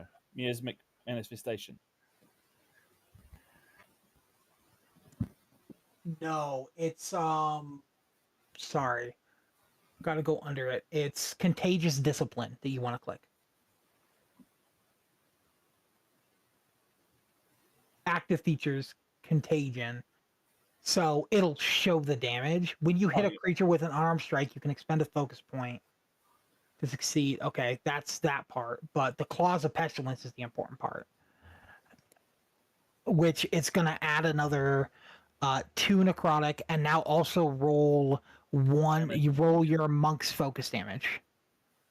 2. So you roll Monk's Focus and you roll Contagion. Not attack, damage. Sorry, that was the wrong one, yeah. Yeah. Complex character, man. Hell yeah. 9 damage there. When you hit it with necrotic damage, seems to take a lot less damage than you would think. And it seems to be pretty resistant. Still a little bit something, but my claws are glowing green, and I'm just wailing on it for hitting everyone. As you hit it, though, something happens. With the locomotive. Oh, no, not yet. Not yet. Not like the sound of that. Yeah, uh-oh. Hello. Hey, just got back from work. Welcome. So you guys woke up to the train being stuck in a bunch of wood. You guys helped get it out. When you did, it got corrupted by the tendrils and attacked you guys. I've been playing your character for you and just throwing a spell every now and then. You will get to take control of it now, but because your character's still here. But yeah, you guys are fighting a big giant train. Okay, so the battle is still going on with the train. Okay. Yeah. You guys are still fighting it. Okay, cool. Badly injured. Oh, it's going well. Oh, wait. Zen is also badly injured. Yep. There's some damage all around, you know. Oh yeah, that's a lot of apple actually. Holy shit. The fireball has a lot of apple flavor. Ooh, very good. told you. I love apple. I told you. I haven't used my movement. But I'm not going to move out of its reach, but I'm going to pop over to here to hopefully sort of. You guys got to move, and warn the Druskins. You're telling them that it's dangerous? Yeah, I'm just gonna move. You gotta move. Excellent.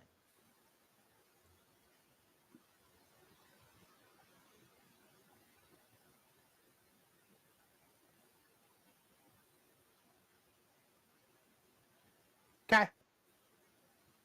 They listen to you. They hear you. Wow, I wasn't. Phew. And it's my turn. Sure, Percy, you're up. All right. So I will say, and I haven't really told you guys this yet. When it comes to combat, GMs do have different ways players can use their turns. One of the ways is usually you can only talk when it's on your turn. I also kind of agree with that when it's talking to NPCs. When it comes to talking to each other, as long as you guys are RPing and in character, you guys can talk to each other in character to make decisions on what you guys are doing. So if you guys want to make plans with each other, do it in character, but you guys can in character make plans with each other to figure out what you want to do. Okay, cool. Just so you know. It just has to be in character. It's not going to be this mechanic works this way, this mechanic works this way, but like, let's say Poxy wanted Percy to smite. Poxy maybe would tell Percy, hey, remember that like really shiny light attack that you did on the ghosts? Maybe that'll work. And maybe Percy listens or what. That kind of stuff. But in character, you guys can talk and scheme what you guys want to do with your turns. That's cool. And you can ask in character other people what they think you should do, what the character thinks. But I give role playing is free for each other. The very second any of you guys gets the messaging spell, as far as I'm concerned, that counts as telepathy between everybody in your party. Oh hell yeah, that's cool. Because what could happen is, let's say Zenmira gets the message spell or the message cantrip. What will happen is Zenmira will be like, hey, Gizmo, what do you think? And then Gizmo will tell Zenmira, and then Zenmira will be like, hey, Poxy, Gizmo thinks this. And like, is the go-between, but just casting the cantrip over and over again. And I'm just like, no, it is a walkie-talkie in everybody's head when you get the messaging spell, so you guys can freely, but only to each other. You can't messaging an NPC freely. You can messaging them, but the way messaging works, party-wise, you guys are telling the casters to take message. Yeah. So, Take just so you guys know, Percy, you're up. All right. I'm up. I want to get away from this train here. Oh You are shoot! I currently can't move. grappled. Oh, I'm grappled. Okay. All right. Never mind then. We're gonna do. You can bonus action athletics or acrobatics to become ungrappled, and I will tell you what that looks like if you succeed and where it puts you. All right. Well, first thing I'll do is I will gonna divine smite. Is this a fiend or undead? So you're going to use your bonus action to smite it. So the way divine smite works is you make an attack. If you succeed in hitting with said attack, then you divine smite as your bonus action to add damage to it. Oh. You don't just divine smite. You do it in response to successfully hitting. Okay. Your attack is at disadvantage. My attack is at disadvantage because I'm because you're grappled. Yeah. And you have 0 movement because you're grappled. Ooh. Okay. Well, let's see what this does. Not bad. 14? You didn't have him targeted. Oh shoot! I didn't have him targeted. What are you doing to me? What are you doing to me? It's okay. It hits. Reroll. Oh, okay. No, I know what his AC is. Okay. Actually, no. It doesn't hit. Oh. You miss. Oh no. Yeah. I didn't know what his AC was. I was lying. Use my bonus action to try to get away from it. Sure. Roll either athletics or acrobatics. Your choice. Athletics. I will move Poxy off of you so you can have control of your character for a second. Well, and I'm going to assume Ooh, baby. Okay. So. It's a big one. I'm going to explain what happens. I will point out to everybody else. This was understood to be a thing that could happen, being a tiny character on someone else when stuff happens. Yep. Oh no. So you know. The train is on top of Percy. Poxy is on Percy's shoulder. When Percy gets away from the grapple, he successfully pushes the locomotive up and launches himself here. Poxy is still under the train. If Poxy does take a little bit of damage. Mm-hmm. Oh. Yeah, I I'm sorry, buddy. No, it's my decision being on your shoulder. And Poxy is going to take 6 damage as the train falls on him. Oh. Yeah, good. That's a lot of damage. I will point out, this was an agreement before the game started that if Poxy decides to get on shoulders and stuff happens to that person, maybe Poxy's involved because he's on the person's shoulder. You successfully got rid of the grapple. Poxy is still grappled. No! Oh dear. Alright, I think that's my turn. I think I have exhausted my movement. I believe you still have 10 move. Oh, 10 move? Yeah. Alright. Step back a little. When you move back, you are moving out of the attack range of the train. Okay. Which does mean that the train gets an attack of opportunity against you. Oh, shoot. And it's going to slam you. Nah. Oh, It does miss. So you're good. You get away freely. Whew. Remember, if you move out of range of something that can hit you, they get attacks of opportunity for their reaction if they want. Oh, I forgot. Poxy, you're up. So I'd like to use my bonus action to not be grappled. Attempt to not be grappled, okay. It is either acrobats or athletics, your choice.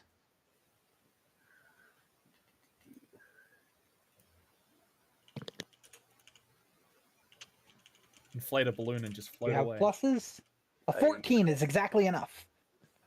Perfect. As Poxy gets hit with this train,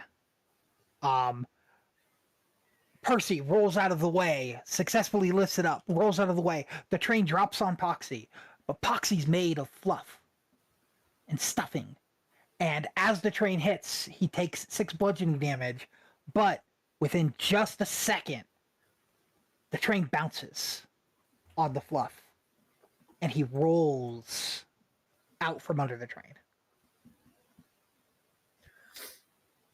And then can I use my standard action to disengage? Yes, you can. And I am going to move my 25 feet of movement over here. You actually only have 20, because it took 5 to roll out from under him. Well, then I'm going to land right there instead. Excellent. Is that going to be your turn?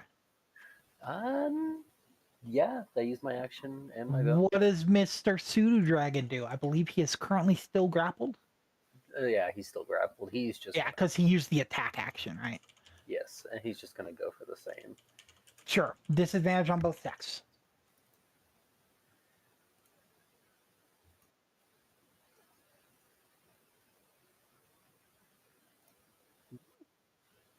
So 15, that's a hit. One more attack.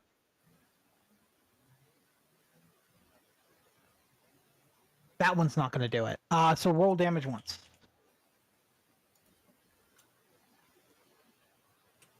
It's going to be 3 damage. Yep.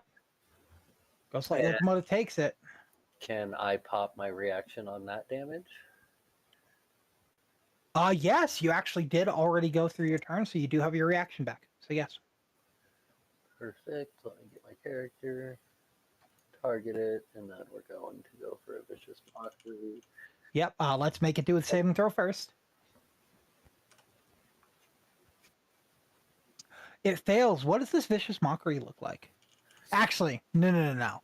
It fails, but then out of sheer force of will, the fire in the steam engine, it flares up as your Vicious Mockery launches, and you can watch, because from your point of view, you see the magic going, and you watch as the fire goes out, and it eats your Vicious Mockery as he burns a legendary resistance. Okay. To succeed instead. That works for me. I'll say that the way it was going to be present was kind of like an oil spill underneath it. Mhm. And let's just say the wheels just spun that out. Yeah, so the oil went, and as it was like mid-air, it lit on fire and burned away. Perfect. And that's going to be your turn. Wayward Saints. I got two Haints. This one and this one. They're going to do the same thing they did last time. They're going to move forward. And yeah, they're not close enough to do anything with anybody, so their turn's going to be up. And as their turn finishes, Philip gets to do his first turn. And for his first turn, he is going to, you said specifically, get out of here, it's dangerous. Yeah, get away. It's dangerous. And he looks at you and he goes, "Now, child, you really think someone like me is scared of a little bit of a train? But fine, I'll leave you to it. But first, I'll give you a little parting gift for helping me so much on the train and giving my lovely Adela such a lovely time." And he is going to cast a level 9 banish, targeting every ghost except for the train.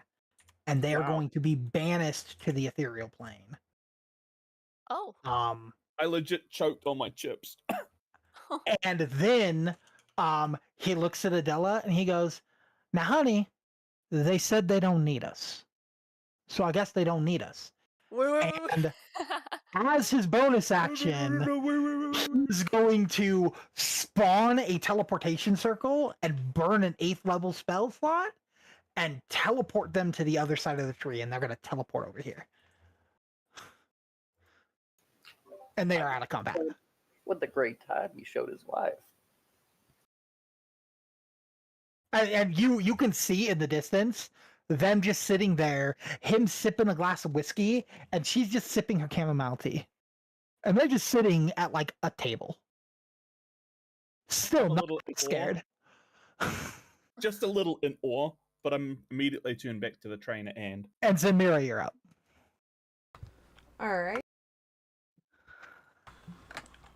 I believe I'm going to fly up 10 feet and backwards. About there. So you should be, what, 30 feet now? Yeah. Yeah. Sure. And then I'm going to... Let's see. Let's go use a firebolt. Sure.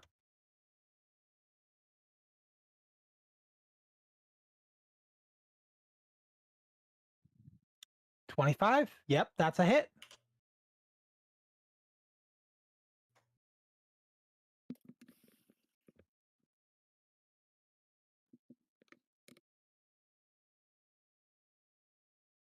As you throw this firebolt, it seems to be a little bigger than you initially expected it to be.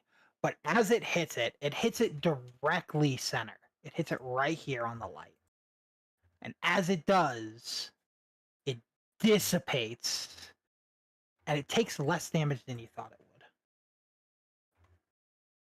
Seemed to deal less damage to it. Still took some damage, but less than you expected. Okay. I believe that ends my turn.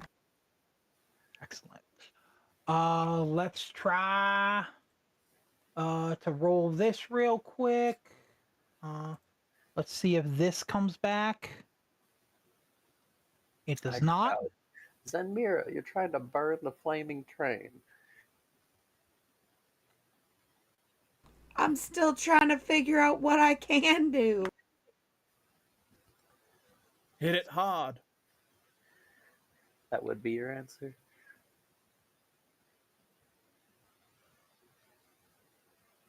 As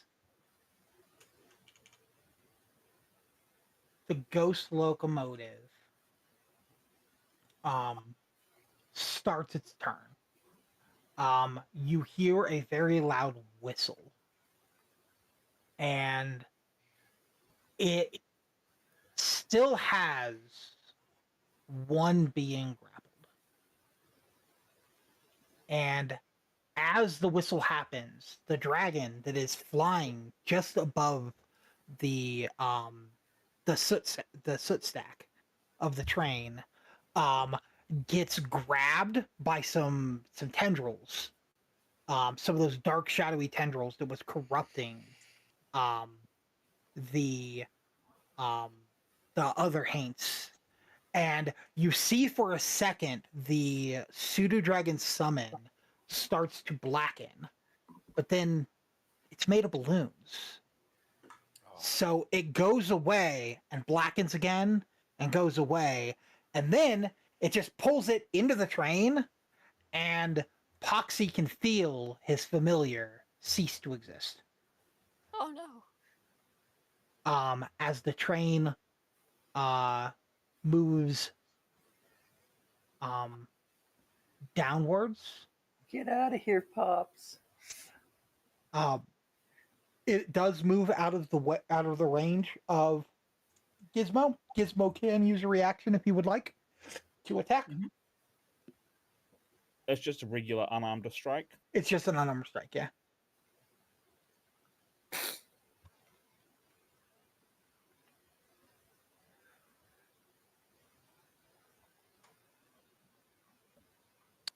And that's going to be a miss. And then it's going to move down here. And it is going to... it doesn't understand what that familiar was made out of. A little angry about that. And it is going to attack Poxy. So it is going to try to rail slam Poxy. It does hit.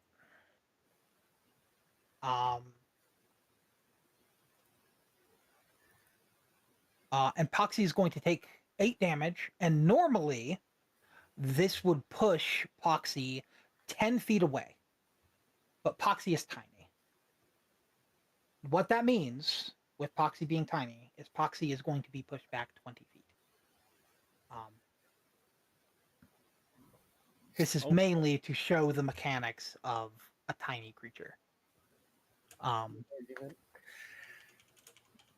So yeah, Poxy took 8 damage, got pushed 20 feet back. As this happens, you are for the first time within line of sight of the Vagrant. And the Vagrant is going to roll initiative.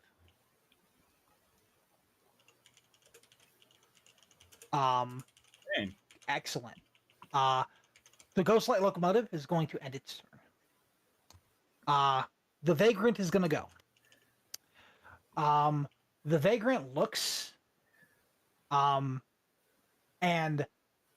he looks around and notices you're very injured, and you can hear Poxy in your head. You can hear him say, "You seem to be having a little bit of trouble, child. Would you like some assistance?" Oh, absolutely. The train's getting a little froggy with me. As you say froggy, you hear a slight chuckle come from the Vagrant, but it is not from the mouth of the Vagrant, and it's not in your head, but you hear it coming from the sky. And the Vagrant leaps about 80, 90 feet in the air from a standing position, and he looks over the battlefield in the air, and he casts one of the few spells he's allowed to cast. It is also of 9th level. And he is going to cast Power Ward Heal. Oh. And he's gonna look at the train and say, "Hey, you! Leave my friends alone."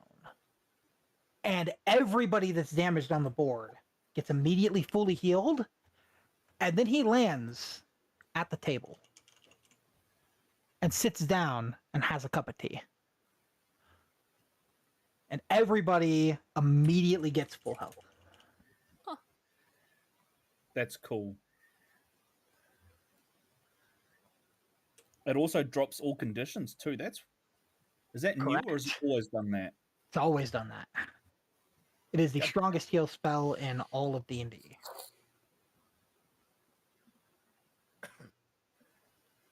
Impressive.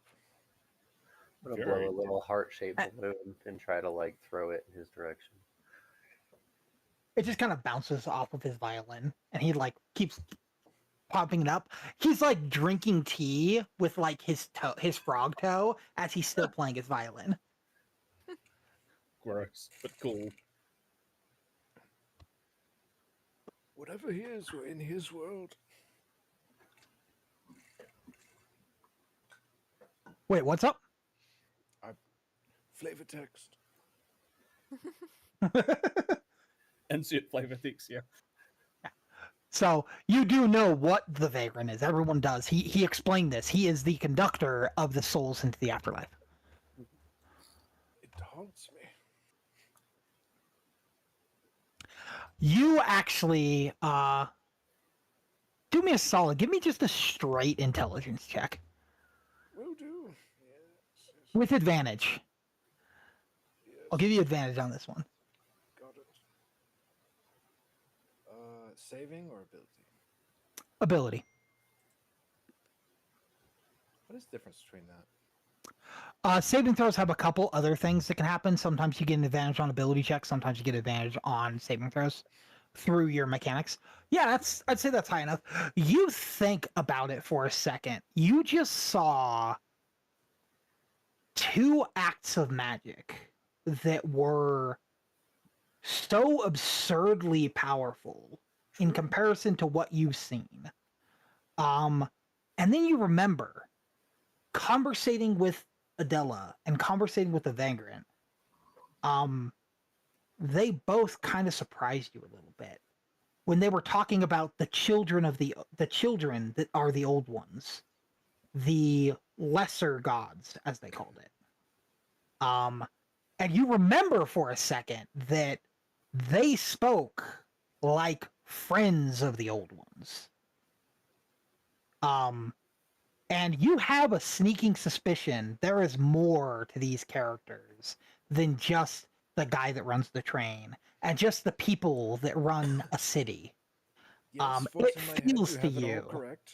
a little bit higher power than what initially you thought. Can we get much higher? So high. And yeah, it's your turn. Thank you, voice in my head. I will cast Eldritch Blast. Like a I was playing this character right. Yep. You did 2 turns in 2 turns. Wait, did I do something wrong? No, you're doing. Oh, so in chat now, you can click attack. You do want to target the train though. So hover over and press T on the train. There you go. Yep.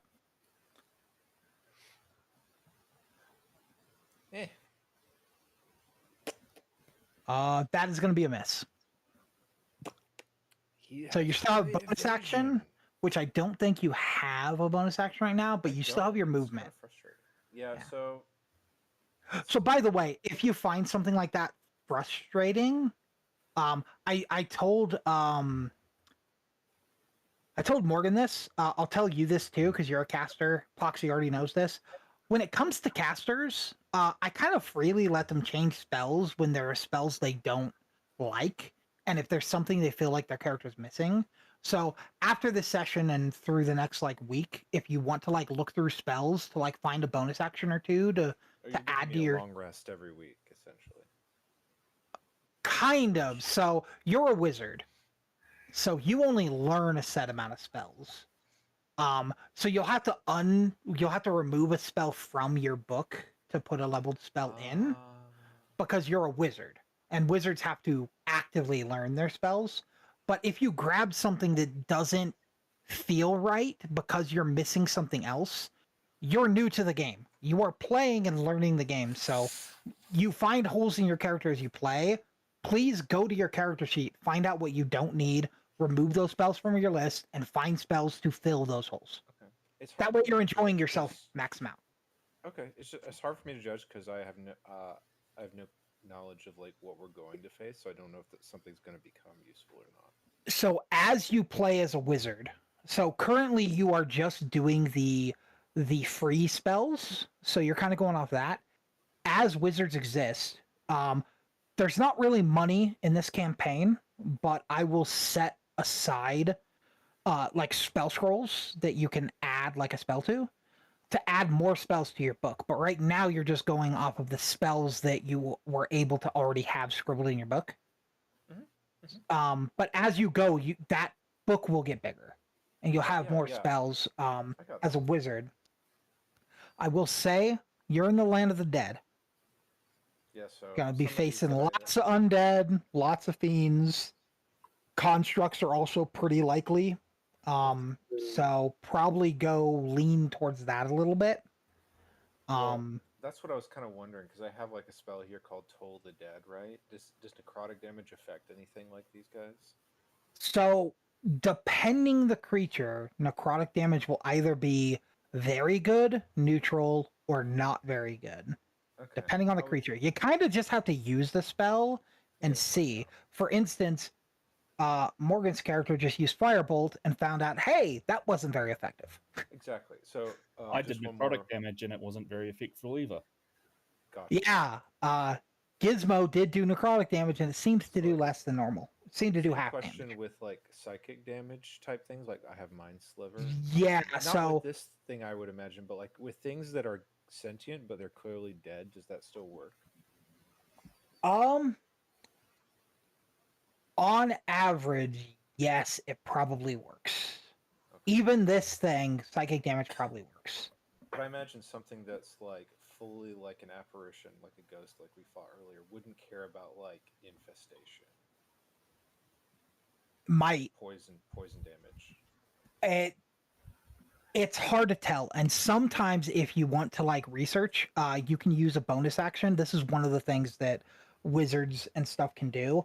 You can use a bonus action to do a study. It's a study action to see if you were researching in your books and you came across something like this. And maybe it'll give you some weaknesses or resistance. Maybe it'll tell you like the right place to hit. So usually people can use like a study action or a study bonus action, that kind of stuff. I usually leave it for bonus action so you can keep your action. I think D&D technically says it's an action, but I let bonus action. And so generally speaking, you have 4 things you can do on your turn. You could do action, bonus action, move, and a free object interaction. The free object interaction, pulling out your sword, is an object interaction that's free. Picking up a potion from the ground, taking out a potion, those are all like free object interactions. You can interact with an object for free. My movement, I'm just moving behind Percy here. Yeah. Cool. Is that your turn? Yeah. Cool. Gizmo, you're up. I am going to jump up on it and literally jump on it and start hitting it. Cool. Give me an acrobatics check to jump on the moving train.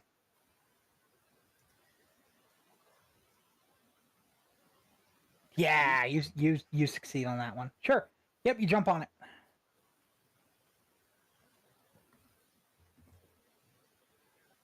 And I'm just gonna hit it with unarmed, and then bonus action hit it again.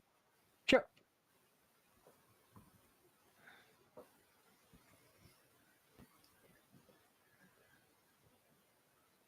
That's a hit. You don't have him targeted, by the way. There you go. Roll damage. Sorry, yeah, I was trying to get the target to work. It wasn't showing me that I have him targeted. You're targeting him now.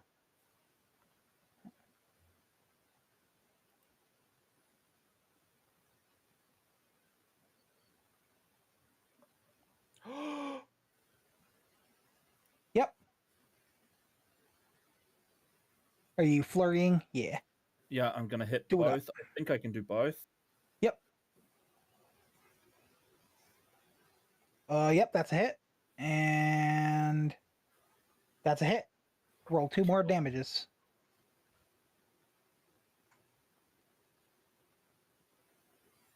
One, and 6.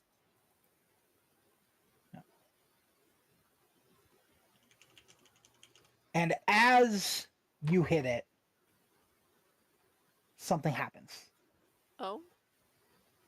And it's going to gain back all its legendary resistances. As Crooked Switch happens. It turns into its malevolent form, and it is going to heal 40 health. Dude, this is like the least favorite thing that bosses in video games ever do. You don't get to heal, only I get to heal. It's like fine if they like look like you and they're clearly like a player character but like an NPC, that's like kind of okay. But when it's like a big honking bastard like this, just like, oh yeah, you get to have an Estus, fuck you. Well, no, he's not Estusing. He's just becoming more corrupt. Oh, phase 2. It's phase 2, baby. And at the end of your turn, just keep it is going to use a legendary action. And it's gonna Ghostly Rails. Well, I'm holding on tight. And you are gonna be grappled, and Percy's gonna be grappled, and Miyakas is going to be grappled. I will explain grapple for you, Miyakas. What happens is you have 0 move speed while you're grappled. you can use your bonus action to either athletics or acrobatics to get away at a DC 14. Any attacks you make while grappled have disadvantage. Let's get out of here. So on your turn, you can now bonus action to try to get away. Percy, you're up. All right. You somehow managed to get grappled again. Get away from me. Let's see. Whew. I'm just gonna try confused it. because whoops. I'm gonna I just try. accidentally closed down the thing once again. Oh. Did you roll that with disadvantage? Oh shoot! No. No. There's my Yeah, disadvantage. that's a miss. You do get it. Oh, you don't have the D4 on yourself. You have it on your friends. Yeah, it's on all my friends. I'm gonna use my bonus action to get away, or try to get away. Sure. Athletics or acrobatics? Let's see.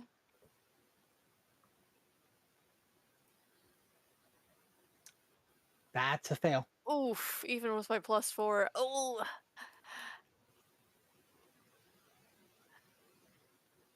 That gonna be Well, your turn? gang, things aren't looking good for Percy. Yeah, my turn's over. At the end of your turn, it is going to Haunted Whistle, targeting Percy. Can you please make a Wisdom saving throw?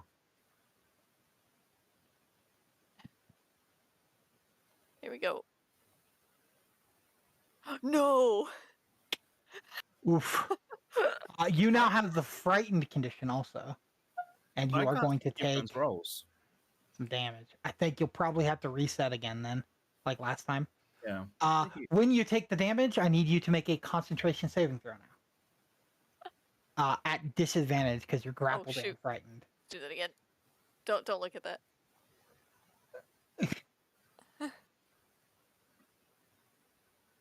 Okay. Concentration breaks. Nobody has bless anymore. All the little corn husk doll fairy things fly away and they make a little hee hee hee noise as they disappear. Love it. Man, the concentration is not going away. Oh, well, you have permanent concentration. I'm simply too locked in. Way too locked in. Okay, and Poxy, you're up. Well, I think I'm kind of happy to be far away from the train at the moment.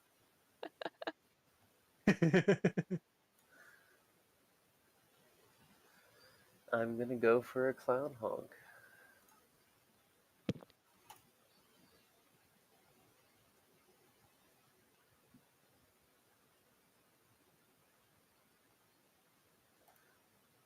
Why did it roll damage? I don't know. It shouldn't have. Yeah, that's a hit. Roll damage.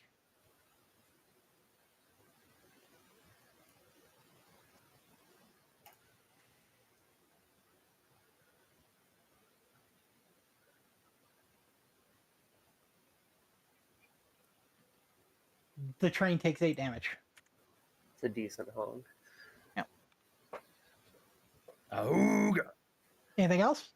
I think I'm going to kind of beeline it. Sure. 20 feet.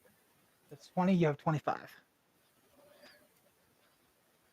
I'm going to come over here and I think I'm going to ask for help. Okay. Who are you asking? Well, Philip's sick. The frog already jumped. I'm going to ask Adela.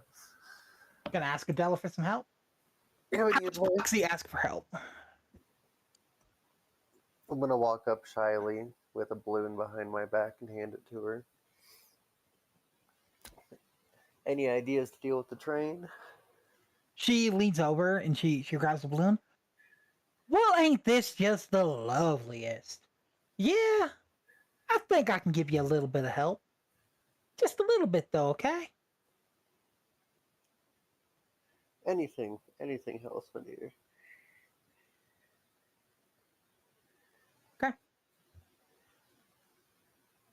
And Is that your turn? Yep. At the end of your turn, Adela is going to stand up. She's going to move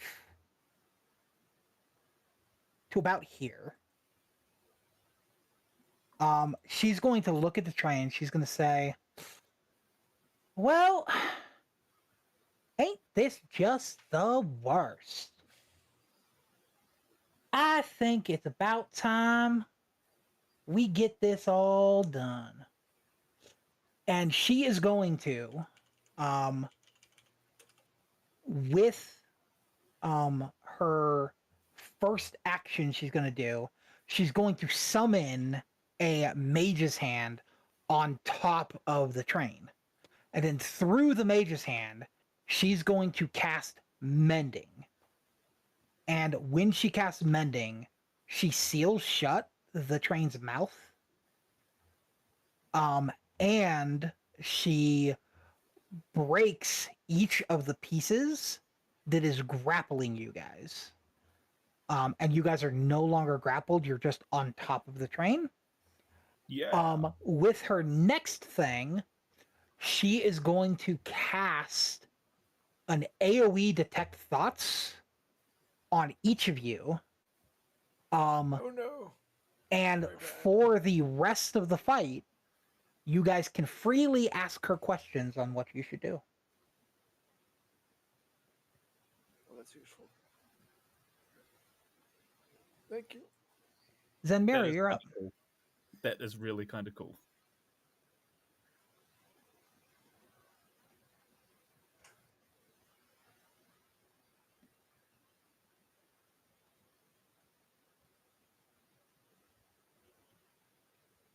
Oh no, we can't hear you.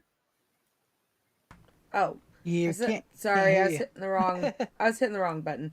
So I'm gonna move here and then that witch's yeah. bolt. Yeah, that hits.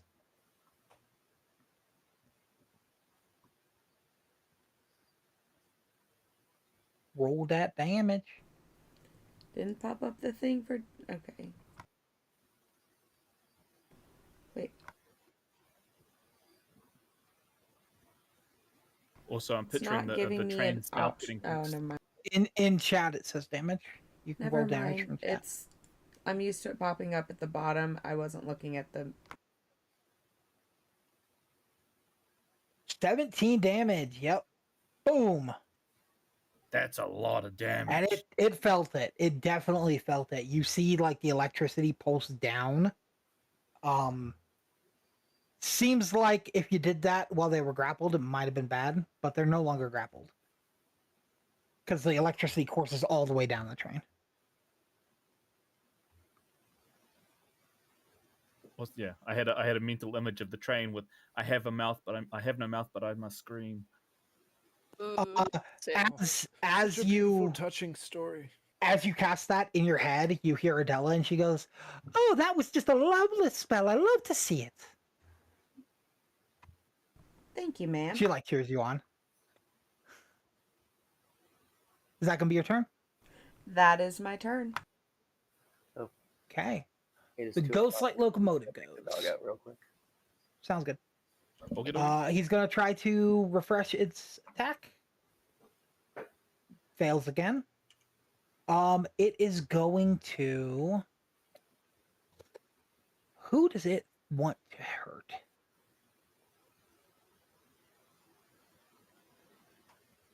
So it is going to speed up. And in doing so, it's going to knock each of you off of it. And it is actually going to move over to the Vagrant. It is going to attack the Vagrant. Rock. With multi-attack. Oh dang! Do we get attacks on it? Oh, that's mean. You do not. You all got knocked off of it. And the attack on the Vagrant is going to go a little different from normal combat. I'm going to do a roll-off. Anybody may choose to mentally assist the Vagrant through the ability of Detect Thought given by Adela. the way this will act is you guys can freely cast a single spell or do a single attack at max range. It is not going to do damage, but what it's going to do is I'm going to pick an amount of the damage to lower the roll from the locomotive. So who would like to interact to stop the locomotive's damage? I haven't done shit yet. I might as well. Okay, what spell are you going to choose to throw at the locomotive to try to stop it? Now remember, remind me, which direction is it traveling in? So it's going left. Okay, what if there was another train from Boston going Oh my god. at 30 miles per hour? Okay, so I'm gonna throw. That's a good clean train joke. Yeah. A good clean train joke. Solid. Let me see the creatures. Looking.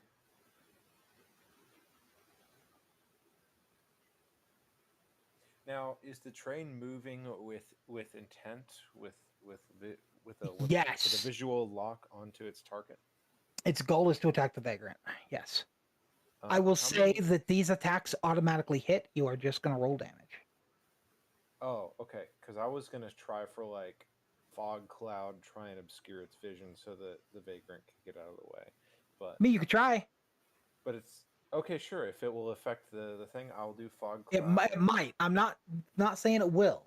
Okay. Might. How many feet are currently in between the locomotive and the vagrant? It is right in front of it. Okay, so it won't work. Okay. Let's just do. This seems. I haven't used this. Let's do a mind sliver. Sure. Roll damage. Will do. Let me get the mind sliver up here. Let me target this.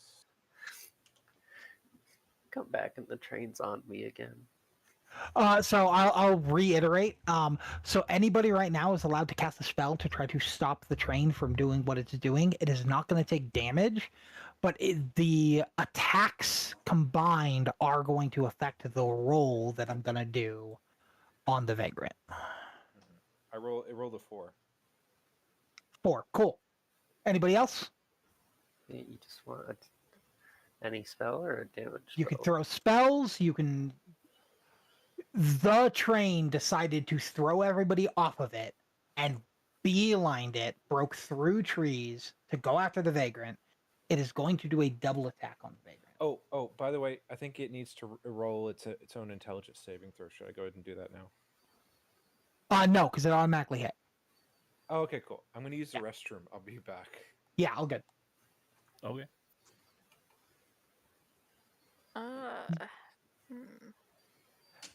Any attacks you guys make, the flavor of it is you guys saw it beelining, and as you fell off the train, you would have done a final swipe to try to prevent it Okay, then in some way. I'll try. So you guys can do an attack against it. I'll take a little swipe against it. Sure. The attack automatically hits. Roll damage. Okay. You cannot smite this damage. Just so you know. Okay. So great. Just straight damage. So we're sort of just taking a reaction, but not an actual reaction. Yes, I'm giving you guys a free swing. Okay, cool. 10 damage, so there's 14 so far. I'll deflect attack? Nope. Attacks. It's not attacking you. So you can do an attack. I can do reduce the damage or redirect it, though. Yeah, but it's not hitting you for damage. Oh, okay. So it would normally be you taking damage. It's going after the vagrant. So this would be you doing something as you fall off of it to try to stop it somehow. Okay. So like you can do like a normal unarmed attack, I think is the best thing you can do. Okay, yeah. Not entirely sure what this mental telepathy thing is, but okay. Gizmo is. I know what it means, but Gizmo doesn't.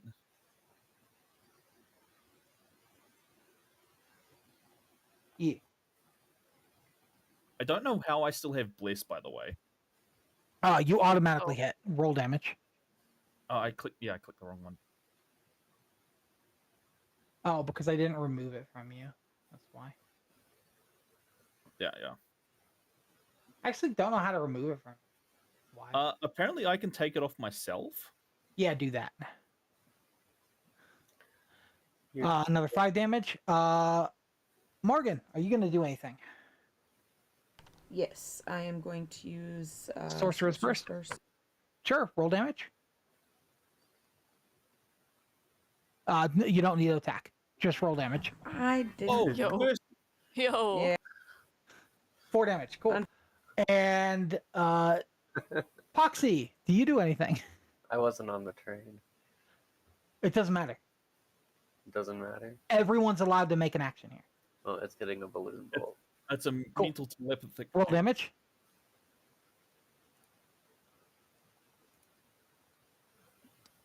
Maximum 6, 10, 14, 19, 20, 29.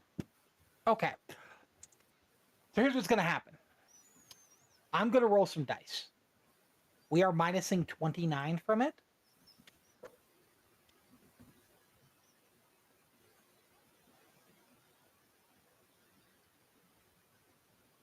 From damage or from the attacks? Dang, because damage is that's a lot of damage. Attacks, it's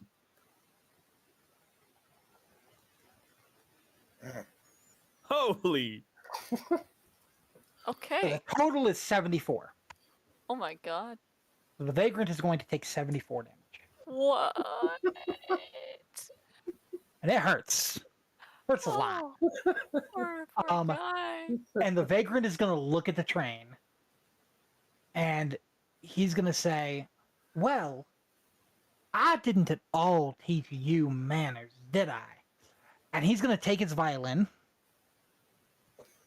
And he's going to take it as the final hit from the Ghostlight Express goes to him. And he's going to hit it directly on, like, the nose part of the train.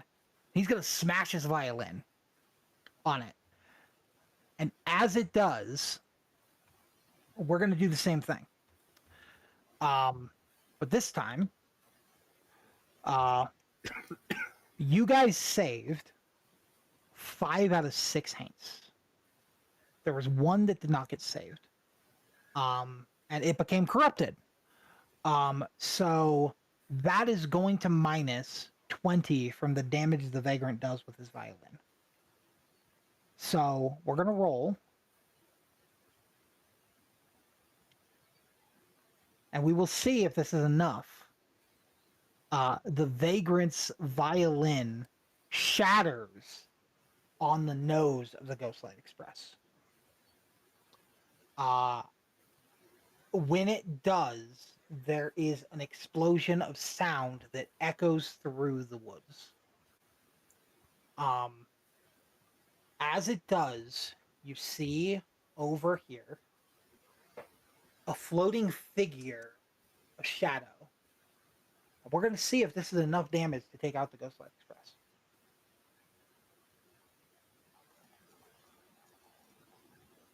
As he rolls 18d20 for damage, and he does 121 damage to the Ghostlight Express. The reverberation hits the shadowy figure, and you notice the crooked man that was in the train look and smile while looking at Philip, Adela, and the Vagrant. What happens next is the Ghostlight Express, the flames go out as the Ghostlight Express dies. The crooked man stands there flying for a second, smiling at you guys. And then he goes, "The crooked queen will always win." And he laughs and vanishes as the Ghostlight Express dies. And we exit combat.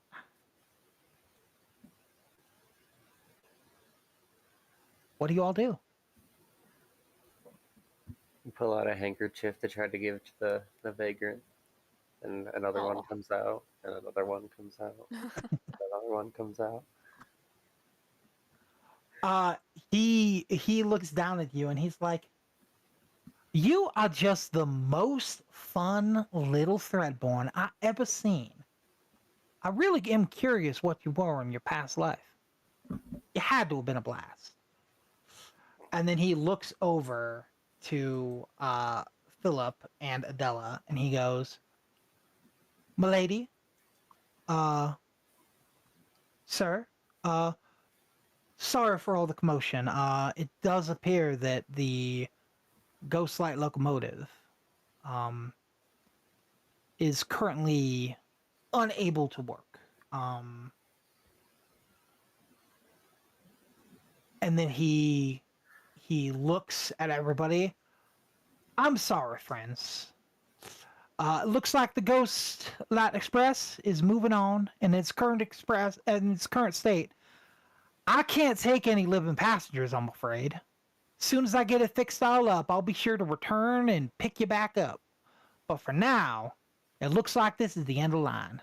I see y'all in a few weeks, I think." And he hops on the train, and it lights up. And instead of following the rails, it floats in the air and flies off into the distance as the Ghostlight Express leaves the scene. Yeah, what do you guys do?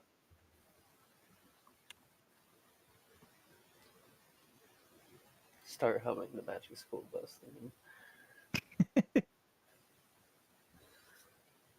Sorry, I was just turning fans on. It's getting awfully hot here. I'm just sort of still wondering what in the world is happening. We've just witnessed a train go pop. We've got some weird mental connection. The train flew away. No, the other one, the other train. No, so that died. Like the flames died out, and it started back up, but kind of wasn't able to do stuff. And the conductor went back on. The vagrant went back on it and used his magic powers to make it fly away to go and get repairs. Oh, okay. He said he'll be back in a couple weeks, probably. Yeah. But this is the last stop. Yeah. So it's just you guys and the Druskin Vaults here. What do you guys do?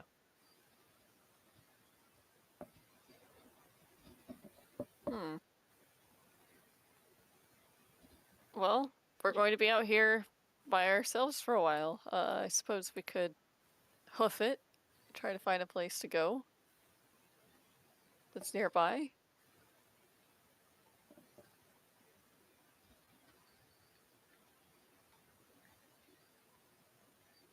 Yeah, probably just gonna come up next to them and ask them, "Are you guys? Are we okay?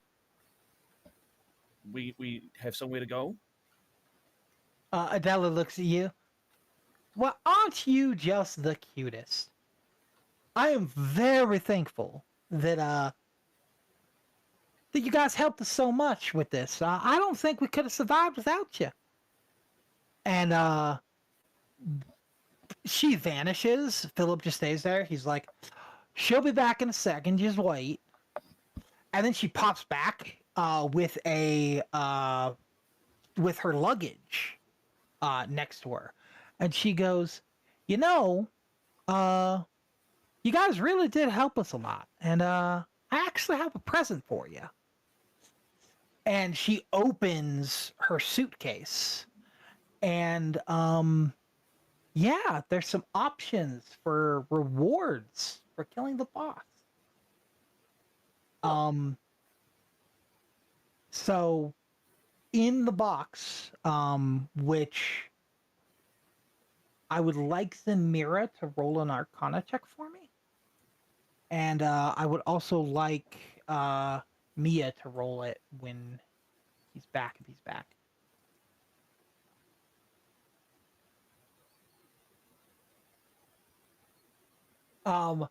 She winks at you, and it instantly becomes a 20 again.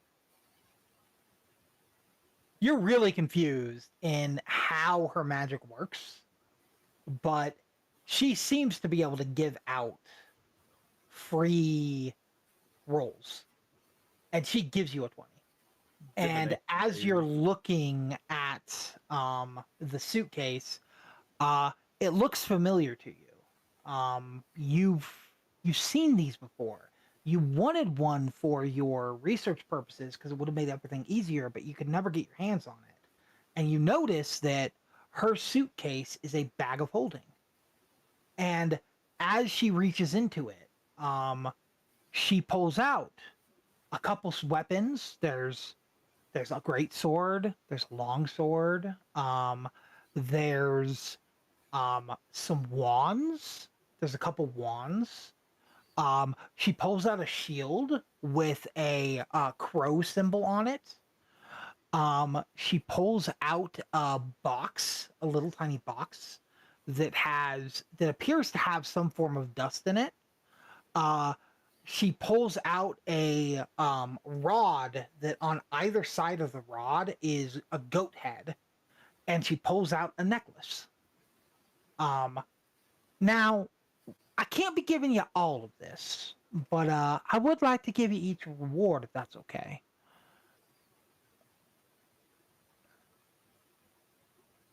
Yes, that's very okay. Thank you so much for your generosity. Yeah, it's very As generous long as of you're you. sure. As long And as you're sure. she's gonna walk up to Percy, and she's gonna say, "To you, my young scarecrow friend, you've visited the Ghostlight Express many times. You know for a fact that this doesn't happen often, but you still rose to the challenge ahead of you. And the way you swung that sword, I don't think anybody could have swung it as valiantly as you did. So to you," and she grabs the great sword, and she attempts to hand it to you.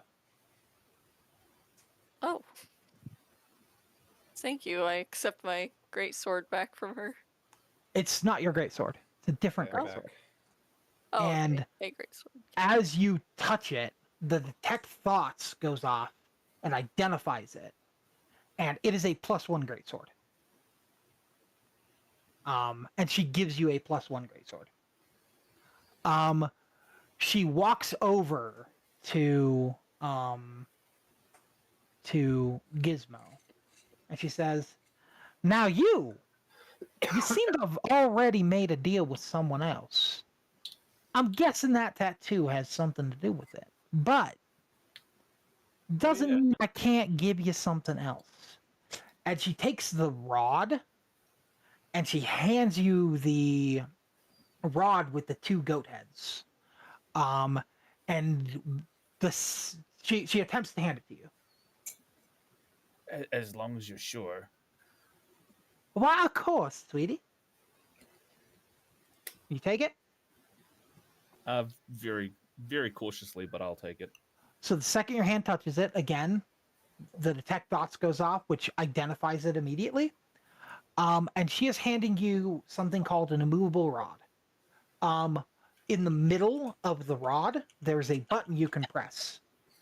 What it does is when you press that button, it is immediately unable to be moved. From where you press it, if it's in midair, it will not be able to move from midair. It fastens itself in time and space. And the only person able to move it is the person that originally pressed the button. That's awesome. She then, again... I'm still a little confused by the mental stuff that's going on in my head. It's like... She laughs a little bit, and she's like, "Never you mind, sweetie." And she's going to... you're still in midair, and she vanishes along with one of the wands, and she's actually going to appear floating next to you in the air, Zenmira. And she is going to attempt to hand you a stick that is, it is a magic wand. That's a little crooked, And she attempts to hand it to you. For you, your spells seem to never miss. Hopefully, this can help you make sure that they don't in the future.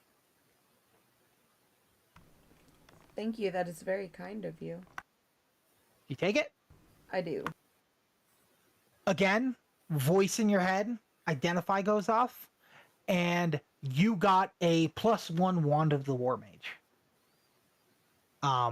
Which will give you a +1 to all your spells in the future. That's cool. Then she vanishes from midair again, and she appears on this log, kneeling, looking down at Poxy, and she goes, "You don't seem to be someone that really wants to cause damage. I think You he's still in the seem..." You there? Oh, right. He was taking the dog out, right? No, No, he was in the bathroom. Oh, he's back. He's already No, done he's the dog. No, Oh, he's he is back. Yeah. I need to look up what this does. Well, shucks, man. I mean, just all in a day's work.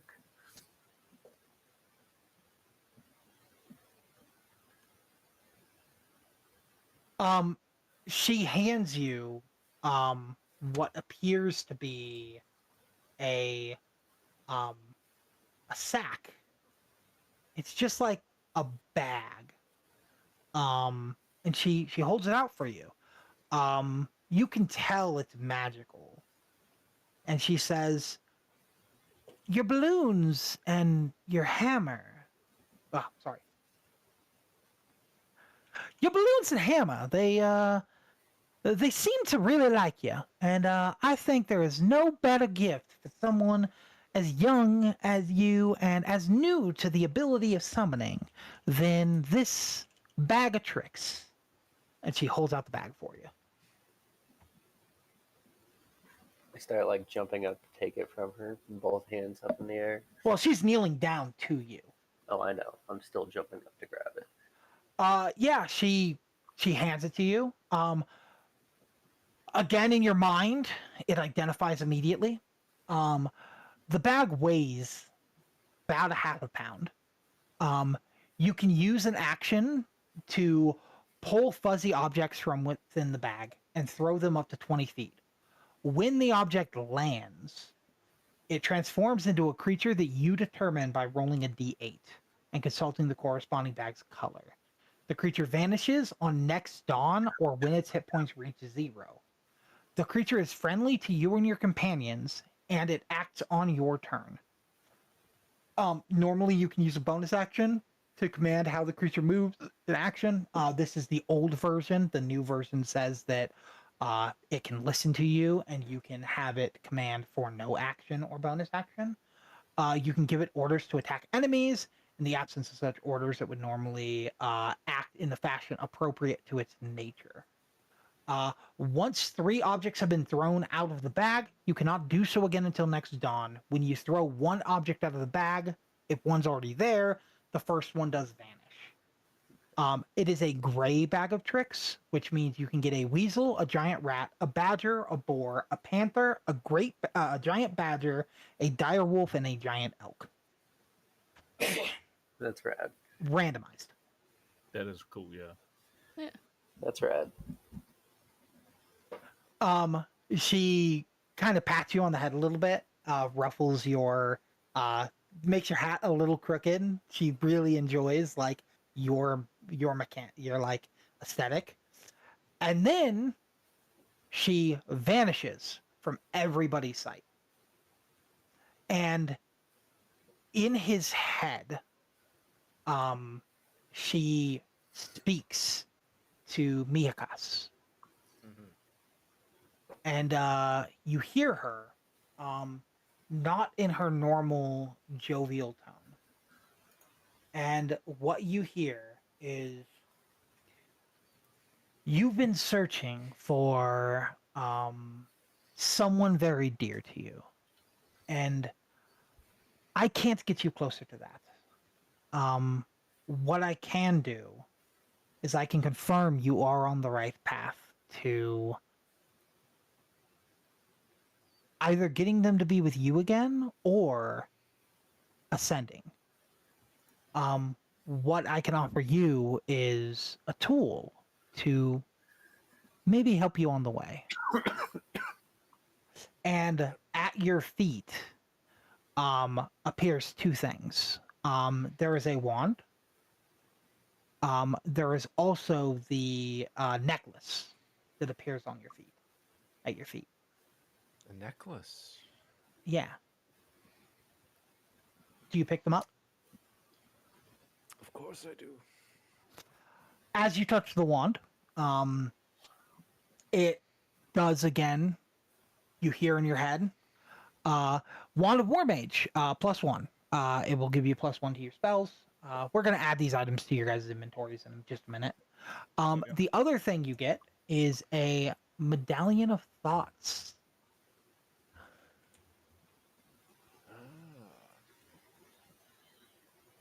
And I will read what that does for you in just a second. So the Medallion of Thoughts says it requires attunement, so you have to use one of your 3 attunement slots. The medallion has 3 charges. While wearing it, you can use your action to expend 1 charge, and you get to cast the Detect Thoughts spell. Spell save DC 13 from it. The medallion regains 1d3 expended charges daily at dawn. And I am going to give you some information because you are a wizard, and this is why I'm giving you 2 items instead of 1. You can break down magic items to their barest components to add the spell that they would give you to your spellbook. So what you're going to do is you're going to go give yourself the Detect Thoughts spell. That's what I'm in your spellbook. talking about. All right. Because that is how you are going to slowly gain spells without money, is when you find magic items with spells or scrolls with spells throughout the campaign, you as a wizard can break them down into parts to learn the spell. Disenchanting. Yeah. So the detect magic spell that I have. What do you? It's Detect Thoughts. So you can go into your character sheet and you can learn the Detect Thoughts spell and add it to your book. I keep hearing you say detect thoughts, not thoughts. I mean, yeah, Yes, they might be around the corner. In American English, those are the same thing. Yeah. But I can see how that would be confusing. I can add the items for everybody if you would like, or you can go do it. I can go do it real quick. You already added it? I'd appreciate that. Hold on. Okay. So I will add it. I would appreciate if you do mine too. Cool. I will do that. I can do mine. It's through D&D Beyond, and then just add it into inventory, and then you'll update the forge. Yep. And I'm gonna immediately use the item. Oh yeah, Gizmo's been running around with his already and just purring while he's chasing it and throwing it into the air and catching it. And So when you throw it in the air, and this is what I'm going to tell you. So I will narrate kind of what happens with you while you're kind of playing with it.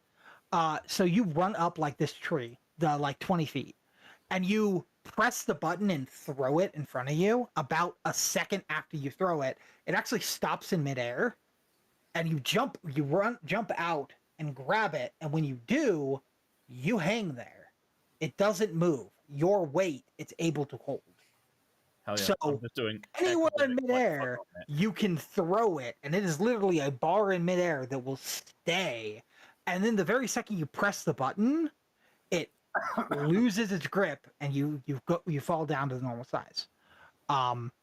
Mechanically, what this means is if you are falling from a high distance, you can activate and unactivate it every about 8 feet to negate falling damage. There is a roll involved, but yes, you can.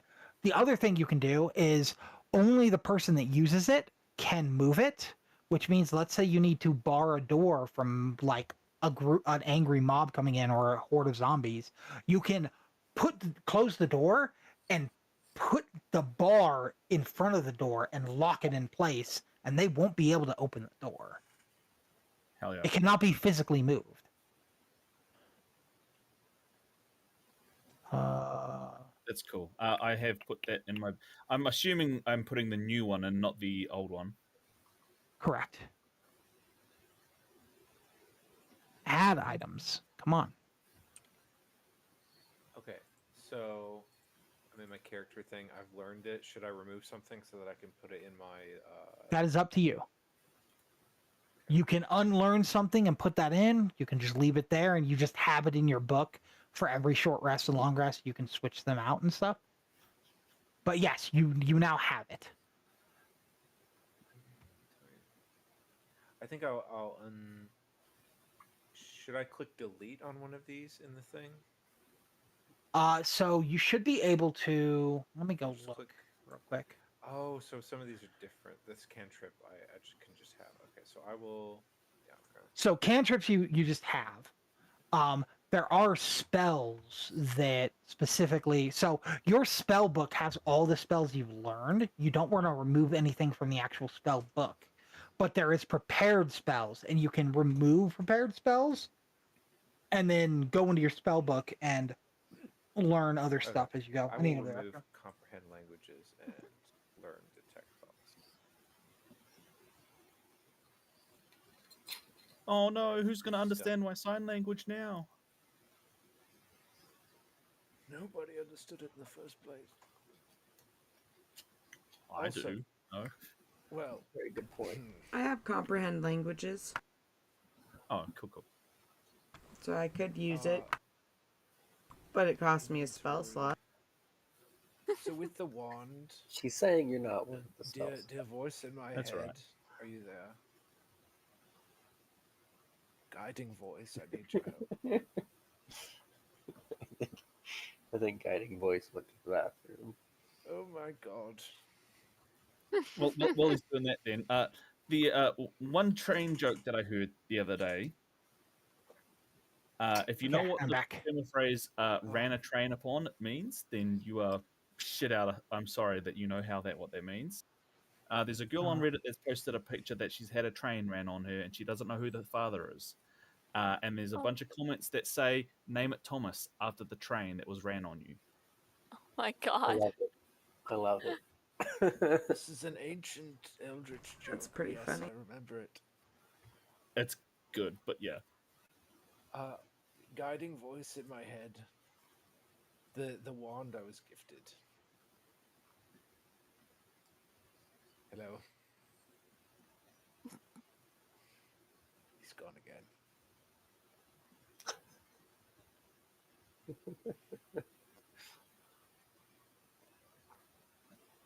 Also, I don't know how long it took me to notice, but apparently if you right-click your character, you can change your elevation, and you can click to set yourself to fly with the move effects, select movement actions. Mm-hmm. Oh, I just found out how to do it on the keyboard. Oh. On the keyboard? Mm-hmm. What button is it on the keyboard? Q, Apparently, E, go up and down, elevation. Oh. Huh. Which ones? And then Q and E. Ah, okay, that's cool. And then you can WASD your character to move around. Yeah. But yeah, apparently because I don't have a fly speed, I cannot fly, and that's why it's coming up red when I try to move. But because Zenmara has a fly speed, you could probably set yourself to fly.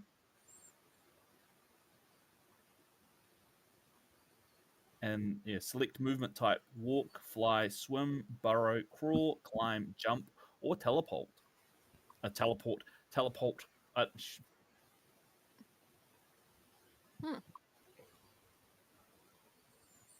Yeah, teleport. Blink. Oh, that's cool.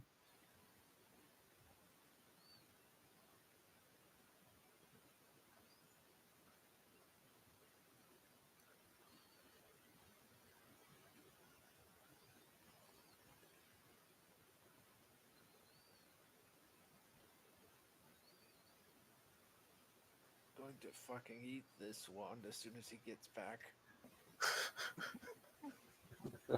I can imagine that you're eating the wand as to taking its power. Ah, I'm 100% serious. That is my intention. hell yeah! With your Cthulhu. You're not touching mine then. Hands off my rod. I wouldn't want to get into some allergies when I changed flesh. Bye bye. Welcome back. Hello. As I was saying, had to deal with a problem. Guiding voice in my head, I wish to eat this wand to gain its power. It doesn't work that way, Donlin. You're just supposed to use the wand. May I not eat it and use it thus? I mean, as a wand, when it's powerful, it's not powerful, not a wand. This troubles me deeply.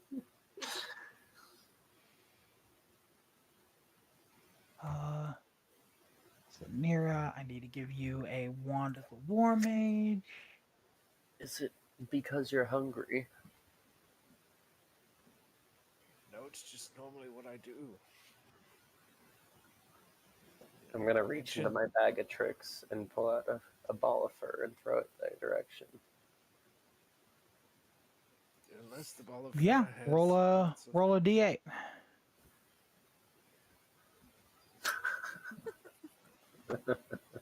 I will figure out what that is in just a second. It's a giant badger. Let's see what fucking. I'm gonna say that it comes out with like makeup on it though, like it was a circus animal. Excellent. I'm immediately entranced by the badger, and I'm going to try and start talking to it like it's my badger. Hypothetical question. If I was to start consuming magical objects to gain their power in a similar way you were talking about before, what would I roll for that? So it is specifically for spells. It is not for magic items. There is no eating objects from magical items to gain their power. Attempt to deliver a message to you. I know we live in a simulation. You actually found me a bag. That's cool. It's the giant badger. It exists. It's a stat block. You got a giant badger. Yeah, it does that. It has keen smell, multi-attack. That is cool. I have a stat block for everything. It's a very good boy. I'm just sitting here talking to it. I don't know what it's saying. I don't know. Oh, it's probably not familiar. talking, I don't have a link to this one. I can just tell it what to do. Well, I've rolled a 19 with my animal messenger, whatever that means. But you know, Then yeah, you're definitely talking to my badger. honey badger, don't give shit. Is it just repeating that? Is that like its only thing? No, that's just what I'm saying to it. Can I eat the badger to gain its power? That was my original offer. No. Foiled once again. You could try to eat the badger. It's an actual creature. It will fight back. I know. I'll fight you too if you try. I wish not to encourage enmity between partners. I will restrain myself. Did you add it, Poxy, or did I need to? I did. God, cool. Why See, now I actually have the list on the thing. So now you can actually click Bag of Tricks on your inventory, the gray Bag of Tricks. Yeah. Well, And used it once. Yeah, so you used it once, so usability, and then, yeah. See, now you actually have the thing. Great. That's cool. I'm still updating everybody's things.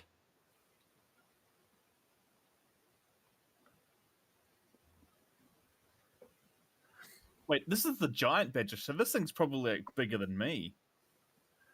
That's cool. Maybe. I don't know how big the badger is. I can't bring up epoxy on it. for it. Yeah. It is medium sized, so it's probably about I don't know, about the same 4 or size then. 5 feet. Yeah. It's not like massive. Zamira, your stuff should be set. I already attuned you to your Wand of War Mage also, so that should be all good for you now. Sweet, thank you.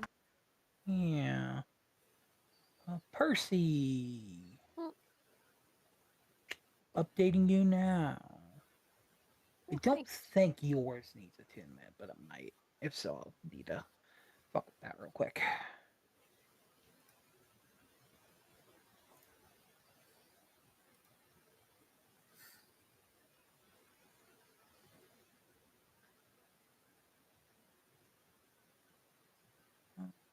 Is it picking up still? Really? Percy, not Poxy. Does your balloon animal still have any kibble inside of it, or is that the different one? That's the different one, isn't it? The kibble? Yeah, no, that one's gone. That one popped. That one popped. You're good now. You've got your +1 sword.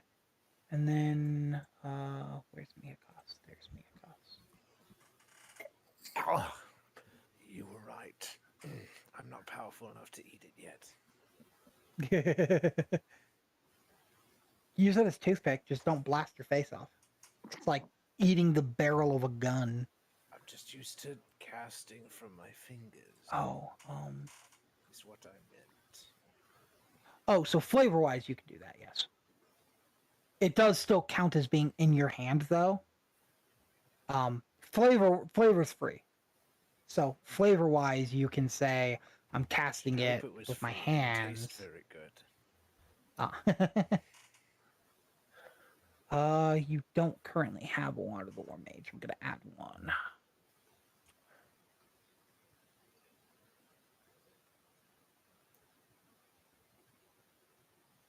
Add to equipment. Click it. Click it. Excellent. And then Yeah, I can't bring up the stat block for the hunt, the badger. It's I want to see its can. stat. Okay, I can fix that. Just give me a second. No, you're right. No rush. I'm just saying. I want to see its stats. It can burrow 10 speed. His That's dark cool. vision to 30, passive perception. There you go. Now you can see it. Mikos now has Wand of War Mage +1.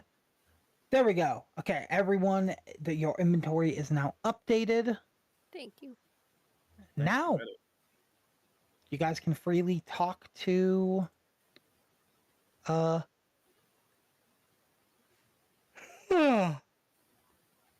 Drusties. Your Drusties, yeah. I'm going to command the badger to do a little lion tamer like performance for Philip. Oh. He just sits there like sipping his whiskey. Yes, very good, very good.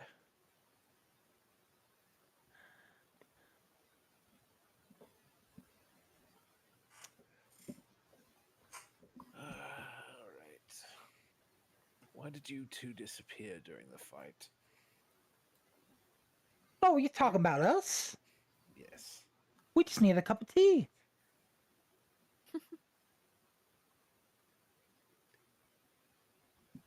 Can I have some? A cup appears in front of you floating with some nice chamomile tea in it. I try it. It is exactly the flavor you wanted. I've never had a cup of tea that tasted like Scotch whiskey before. This is amazing.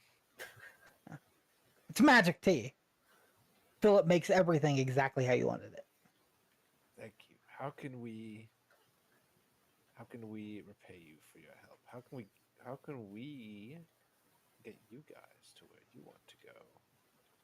Oh, we'll get there eventually, darling. I think what we need to do is we need to go find a village to go to. I think there's a village just right down the way. One with lots of souls to harvest. Well, maybe. I don't know. We've never been there. Point the way and we'll follow or we'll lead. Philip sits there. He shakes his head a little bit and looks to east. He smiles for the first time. Really, this is like a genuine smile, not the normal like courteous smile that he normally has. This is like an actual like happy for adventure smile. And he goes, "Well, now let's leave this dreary place behind. Wickmore Village isn't far, and I think we even have an estate waiting for us. The mayor sent us a letter ages ago saying it was a gift. Never got around to responding, but hey, maybe it's still there." And Adela moves over to him and she touches his arm and she says, "Oh, Philly, isn't this just serendipity? I bet the villagers will be jazzed to see you." And Philip nods and gives her, a playful, squeeze. And he says, "That's right, darling.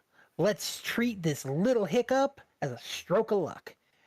A chance to see new sights." With a flourish, he twirls his cane and turns to all of you with a wink. She said, "Since you handled that train so well, how about you escort us to Wickmore Village?"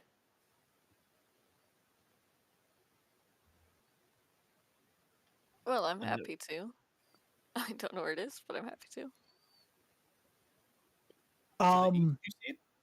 Yeah, so he points to the east. He is like guiding the way. You guys actually pretty easily are guided through this forest. And yeah, I would say that after a couple hours, probably took we'll say about 4 hours trekking through the dark gloomy woods. You finally see lights flickering in the distance. And then as you arrive, the streets, they're suspiciously empty. A ritual sacrifice that was intending to save the town from danger starts playing out. And I am going to have to move us to a new place. Fade over effect. I'll say everyone else trekked to the forest. I rode a badger. We're not the same. Yeah. So I am desperately trying to keep pace with the badger.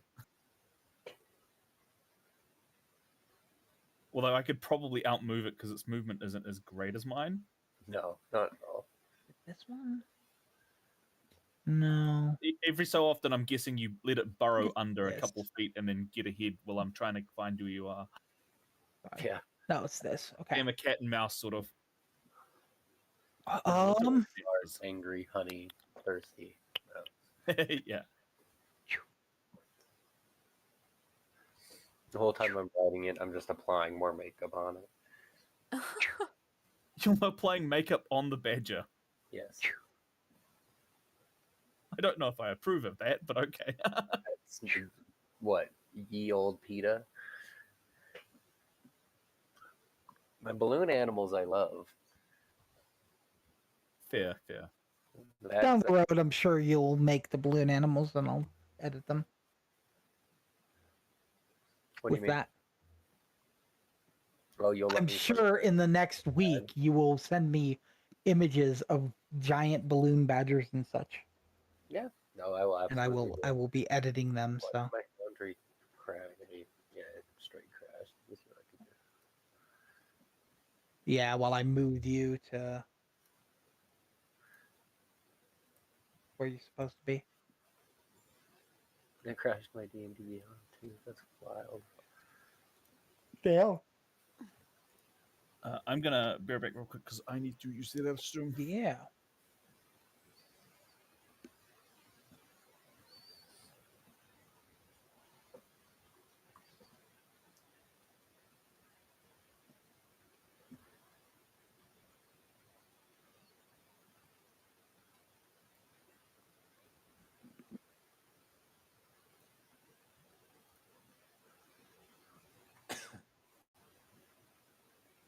you know what this place needs, Gizmo?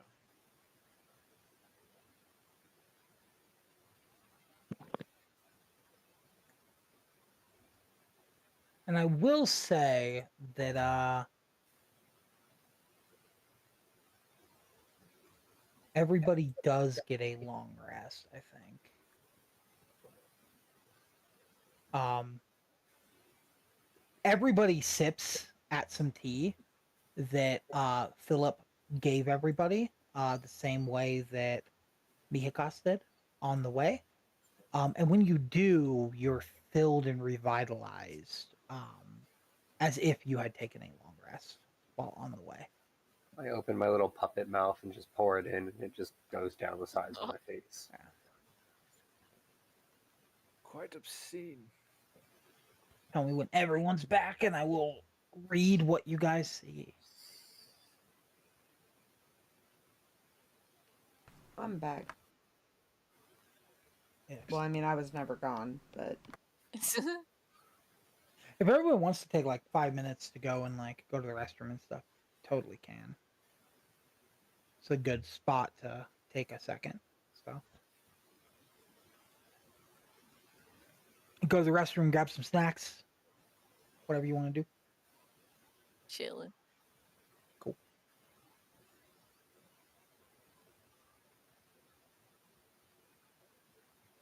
Gizmo. Gizmo. Psst. Gizmo ain't back yet. Cats don't listen.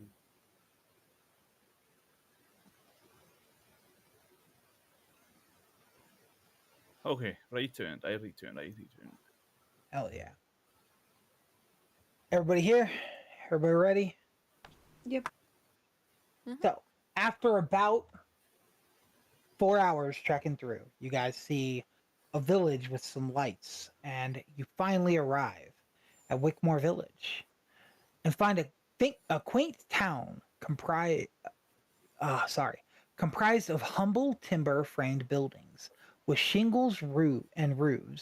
With shingled roofs, you walk through empty streets and hear the tolling of bells from the clock tower that rises up the large building and at the center of town. You enter a circular square where a weathered statue of a featureless man stands across the hinge, gnarled oak covered in hundreds of carved faces.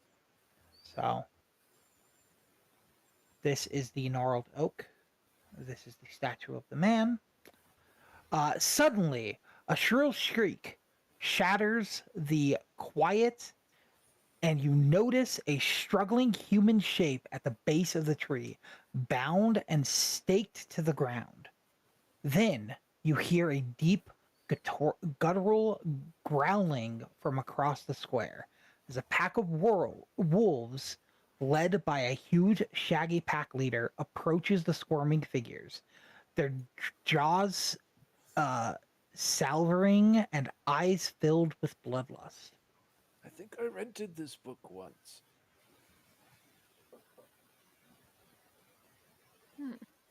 Hearing wolves, I'm gonna hiss and take a charge. I'm not happy with them. That squirming figure could have knowledge we need. I will follow. I'm here to protect this stranger. I'm just gonna send the badger in. So we don't move in. Oh, we don't move it. My badger rack. So Psych.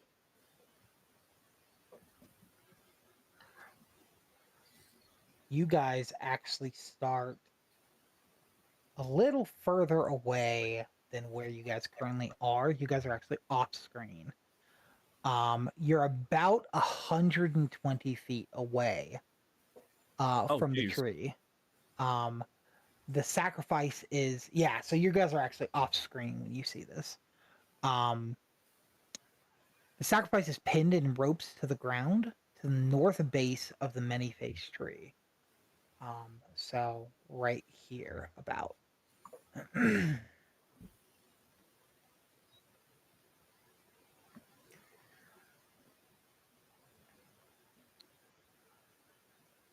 So what do you guys do? I'm going to give you guys first action before any initiative starts. I have it. I prepared for this. Speak with animals. So you're about 120 feet away from the tree, and you're about 180 feet away from them. Let's see the range on this shit. Range is I actually don't know if it So says. theoretically, we're way back here somewhere. Yeah. Oh, Jesus. Well, nothing to do about it. Let's get as close as possible. Yeah, definitely getting as close as possible. Would you guys like some help? You know, Philip you looks ask at you these guys. questions. I feel like you know that we're never going to say no, so just do it. Okay, but get close to me. If you're able. Okay. Sure. He tells everybody to move close, about within at least 10 feet of him. I'll make room for. I will tell you guys, this is a one-way trip.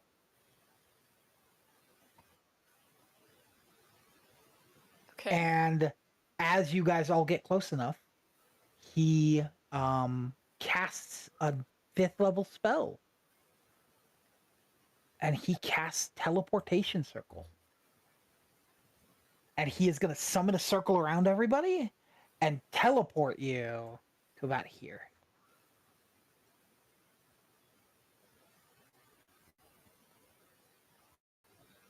And he does not go with. Him and Adela stay back and they watch. Thank you for the bippity boppity boop. Yeah, everybody's about here now. All right. Is it good with everyone? Just cast speak with animals. What? Try. You can't speak with animals? On the wolves or on me? How does it work? I need everybody to give me an investigation check, please. Can do. Okay. Yes. Investigation. Normal. Go. Oh, that's one of my best investigation rolls ever. We got some good numbers, except for number 3 over here. Excellent. So the only person that notices this is Zenmira. And as you get to about where you're at, you notice that the noise is not coming from a person at all. And you notice a human-sized fabric doll made to look like a person is staked to the ground. And a smaller lump within the doll is struggling to get free. So there's a human doll on the ground, and something is inside the doll struggling to get free.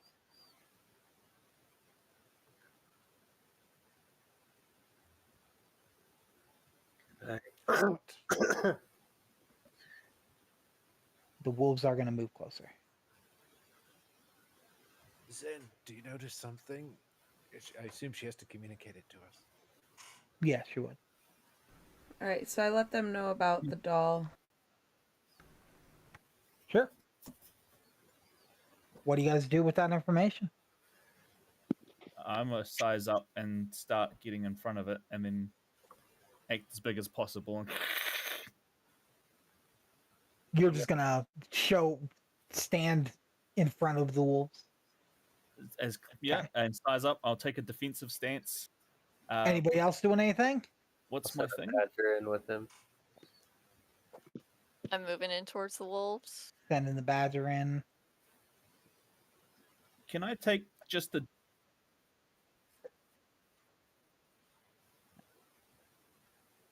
You could take a dodge action, or dodge bonus action. Bonus.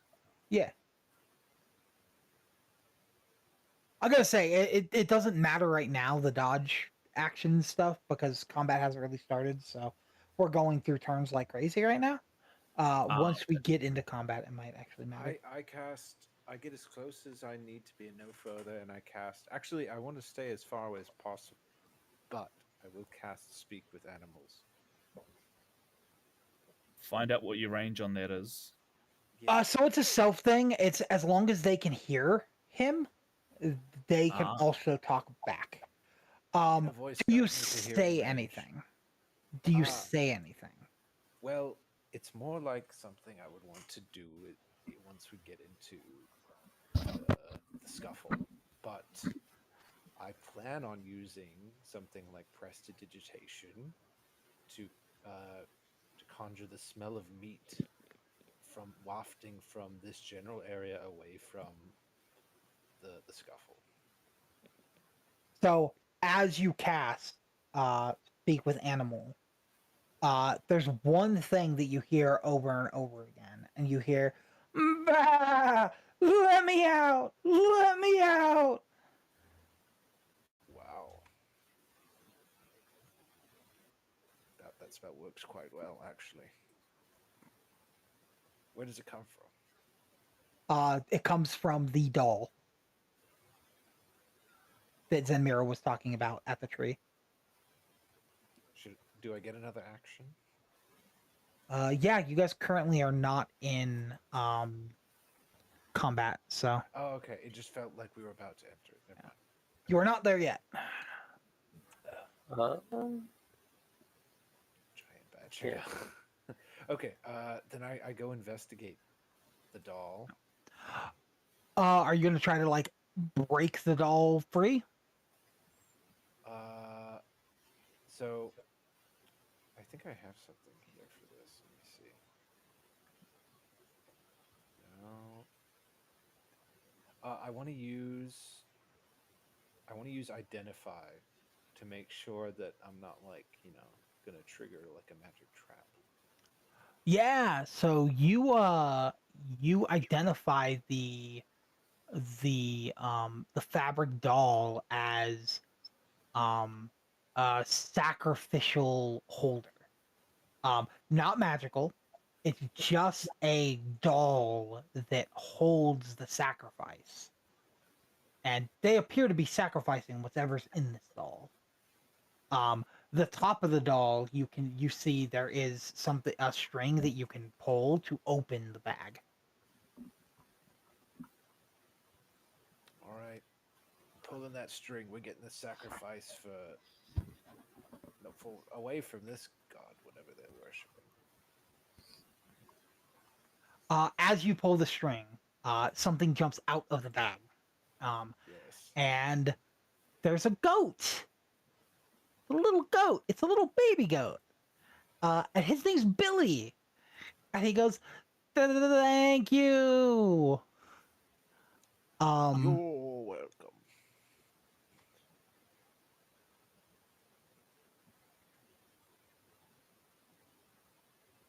Fine weather we're having, isn't it, Billy? He turns and looks and sees the wolves. Yeah, they're kind of aura farming over there, aren't they? And he starts to run.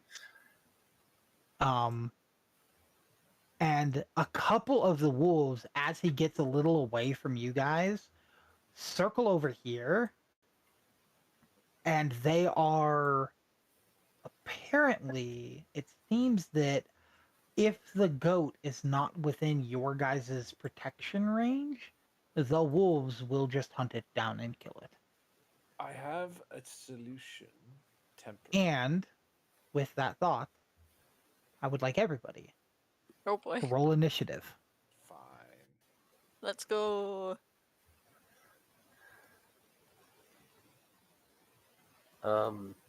So because my screen's black, where am I at? Oh no. Because I'm Do you currently not have dark vision? Oh my god. Poxy's the only one that doesn't have dark vision. Do you No, not have dark vision on he's Poxy? he's seeing through his beer at the moment. His Oh. character should have dark vision. Yeah, but I can't click my character because right here. There we go. It's still black screen. Really? Maybe I just need to reload.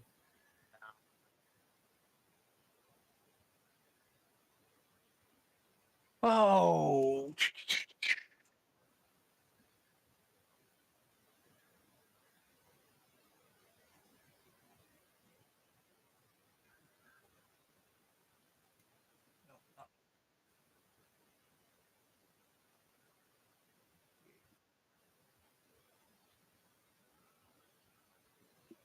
Wait, I thought your character had. I thought the race did too. You do not have dark vision. Ooh. Whoa, really? Oh dear. Ooh. I take that as a feat. No, our wizard has the goggles, doesn't he? Does. He's using them. Because he wants to aura farm. That's right. This just changes one thing. I can fix it real quick because we picked some stuff for you, and this is one of the things that I mean. Like when we find something that's wrong, we can fix it pretty freely. So I'm actually gonna do that real quick. Because your Eldritch evocations, there was one we didn't grab because you had dark vision. So we remove the false life, and we give you your devil sight. Cool. Eldritch evocation, and then I go here, I go here, I go here, I go here. Wait, what does it look like if we don't have? I'm guessing it's just pitch black out. Yeah. Pitch Okay. black. There's no light in this area. Threadborn do not have dark vision. Fun fact. All other races in this. They don't have campaign other do. organs. They shouldn't have eyes either. True. Nope. He's got button eyes, yeah. So I'm Button eyes and a little puppet like mouth flap. Getting Hi, character Hulk, data. Frog. Hi, Mr. Frog. Reason Hi, I the bug. exhale I love you. A floating. This is the end. There you go. And then I need to go to feet. No, go to feet. No, character. Threadborn tiny. When is it time Now to fight? can you Hello. Hello. Nope. Let me reload. Let me delete Poxy and put him back in.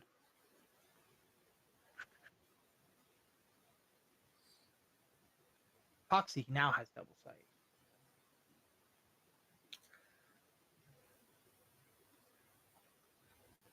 Yeah, now I can see. Cool. Okay. Oh, you imported As- the badger picture already. One of us. One of us. I did. Yeah, I updated the badger picture. I'm getting good at it. Badger's Okay. picture is real cool. I love that. Okay. Let's roll our initiatives. There's the dire wolf. There's one wolf. And I'll say I'm holding the bag for like 5 minutes. The magic that makes me a clown kind of made it mismatch colored and all patchy. That's cool.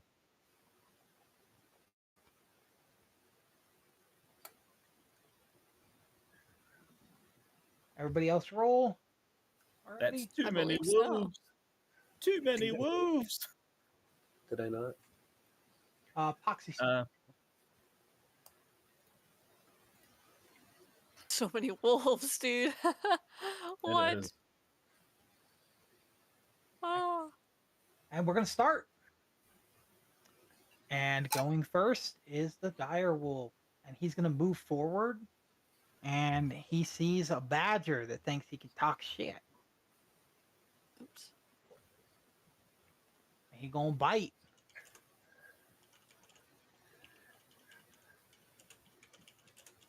That's gonna be a hit.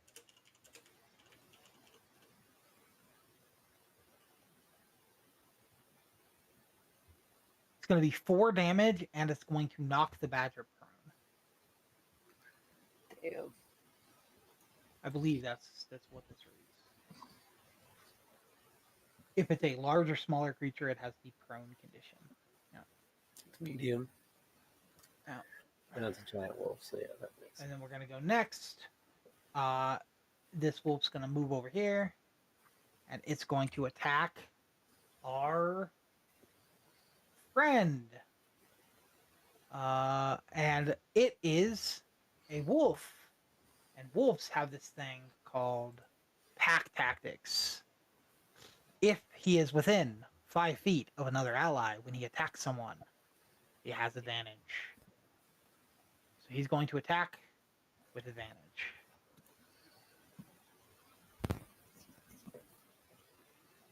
and that's going to be a hit. So this is when you can deflecting. By the way. Oh, it is attacking you me? can I use thought your it was- reaction. Yeah, it's attacking Yeah. you. So it's Yeah. doing 5 damage to you. You can use your reaction to deflect this damage. So initially, you can just use your reaction to lower the damage, and you can use one of your focus points to redirect if you want. So it's under your features. It should be, I think, martial arts. No, deflect attacks. Under features.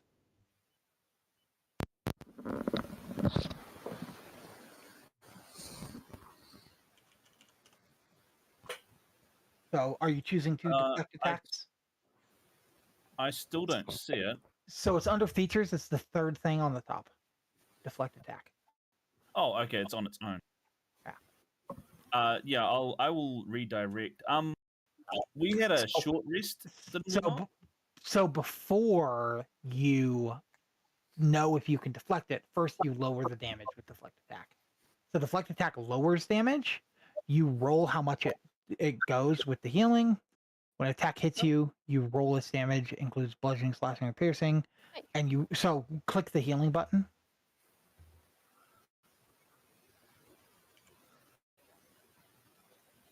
In the chat. Yep. Who left and came back? Me. Oh, welcome back. Discord's coming through a little staticky. I was just trying to fix it. Gotcha. So you lowered the damage by 9, which is the entirety of the damage. So do you then choose to deflect? I thought only ranged attacks can be deflected, and I just reduced the regular. It is any amount of damage. If you reduce the damage to 0, you can expend 1 focus point to redirect some of the attack's force. If you do so, choose a creature within 5 feet of yourself. If the attack was a melee attack, or 60 feet if it's range, and they're not behind total cover, the creature must succeed a dexterity saving throw or take damage. Yeah, no, I'm gonna hit it then with the redirect. Okay, let's see if it does the dexterity saving throw. I don't. So it's redirect attack. Yeah. And you're targeting the only one that's there. So I will go here. Let's see if it succeeds. Would I have been able to change my skin of coffin nails when we had that rest? Yes. Yeah, no, because you didn't actually rest. You just got a rejuvenating heal. Oh, okay. It did succeed, so it takes no damage.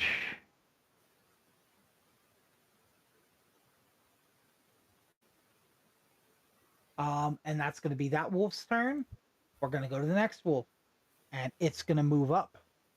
And it's going to attack a badger with advantage. The badger is prone, so it would have advantage also.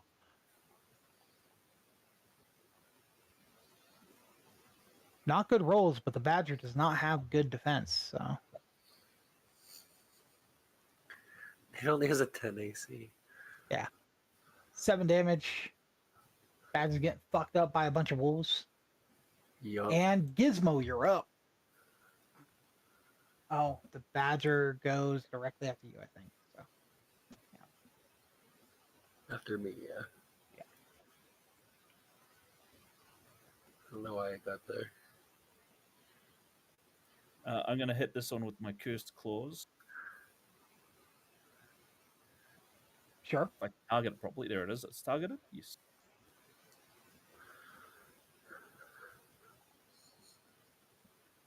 Apparently not.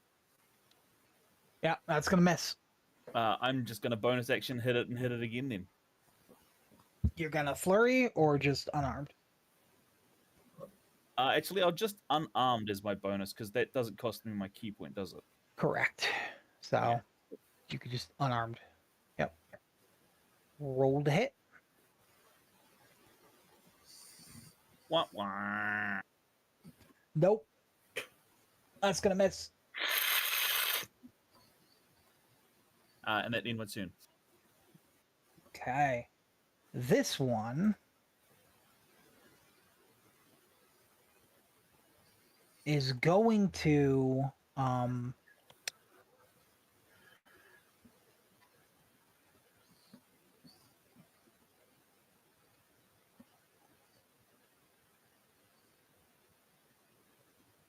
it's going to go over here to attack Zenmira.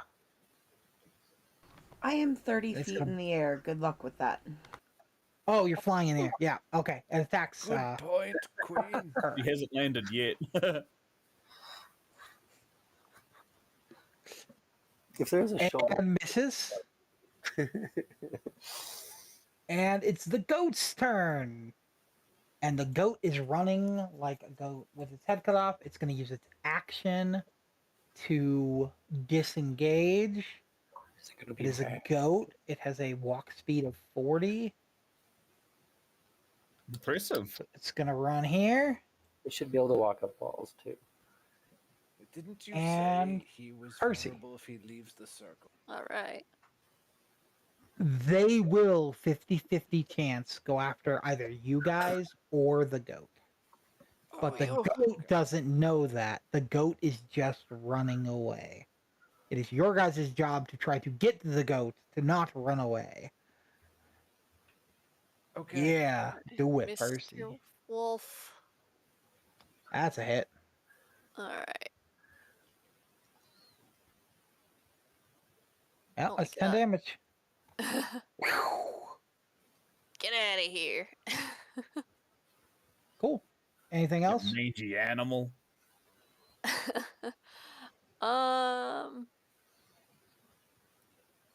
No, I'll save it. I'll save it. I got smites, but I'll save them. Cool. Poxy, you're up. So God, you're so tiny. I know, I love it. Have you gotten smaller? No. Hey, his size is actually right. I can put him in corners and shit. Oh my gosh, he has gotten Holy smaller. crap, he has gotten smaller. He's like a No. flea. He No, looks I like a haven't. What are you flea. talking about? No, never happened. Little flea. Never happened. I'm gonna cast Find Familiar. And we're gonna bring Pops back. What form of Pops are you bringing? The flying monkey. So the Quasit, which doesn't actually have a flying, but it has wings. The imp. The imp. Okay. This is the imp. Ah, you're right. It does have ones. Oh, that's cool.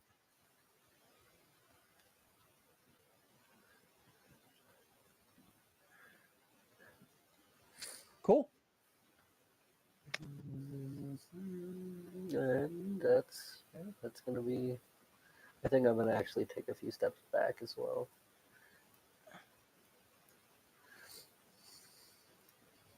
And end my turn there. Then it goes Badger, then the imp.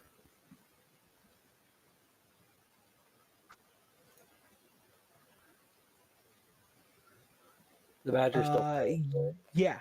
Yes, he is. So he can take half his movement to stand up. We'll do that. And then he probably just attacks. Because he's kind of a little crazy, man. He's a little surrounded. Attacks, so I get 2 bite in the claw. Yeah, with it, it's 2 attacks, 1 bite, 1 claw. Natural 20. Roll that crit. He's attacking the big wolf? Or, yeah, okay.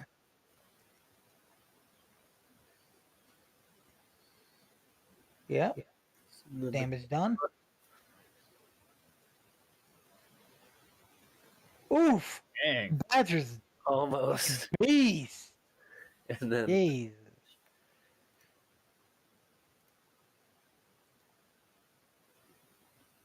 Yep. Badger don't give no fuck.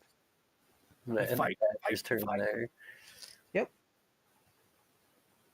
And then I'm just gonna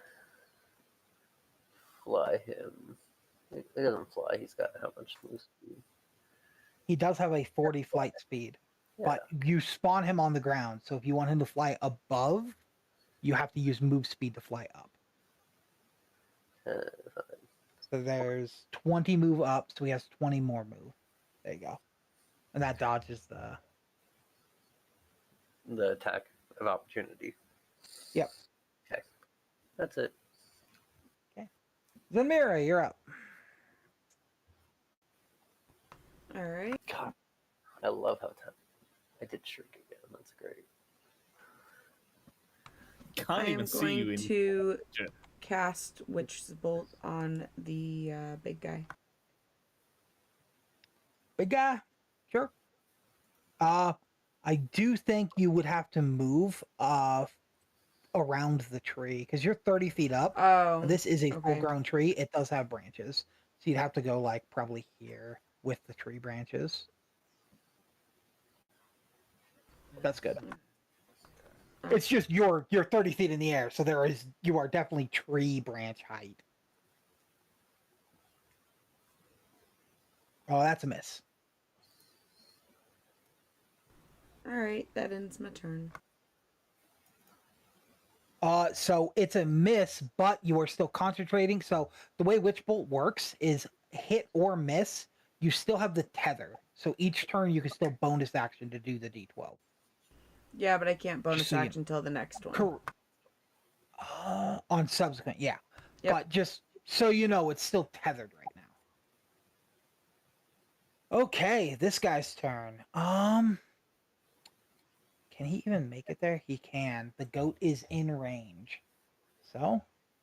I haven't even gotten to protect him yet. I was trying So, to protect him from the start. On a 1, the wolf goes for the goat. On a 2, it goes for someone else. It rolled a 2. So it is going to go after someone else. I do think it sees that there is a messed up one of its pack. So I do think it goes after Percy. Oh, hello. Because they are packed tactics. That's going to be with advantage. Oof. 15's a miss. That's going to be its turn. Other wolf. Is this close enough? It is not. So it's going to go here, and it's going to attack the badger. With advantage. I think this is it. Not big pops. Big pops. He died as he lived, drooling and Yeah. stinky. It takes 5 damage and dies. And Love it when you call me deflates Big with a Pop. whimsical. A whimsical. And Mihikas, you're up. I'll do this in remembrance of Haram Badger. Haram Badger. So, I get the feeling that if one of these wolves, even the little one, gets a hold of the goat, it's over. So we could beat these guys, but I need to protect the sacrificial goat for our purposes because we need sacrifices too. So, with that in mind, His name's Billy. Billy. You know this because he told you his name because you can talk to him. Yes. You can also talk to the other wolves. I can. So here's the thing. I'm debating on whether to use the evergreen prestidigitation to create a smell, either of attraction or repulsion. What to smell keep- repulses an entire wolf pack? I'm thinking large bear piss. Well, I'm thinking if I can cast press it. Now, if this is too specific, I can do fog cloud move, but I can cast. I can get close to Billy, perhaps cast bear piss on him, and communicate this verbally to the wolves. That hey, this guy he looks like a goat, but actually he's a bear. You can smell it, right? You know, that kind of thing. What do you team? Yeah, this is really fun actually. This is a team decision here. go for it.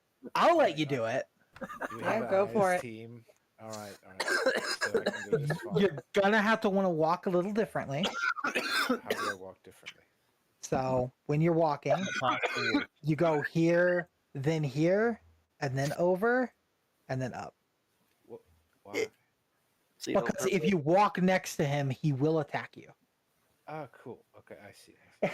You never want to walk out of the attack range of a mob because they will attack you, and wolves have knocking you prone if they hit you, All right, cool. Well, which would then ruin your entire plan. I appreciate your pointers. Yeah. Let's get the target here. Yeah, excellent. So you are, yeah. So goat piss worked. It smells like goat piss. Excellent. Bear piss. Now, I'm verbally shouting. bear piss. It's a bear. It's a bear. Really? Excellent. When I you would smell like you to roll deception with disadvantage. Sure. Oh God. Sure. What is this? Deception. Deception, not perception.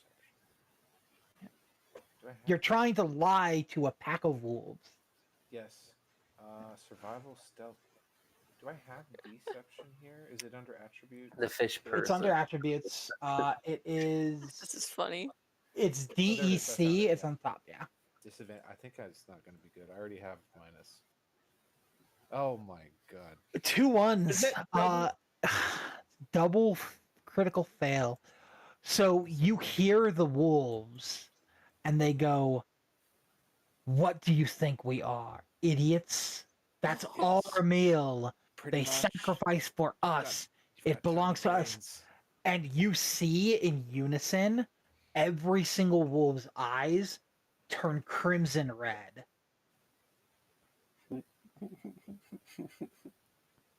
Bruh moment. And as they do, you can see in the sky, everybody notices a hue of red across the moon as the moon, the crooked half moon, becomes a blood moon. Well, that's good. I like that, but you know. Well, you pissed off the sky. What? At least I pissed on something. Our go. You like that, Obama? I pissed on the moon. Oh God.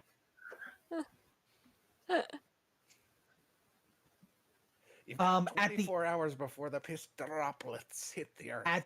At the end of your turn, Adela, who is currently standing literally right next to Billy, looks at him and goes, "Well, that won't do it all." And she casts her own prestidigitation and wipes away the smell because it's horrible to her.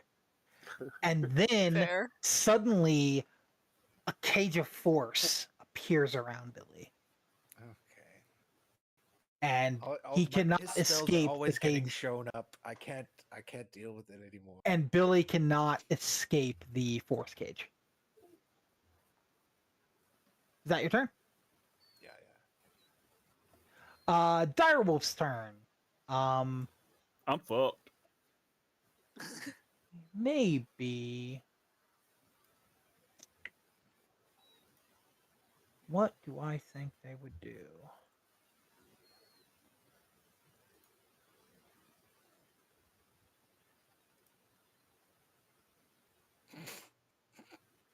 I had to reload my tabletop again. Sorry.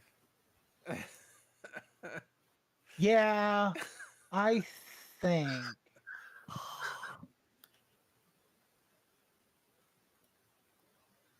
He's gonna walk past you.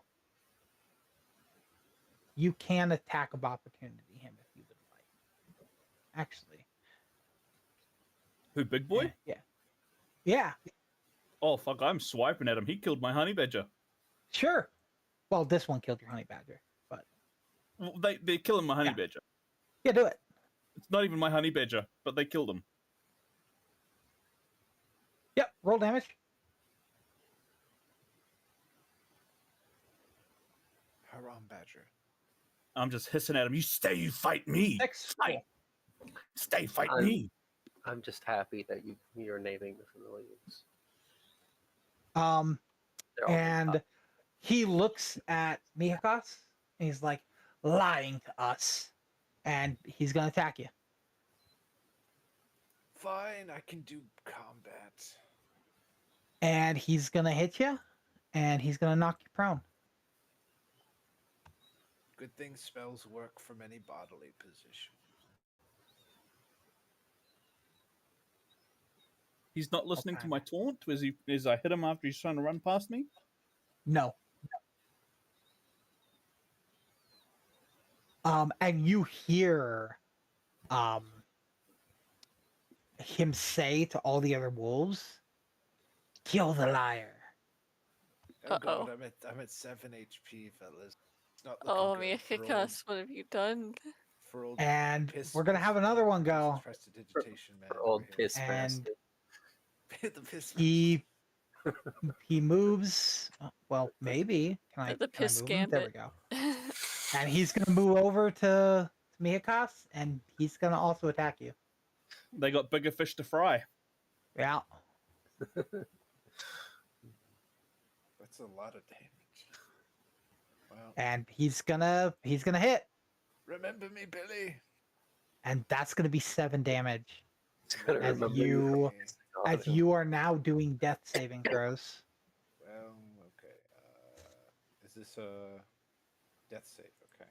Well, you don't do death saves yet. Okay. You do them on your turn. And this one's gonna also come over, and he's gonna give you 2 death saving throws. Immediately. So I do it now? That's no. So I'm gonna put them on you. Yeah, those aren't death They're saving automatic throws. if you're already down. So I have to pass 2 throws, is what you're saying, yes. So you have to succeed in 3 death saving throws to be stable. If you fail on 3, you die.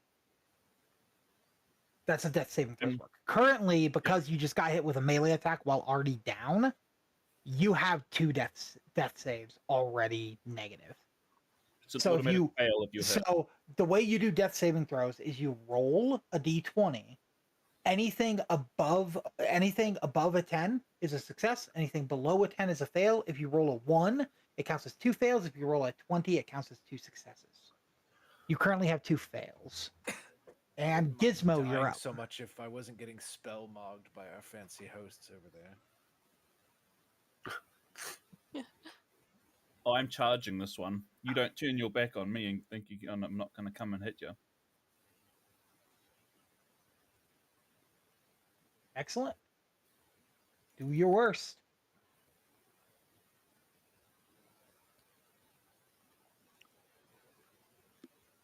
Probably not. Dang. That's a hit.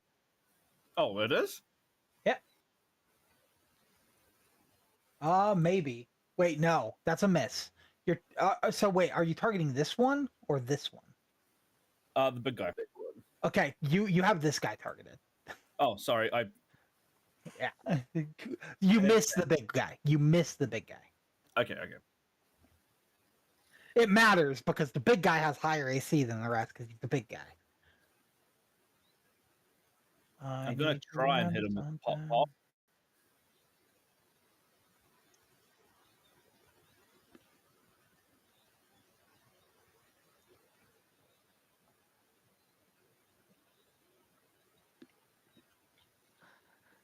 And my second pop. Oh, one of the pops hit him, I think. I hope. Correct. The first one hits.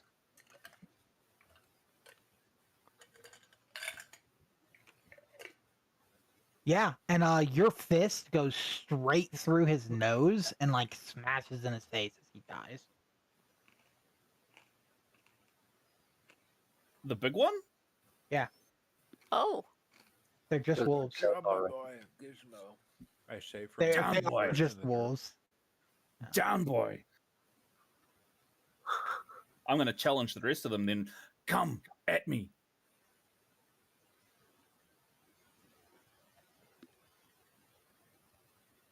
And I guess that's my turn. Yeah.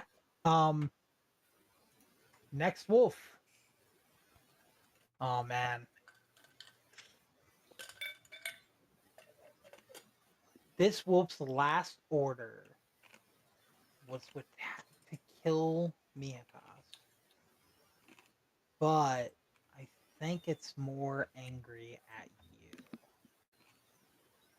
I think you get an attack. I don't want fish fingers. Oh, that's a crit. Oh no! Still not bad. It's only 9 damage. Oh, yeah. It is Billy's turn, and Billy tries to like get out of the cage and walks around a little bit and is stuck in the cage. Percy, you're up. Oh boy. Oh lord. Okay. Can you do some sort of like a wide sweep that hits I know, everything, right? you know? I don't think I have that kind of You do not have the ability. great axe. No, I don't have the great axe cleave, so I just have to do my best. I have to do my best. I have to do my best. Okay. So can I just do that?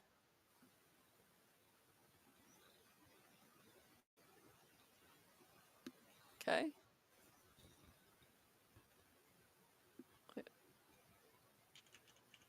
That's a hit. All right. We go.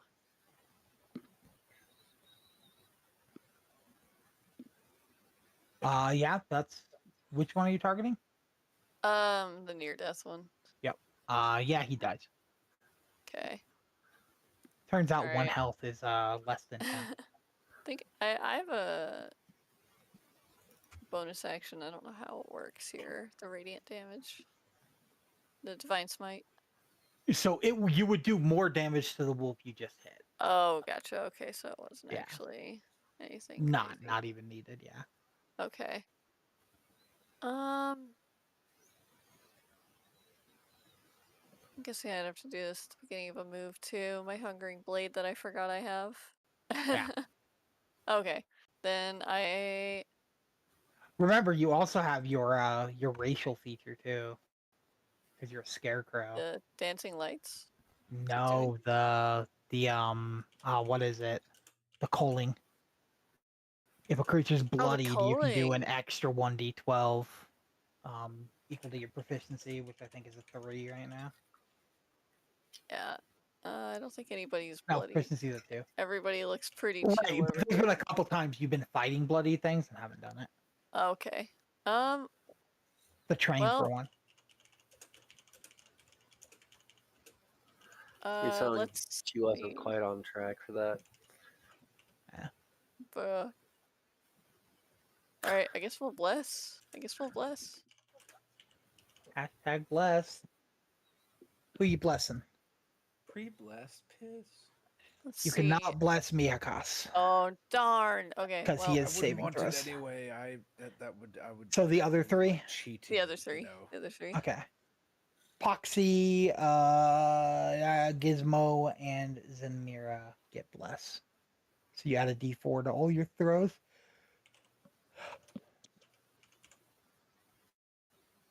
Right, I wonder if I can just do this. I think that's all I can do.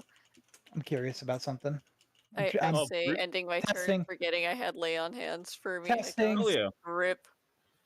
It worked. Well, didn't mean to move all of you. Wild. It worked though. Yep, it did. Foxy, you're up.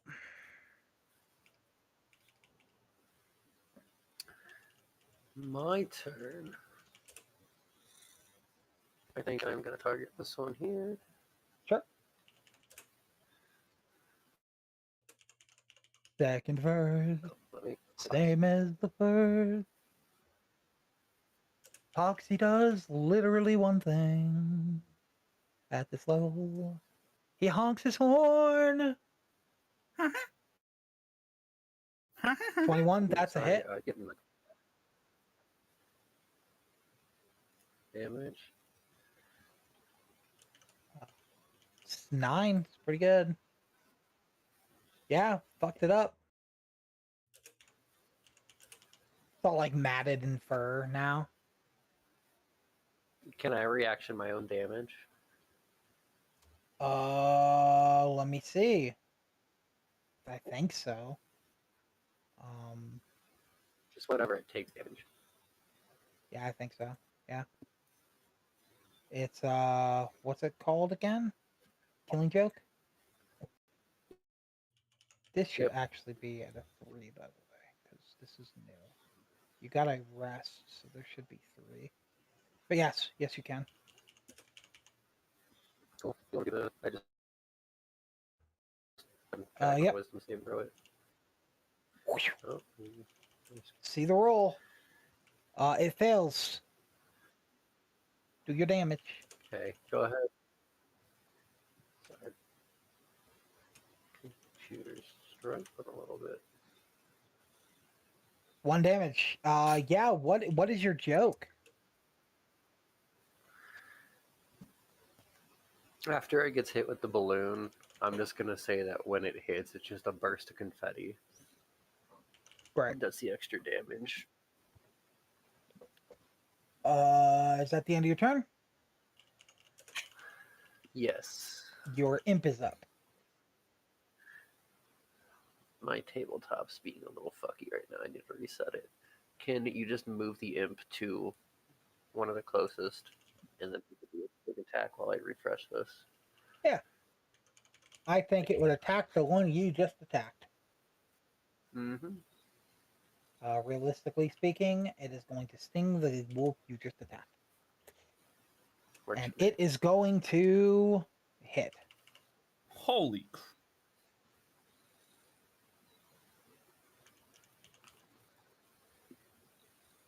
Why does it say 3d6 piercing? It's 1d6 piercing. Oh, and it's... Okay, I see what it is. Yeah. That's a lot of damage. It dies. As the stinger goes straight through the eye. And you hear that gross sound of like what a wet balloon sounds like when you're handling it. And next we have the wolf.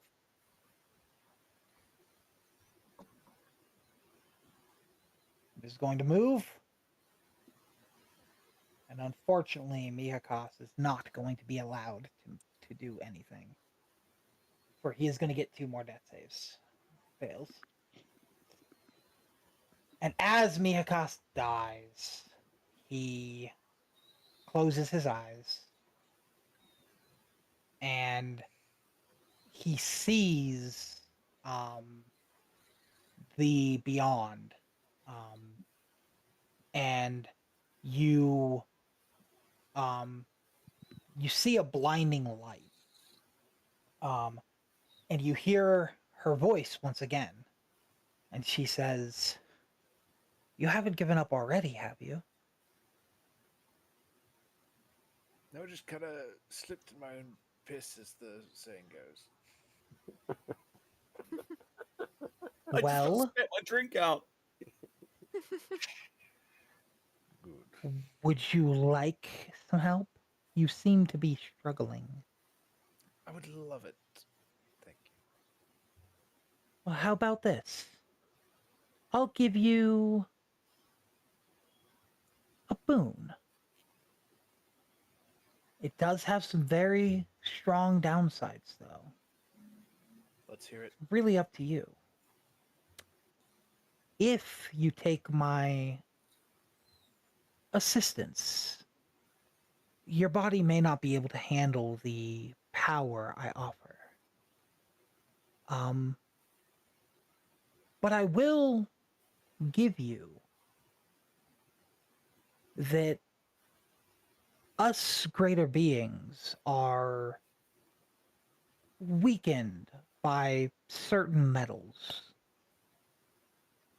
And if it is white as silver, it will do more damage to you. But I will give you a powerful spell. And you'll be able to cast it. It may be able to help. Do you agree? What's the spell called?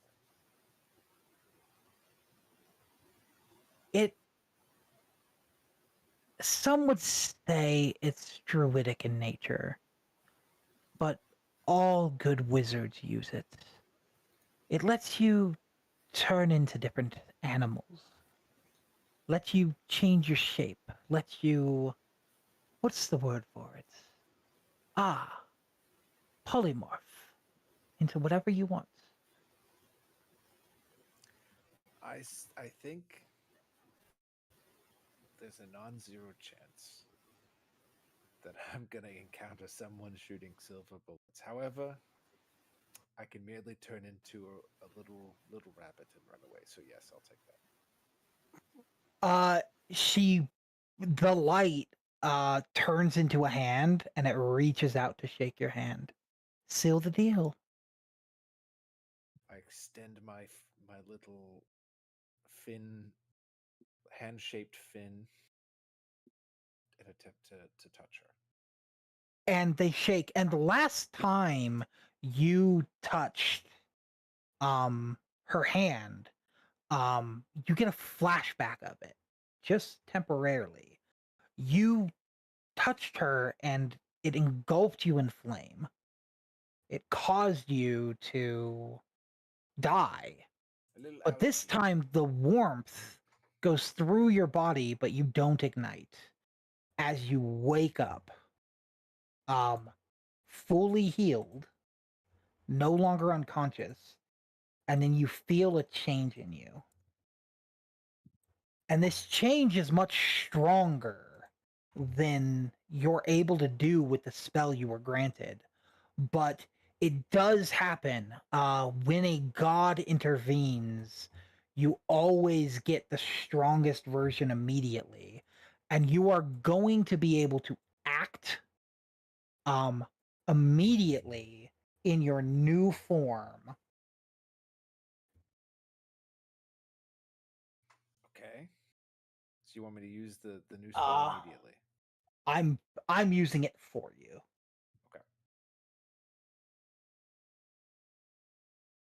Fish fingers, no, come back to us.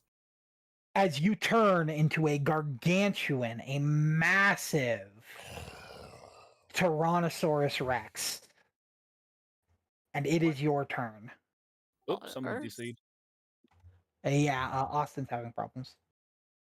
Oh, still? That's not fun. Yeah. His entire computer crashed. Oh goodness. Oh hell. So Not that he's bad, just are gotta. No, it'll be okay. So I'm gonna give you control of this real quick. Again, this is much stronger than anything you normally would be able to do right now. But for the rest of combat, this is you. He should have made it a giant bear so he couldn't. So it technically wasn't lying. I mean, the piss gambit paid off, didn't it? Let's Yeah. take a chump. Let's take a chump out of. Let's see, which they're all unharmed. The Tyrannosaurus can make 2 attacks, one with his bite and one with his tail. It can't make both attacks against the same target. So you get 2 attacks. Yeah, we'll just I'll do go back. one wolf So target here, it first. Yep. and then one wolf here. So make the attack first. It should be the top left. Should be able to click bite for your first attack. You have control over the token, so Oh, this guy. that's you. Yeah. And So, top left hold should on. have I'm looking at the top left. I'm trying to find it. where your normal spells are. Or Normal spells. Yeah, where your normal spells and abilities are.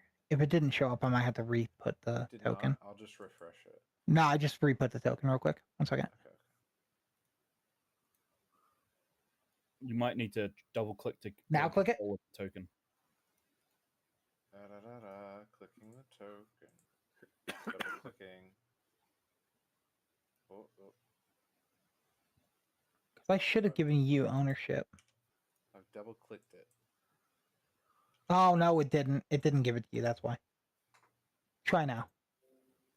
There we go. Okay. So I've got this. Bite. And yeah. Attack. Roll.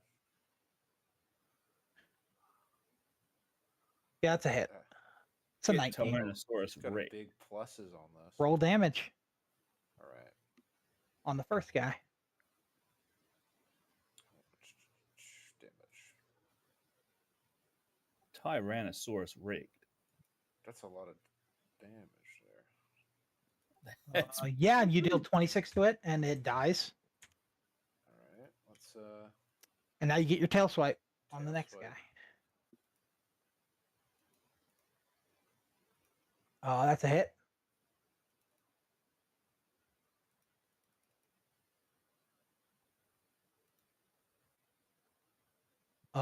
Yep, that's a kill. Whoo-hoo, damn. Anything else you want to do? Let's go ahead and. You have a he already has 50 the move. I have Oh. 50 moves. Will you 50 move speed, yeah. It won't let me log let's- in because it says I'm still in session. Kick player.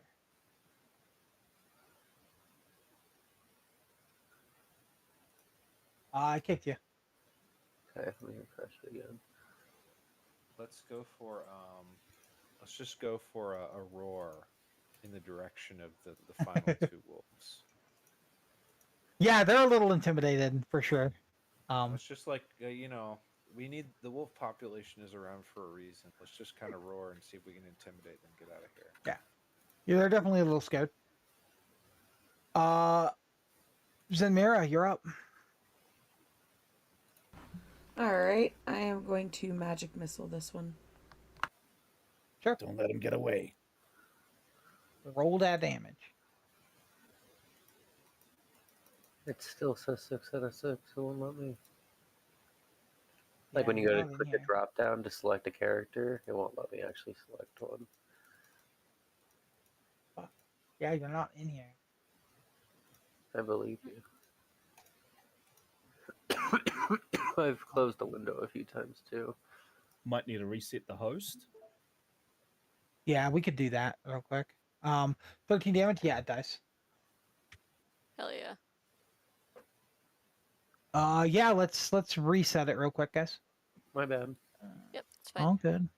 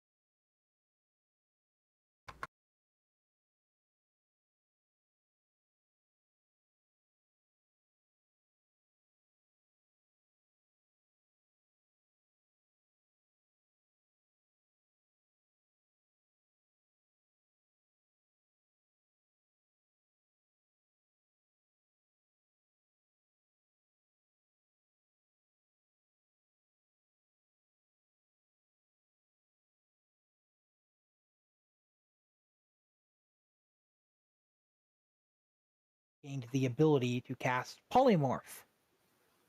And then when he woke up, it immediately cast it at the strongest possible level. So he is currently, for the rest of the fight, a Tyrannosaurus Rex. What the hell? Okay. And he just Tyrannosaurus wrecked 2 of the wolves. Look at Yeah, for like the 80 size of my icon next Yeah. to yours. My God. Just, I thought when you entered, you might want to know what the fuck was Yeah, going on. thanks, because Is that your turn? Is that your turn, Zenmira? We can try. Yeah, that was my turn. But we're not fighting it. Cool. Wolf's turn, and I think the wolf is just gonna fucking cheese it. His pack is gone, There's a fucking T-Rex. and Mihakos, you're up again. Okay. Wait. The wolf is still over. He's running away. Formality. Okay. We Up charge. to you. We charge with the 50 feet of movement. 2 more. Yep, that's as far as you can go. And we're screaming Haram Badger at the top of the T-Rex's lungs. Sure. This is the one that killed Haram Badger. That's why we're yelling. Gizmo, you're up. I'm going, and I can get to it. Bonus action dash. Oh yeah. Okay. And then I'm just gonna pop it. Yeah.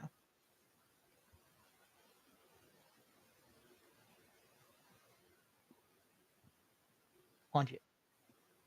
Yeah, for some reason it keeps coming up twice. Oh Yeah. no! That's a hit.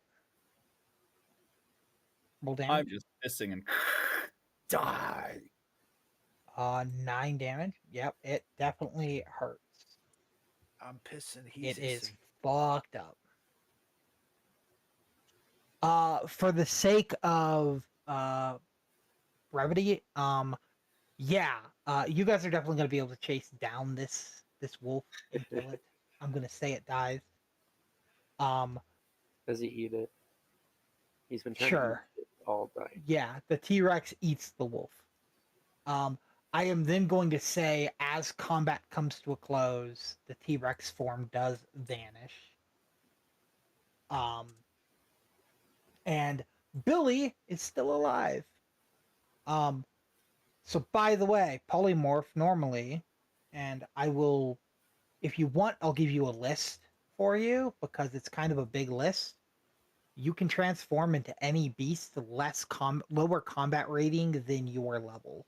So your level's 3, so you can transform into any beast combat rating 3 or lower. Which is pretty cool.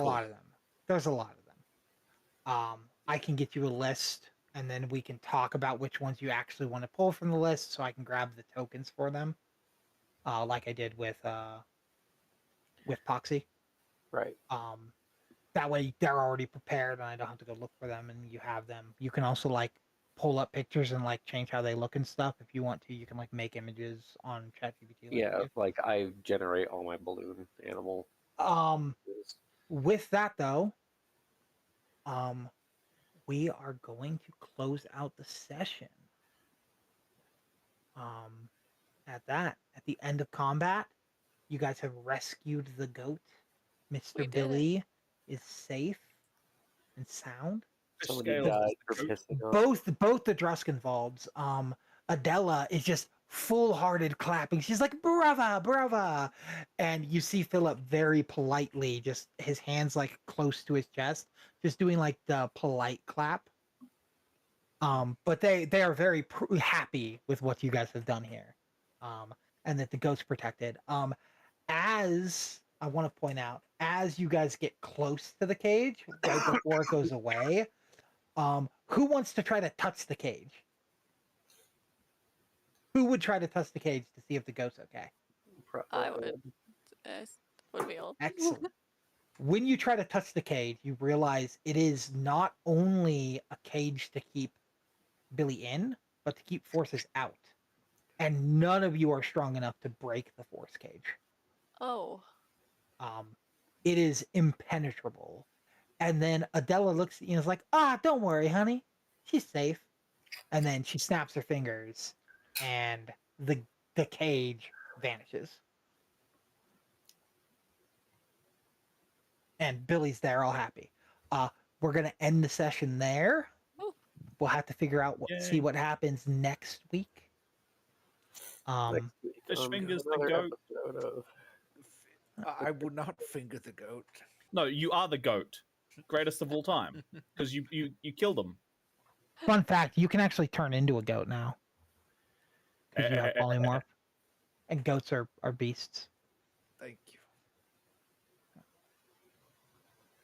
So yeah, there you go. There's the Until session. the next piss gambit. Bravo. You guys beat your train. You guys got some magic items. You guys fought a bunch of wolves. You guys now have a guy that can polymorph but is weak to silver. Your ramshackle bunch is all gaining your dark bargains slowly. That's cool. That is cool. I love it. I love it. I will state that I did decide that if someone that has a dark bargain dies a second time, they lose their dark bargain and are gifted a new one. Oh. So, yes. So if you die again, they don't stack. They don't stack. No, yeah, yeah. That does make sense, I guess. If they stack, Yeah, it would be they're way powerful. too OP. Can we choose to keep the one that we have, or do we have to get a new one? You have to get a new one. Oh, okay. The gods decide that you weren't worthy of that gift, so they try to offer you a new one. You can also tell the gods no, but then you'll probably just die. Got to collect them all at least once. The dark bargain is part of them using their magic to resurrect you. Yeah. No, that's cool. So, but yes, so if you have a dark bargain and you die, you lose the dark bargain and you're gifted a new one. If you don't have a dark bargain and you die, you get a dark bargain, and the first dark bargain is always flavored towards what I think your character would realistically be doing.